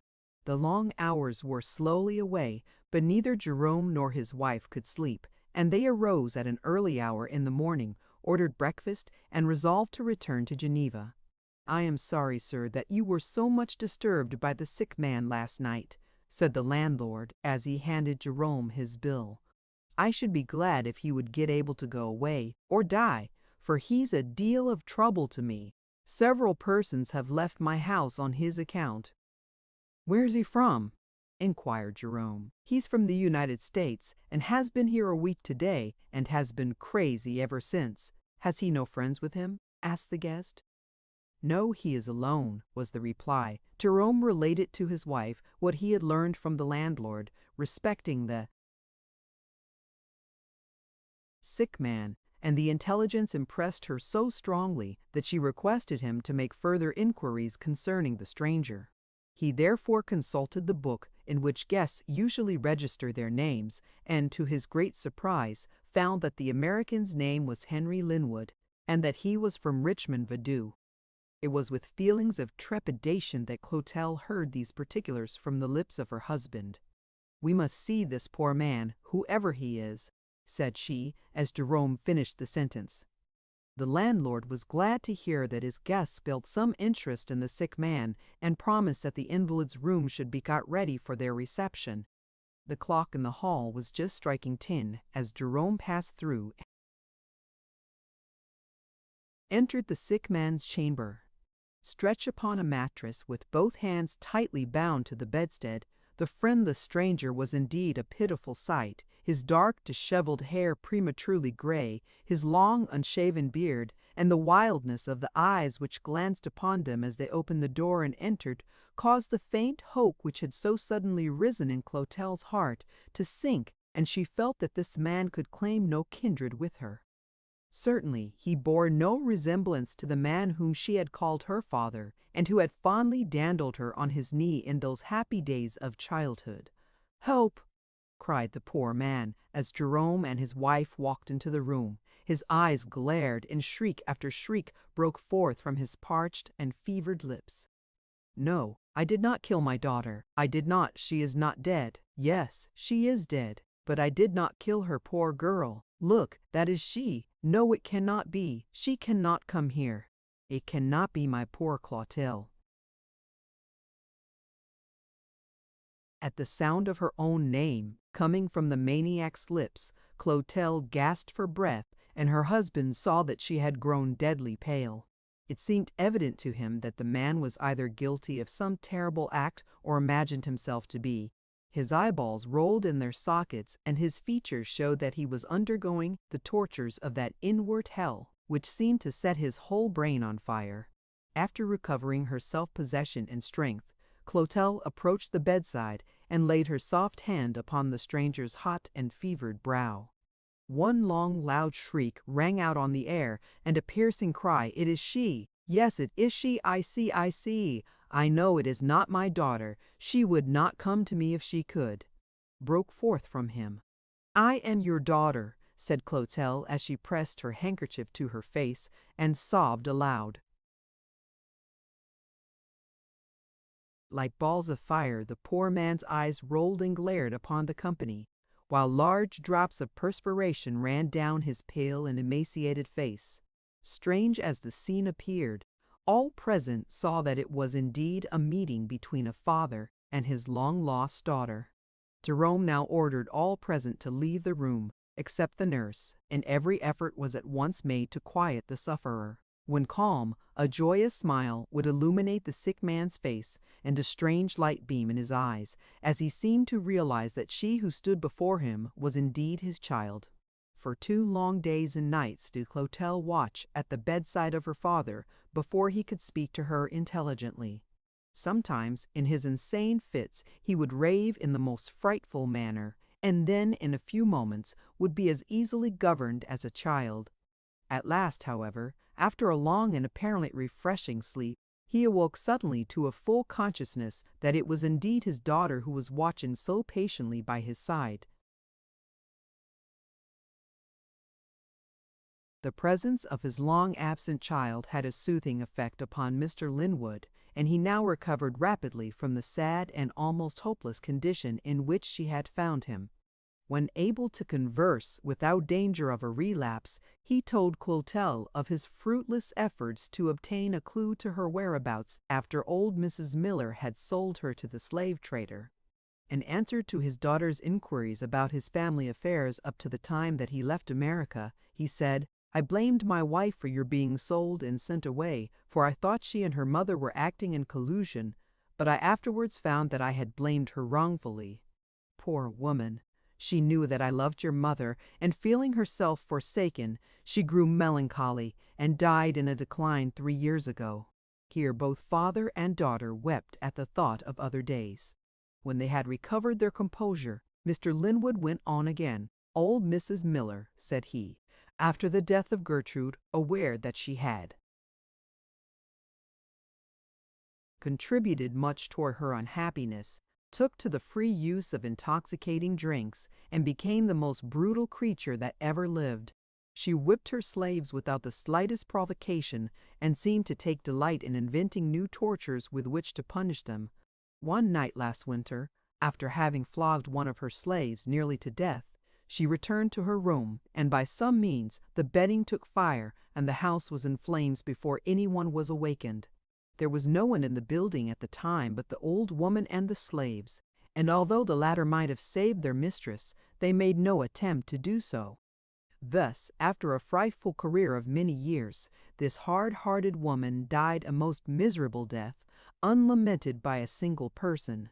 Clotelle wiped the tears from her eyes as her father finished this story, for although Mrs. Miller had been her greatest enemy, she regretted to learn that her end had been such a sad one. "My peace of mind destroyed," resumed the father, "and broken down in health, my physician advised me to travel, with the hope of recruiting myself, and I sailed from New York 2 months ago. Being brought up in America, and having all the prejudice against color which characterizes his white fellow countrymen, Mr. Linwood very much regretted that his daughter, although herself tinctured with African blood, should have married a black man, and he did not fail to express to her his dislike of her husband's complexion. I married him," said Clotelle, "because I loved him. Why should the white man be esteemed as better than the black? I find no difference in men on account of their complexion. One of the cardinal principles of Christianity and freedom is the equality and brotherhood of man." Every day Mr. Linwood became more and more familiar with Jerome, and eventually they were on the most intimate terms. 15 days from the time that Clotelle was introduced into her father's room, they left Ferney for Geneva. Many were the excursions Clotelle made under the shadows of Mont Blanc, and with her husband and father for companions. She was now in the enjoyment of pleasures hitherto unknown. Chapter 35. The Father's Resolve. Aware that her father was still a slave owner, Clotelle determined to use all her persuasive power to induce him to set them free, and in this effort she found a substantial supporter in her husband. "I have always treated my slaves well," said Mr. Linwood to Jerome, as the latter expressed his abhorrence of the system. "And my neighbors, too, are generally good men, for slavery in Virginia is not like slavery in the other states," continued the proud son of the Old Dominion. "Their right to be free, Mr. Linwood," said Jerome, "is taken from them, and they have no security for their comfort but the humanity and generosity of men who have been trained to regard them not as brethren, but as mere property. Humanity and generosity are, at best, but poor guarantees for the protection of those who cannot assert their rights, and over whom law throws no protection." It was with pleasure that Clotelle obtained from her father a promise that he would liberate all his slaves on his return to Richmond. In a beautiful little villa, situated in a pleasant spot, fringed with hoary rocks and thick dark woods, within sight of the deep blue waters of Lake Leman, Mr. Linwood, his daughter, and her husband took up their residence for a short time. For more than 3 weeks, this little party spent their time in visiting the birthplace of Rousseau and the former abodes of Byron, Gibbon, Voltaire, De Staël, Shelley, and other literary characters. We can scarcely contemplate a visit to a more historic and interesting place than Geneva and its vicinity. Here Calvin, that great luminary in the church, lived and ruled for years. Here Voltaire, the mighty genius who laid the foundation of the French Revolution, and who boasted, "When I shake my wig, I powder the whole republic," governed in the higher walks of life. Fame is generally the recompense, not of the living but of the dead. Not always. Do they reap and gather in the harvest who sow the seed? The flame of its altar is too often kindled from the ashes of the great. A distinguished critic has beautifully said, the sound which the stream of high thought, carried down to future ages, makes as it flows deep, distant murmuring evermore, like the waters of the mighty ocean. No reputation can be called great that will no endure this test. The distinguished men who had lived in Geneva transfused their spirit, by their writings, into the spirit of other lovers of literature and everything that treated of great authors. Jerome and Clotel lingered long in and about the haunts of Geneva and Lake Leman. An autumn sun sent down her bright rays and bathed every object in her glorious light, as Clotel, accompanied by her husband and father, set out one fine morning on her return home to France. Throughout the whole route, Mr. Linwood saw by the deference paid to Jerome, whose black complexion excited astonishment in those who met him, that there was no hatred to the man in Europe on account of his color, that what is called prejudice against color is the offspring of the institution of slavery, and he felt ashamed of his own countrymen when he thought of the complexion as distinctions made in the United States, and resolved to dedicate the remainder of his life to the eradication of this unrepublican and unchristian feeling from the land of his birth. On his return home, after a stay of 4 weeks at Dunkirk, the home of the Fletchers, Mr. Linwood set out for America with the full determination of freeing his slaves and settling them in one of the northern states, and then to return to France to end his days in the society of his beloved daughter. Chapter 36. The Return Home. The first gun fired at the American flag on the 12th of April, 1861, at Fort Sumter, reverberated all over Europe and was hailed with joy by the crowned heads of the Old World, who hated Republican institutions and who thought they saw, in this act of treason, the downfall of the great American experiment. Most citizens, however, of the United States, who were then sojourning abroad, hastened home to take part in the struggle, some to side with the rebels, others to take their stand with the friends of Leverett. Among the latter, none came with swifter steps or more zeal than Jerome and Clotel Fletcher. They arrived in New Orleans a week after the capture of that city by the expedition under the command of Major General B.F. Butler. But how changed was society since Clotel had last set feet in the Crescent City. 22 years had passed. Her own checkered life had been through many shifting scenes. Her old acquaintances in New Orleans had all disappeared, and with the exception of the black faces which she beheld at every turn, and which in her younger days were her associates, she felt herself in the midst of strangers, and these were arrayed against each other in mortal combat.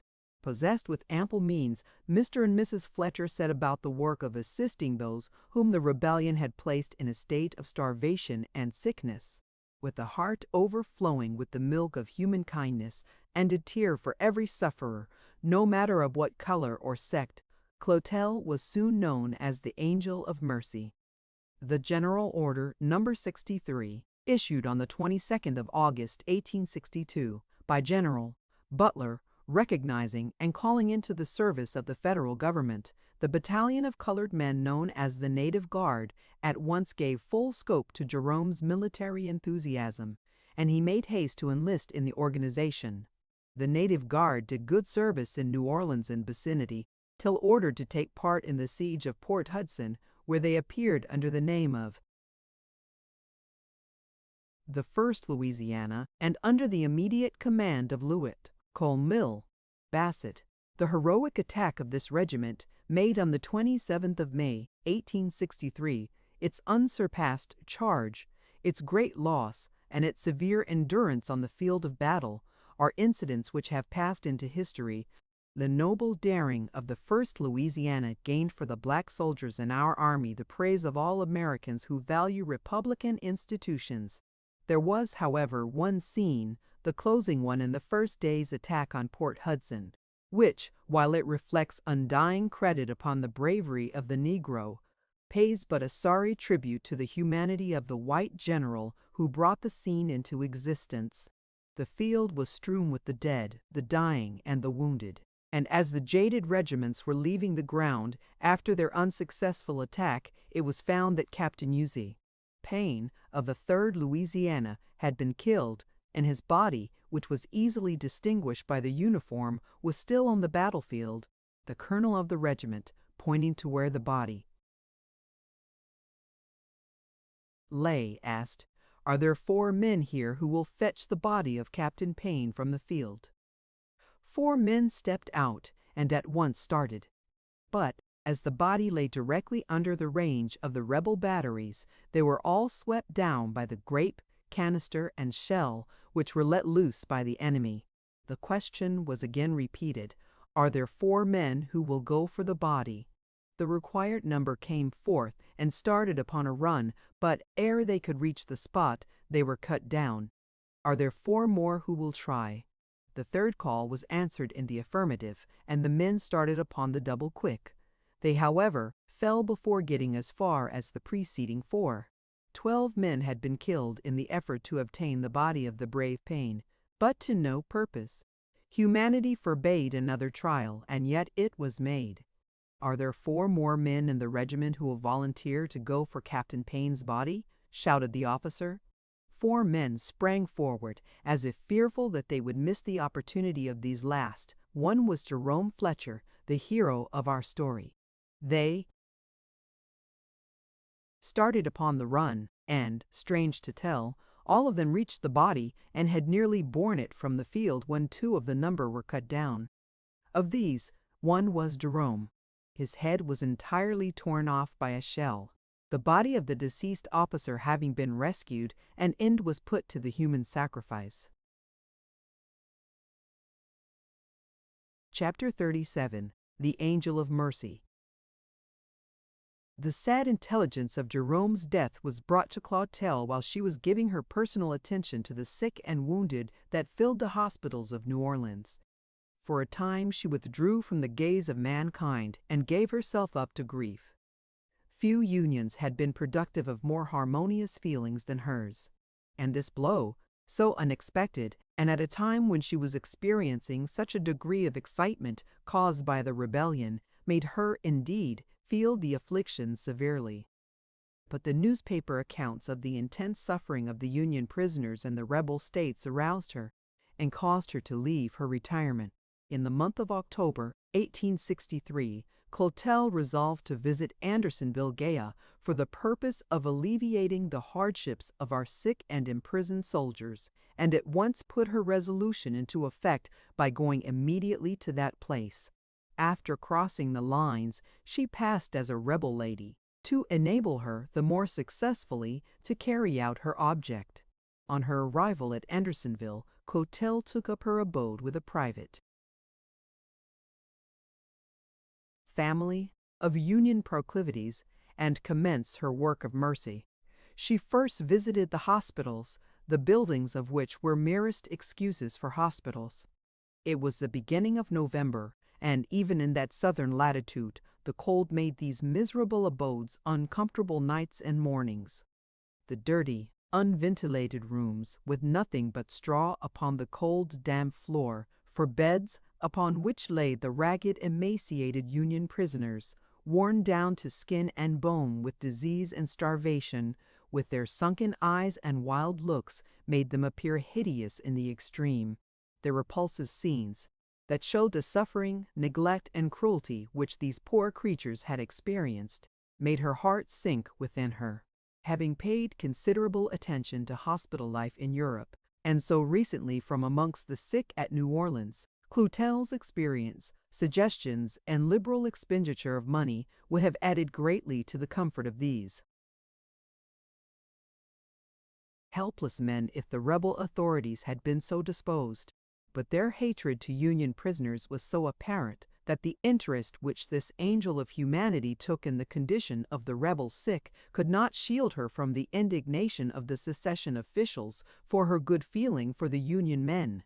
However, with a determination to do all in her power for the needy, she labored in season and out.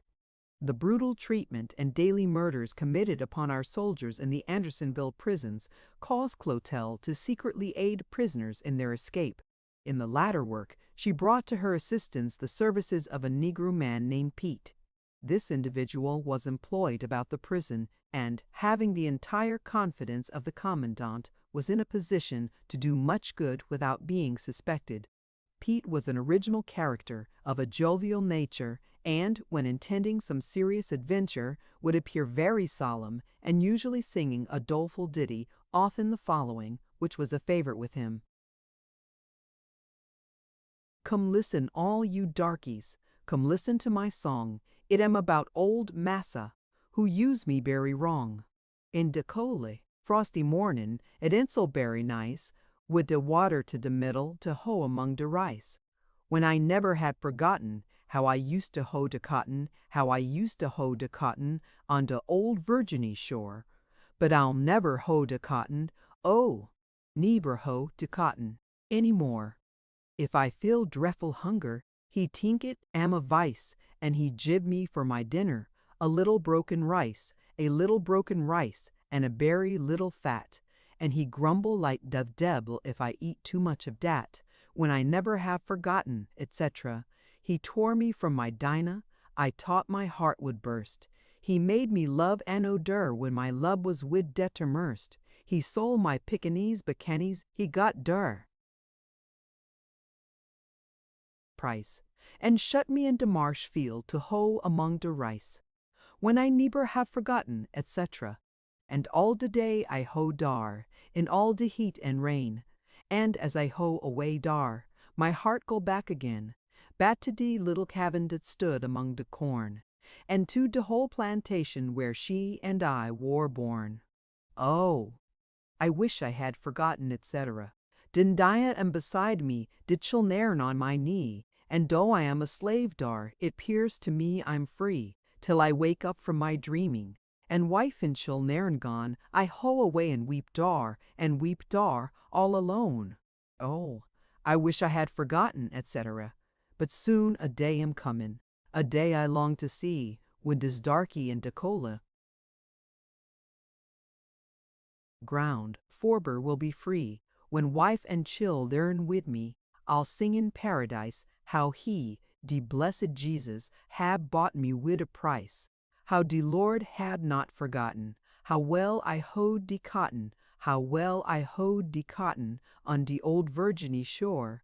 Dere, I'll neber hoe de cotton, oh, I'll neber hoe de cotton any more. When away from the whites, and among his own class, Pete could often be heard in the following strains. A storm am breen in de souf, a storm am breen now.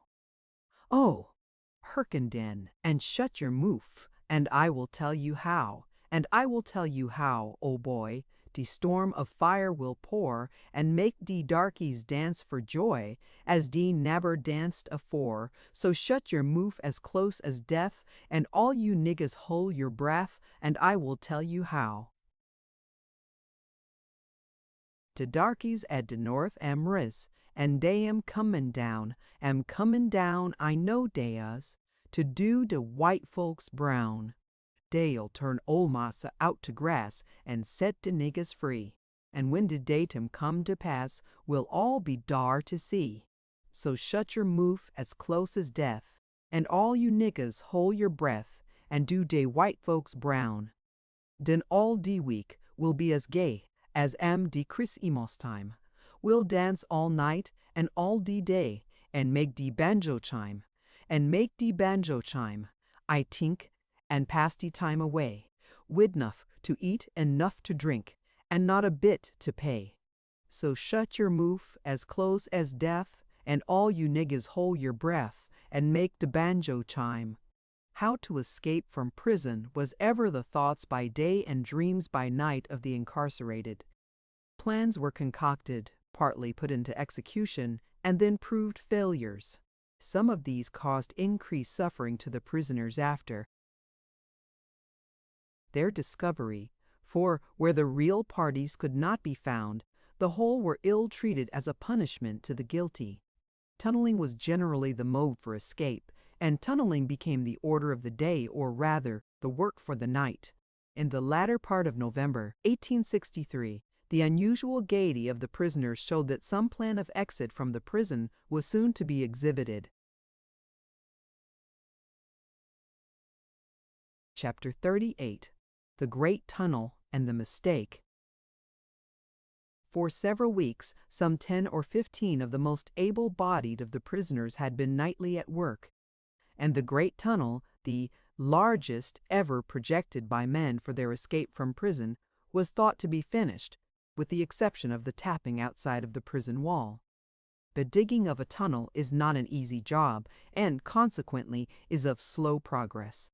The Andersonville prisoners had to dig 10 feet down into the earth after cutting through the floor, and then went a distance of 50 feet to get beyond the wall.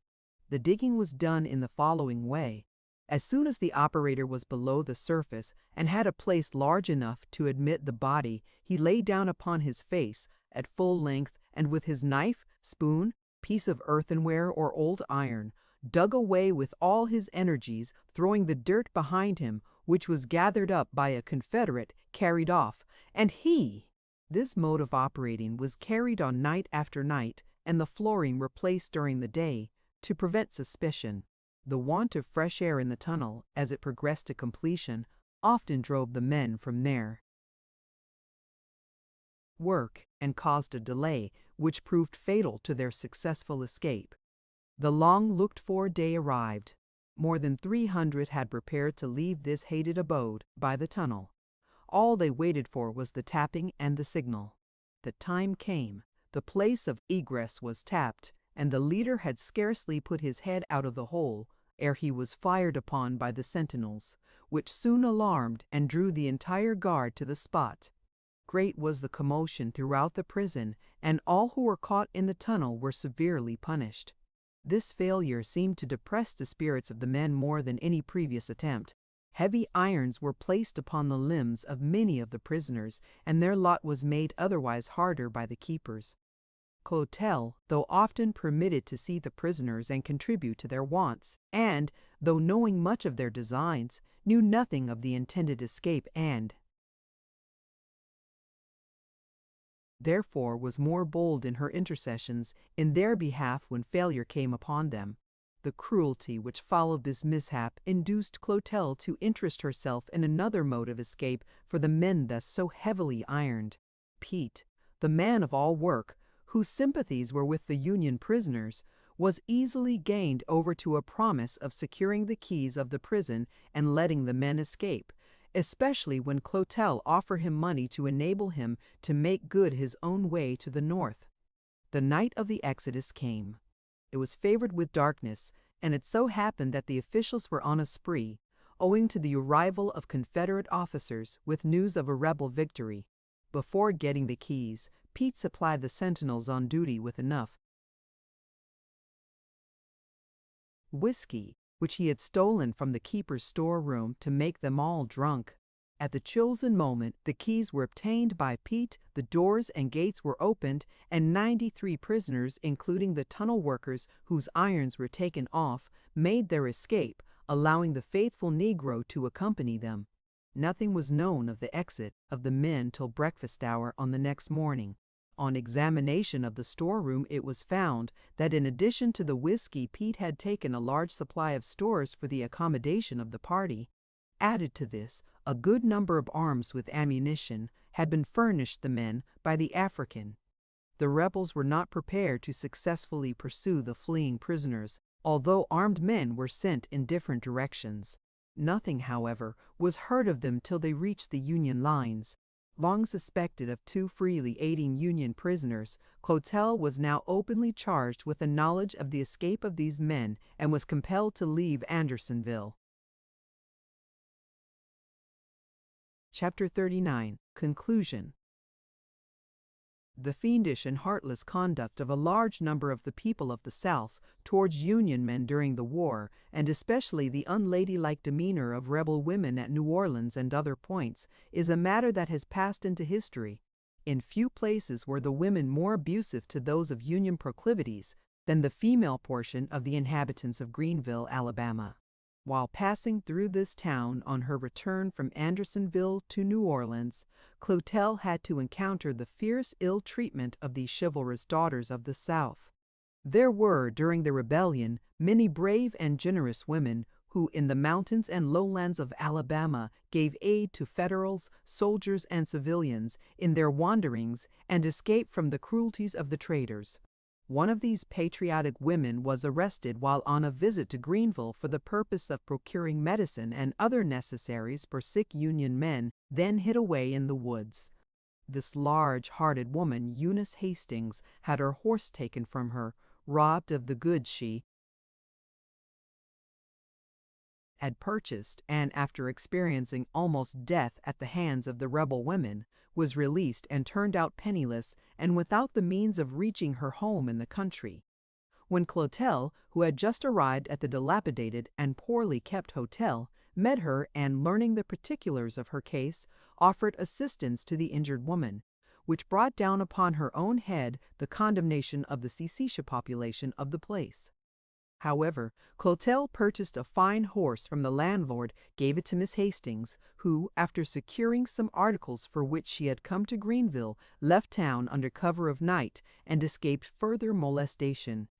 This act of kindness to a helpless sister at once stirred up the vilest feelings of the people. The worst of slaves is he whom passion rules. As has already been said, there was nothing in the appearance of Clotelle to indicate that a drop of African blood coursed through her veins, except, perhaps, the slight wave in the hair and the scarcely perceptible brunettish tinge upon the countenance. She passed as a rebel lady, yet the inhabitants of Greenville could not permit sympathy with and aid to a Union woman to pass unnoticed, and therefore resolved on revenge. Revenge, at first though sweet, bitter ere long, back on itself recoils. Clotelle's person, trunks, and letters were all searched with the hope and expectation of finding evidences of a spy. Nothing of the kind being found, she was then rigorously interrogated as to her sympathies with the two contending armies.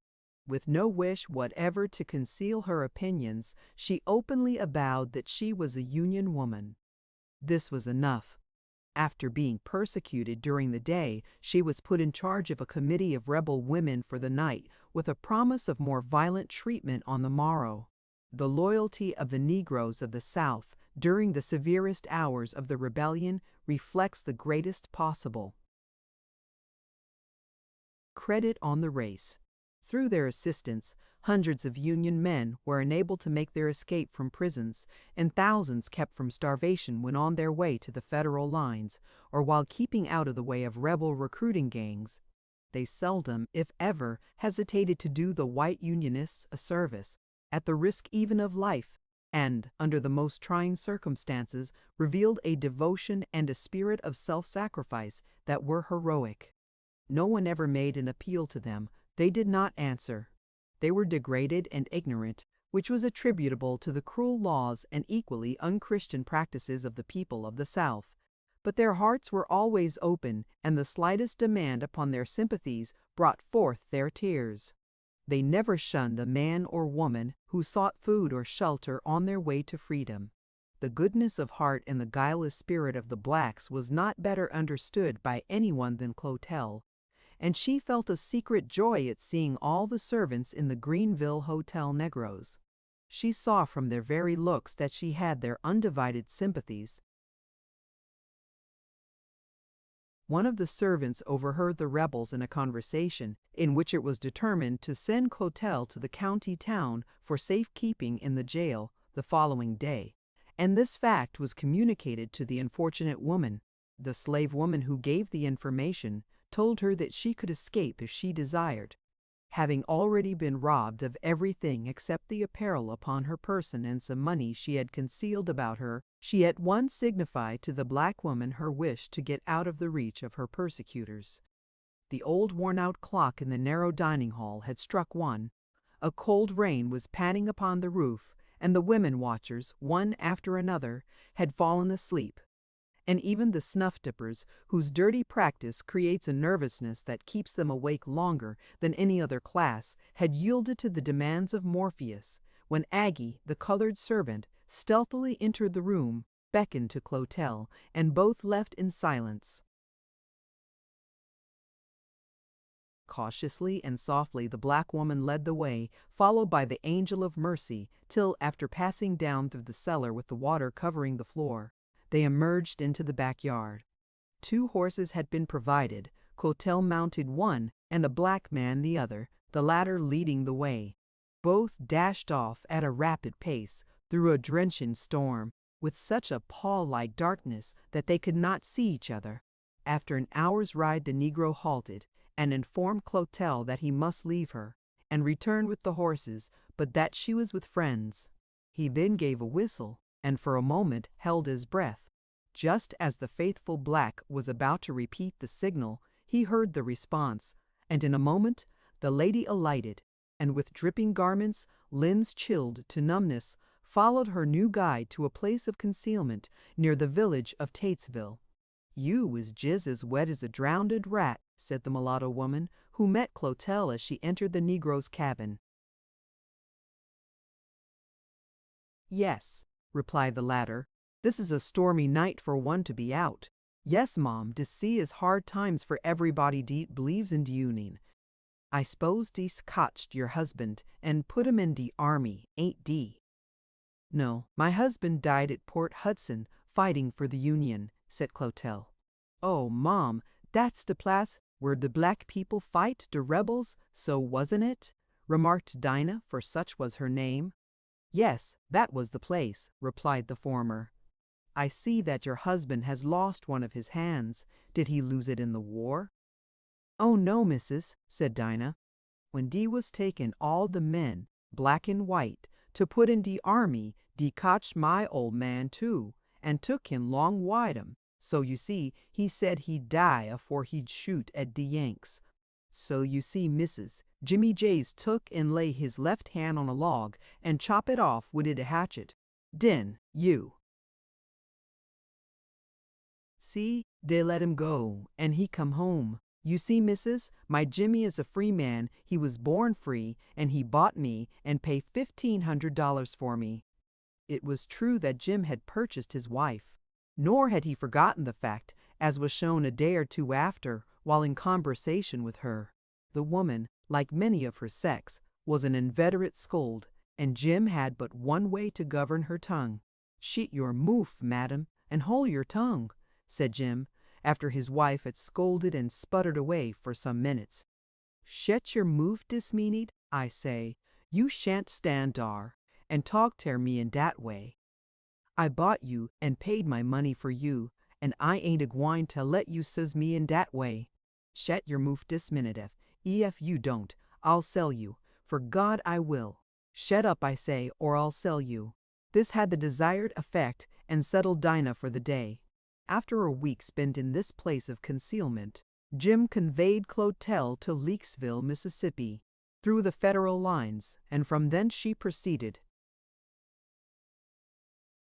to New Orleans. The rebellion was now drawing to a close. The valley of the Mississippi was in full possession of the Federal government.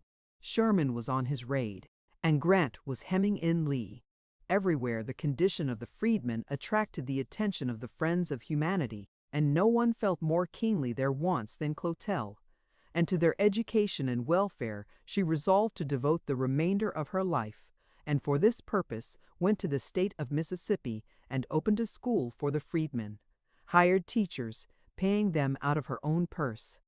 In the summer of 1866, the poplar farm on which she had once lived as a slave was confiscated and sold by government authority, and was purchased by Clotelle, upon which she established a freedmen's school, and where at this writing, now June 1867, resides the Angel of Mercy. The end. Thank you for listening to this story. I hope you enjoyed the journey, the characters, and the world they carried with them. If you enjoyed this audiobook, please subscribe to the channel and leave a comment below. Your support helps keep these stories alive and allows more timeless books to be shared with listeners around the world. Until next time, thank you for listening.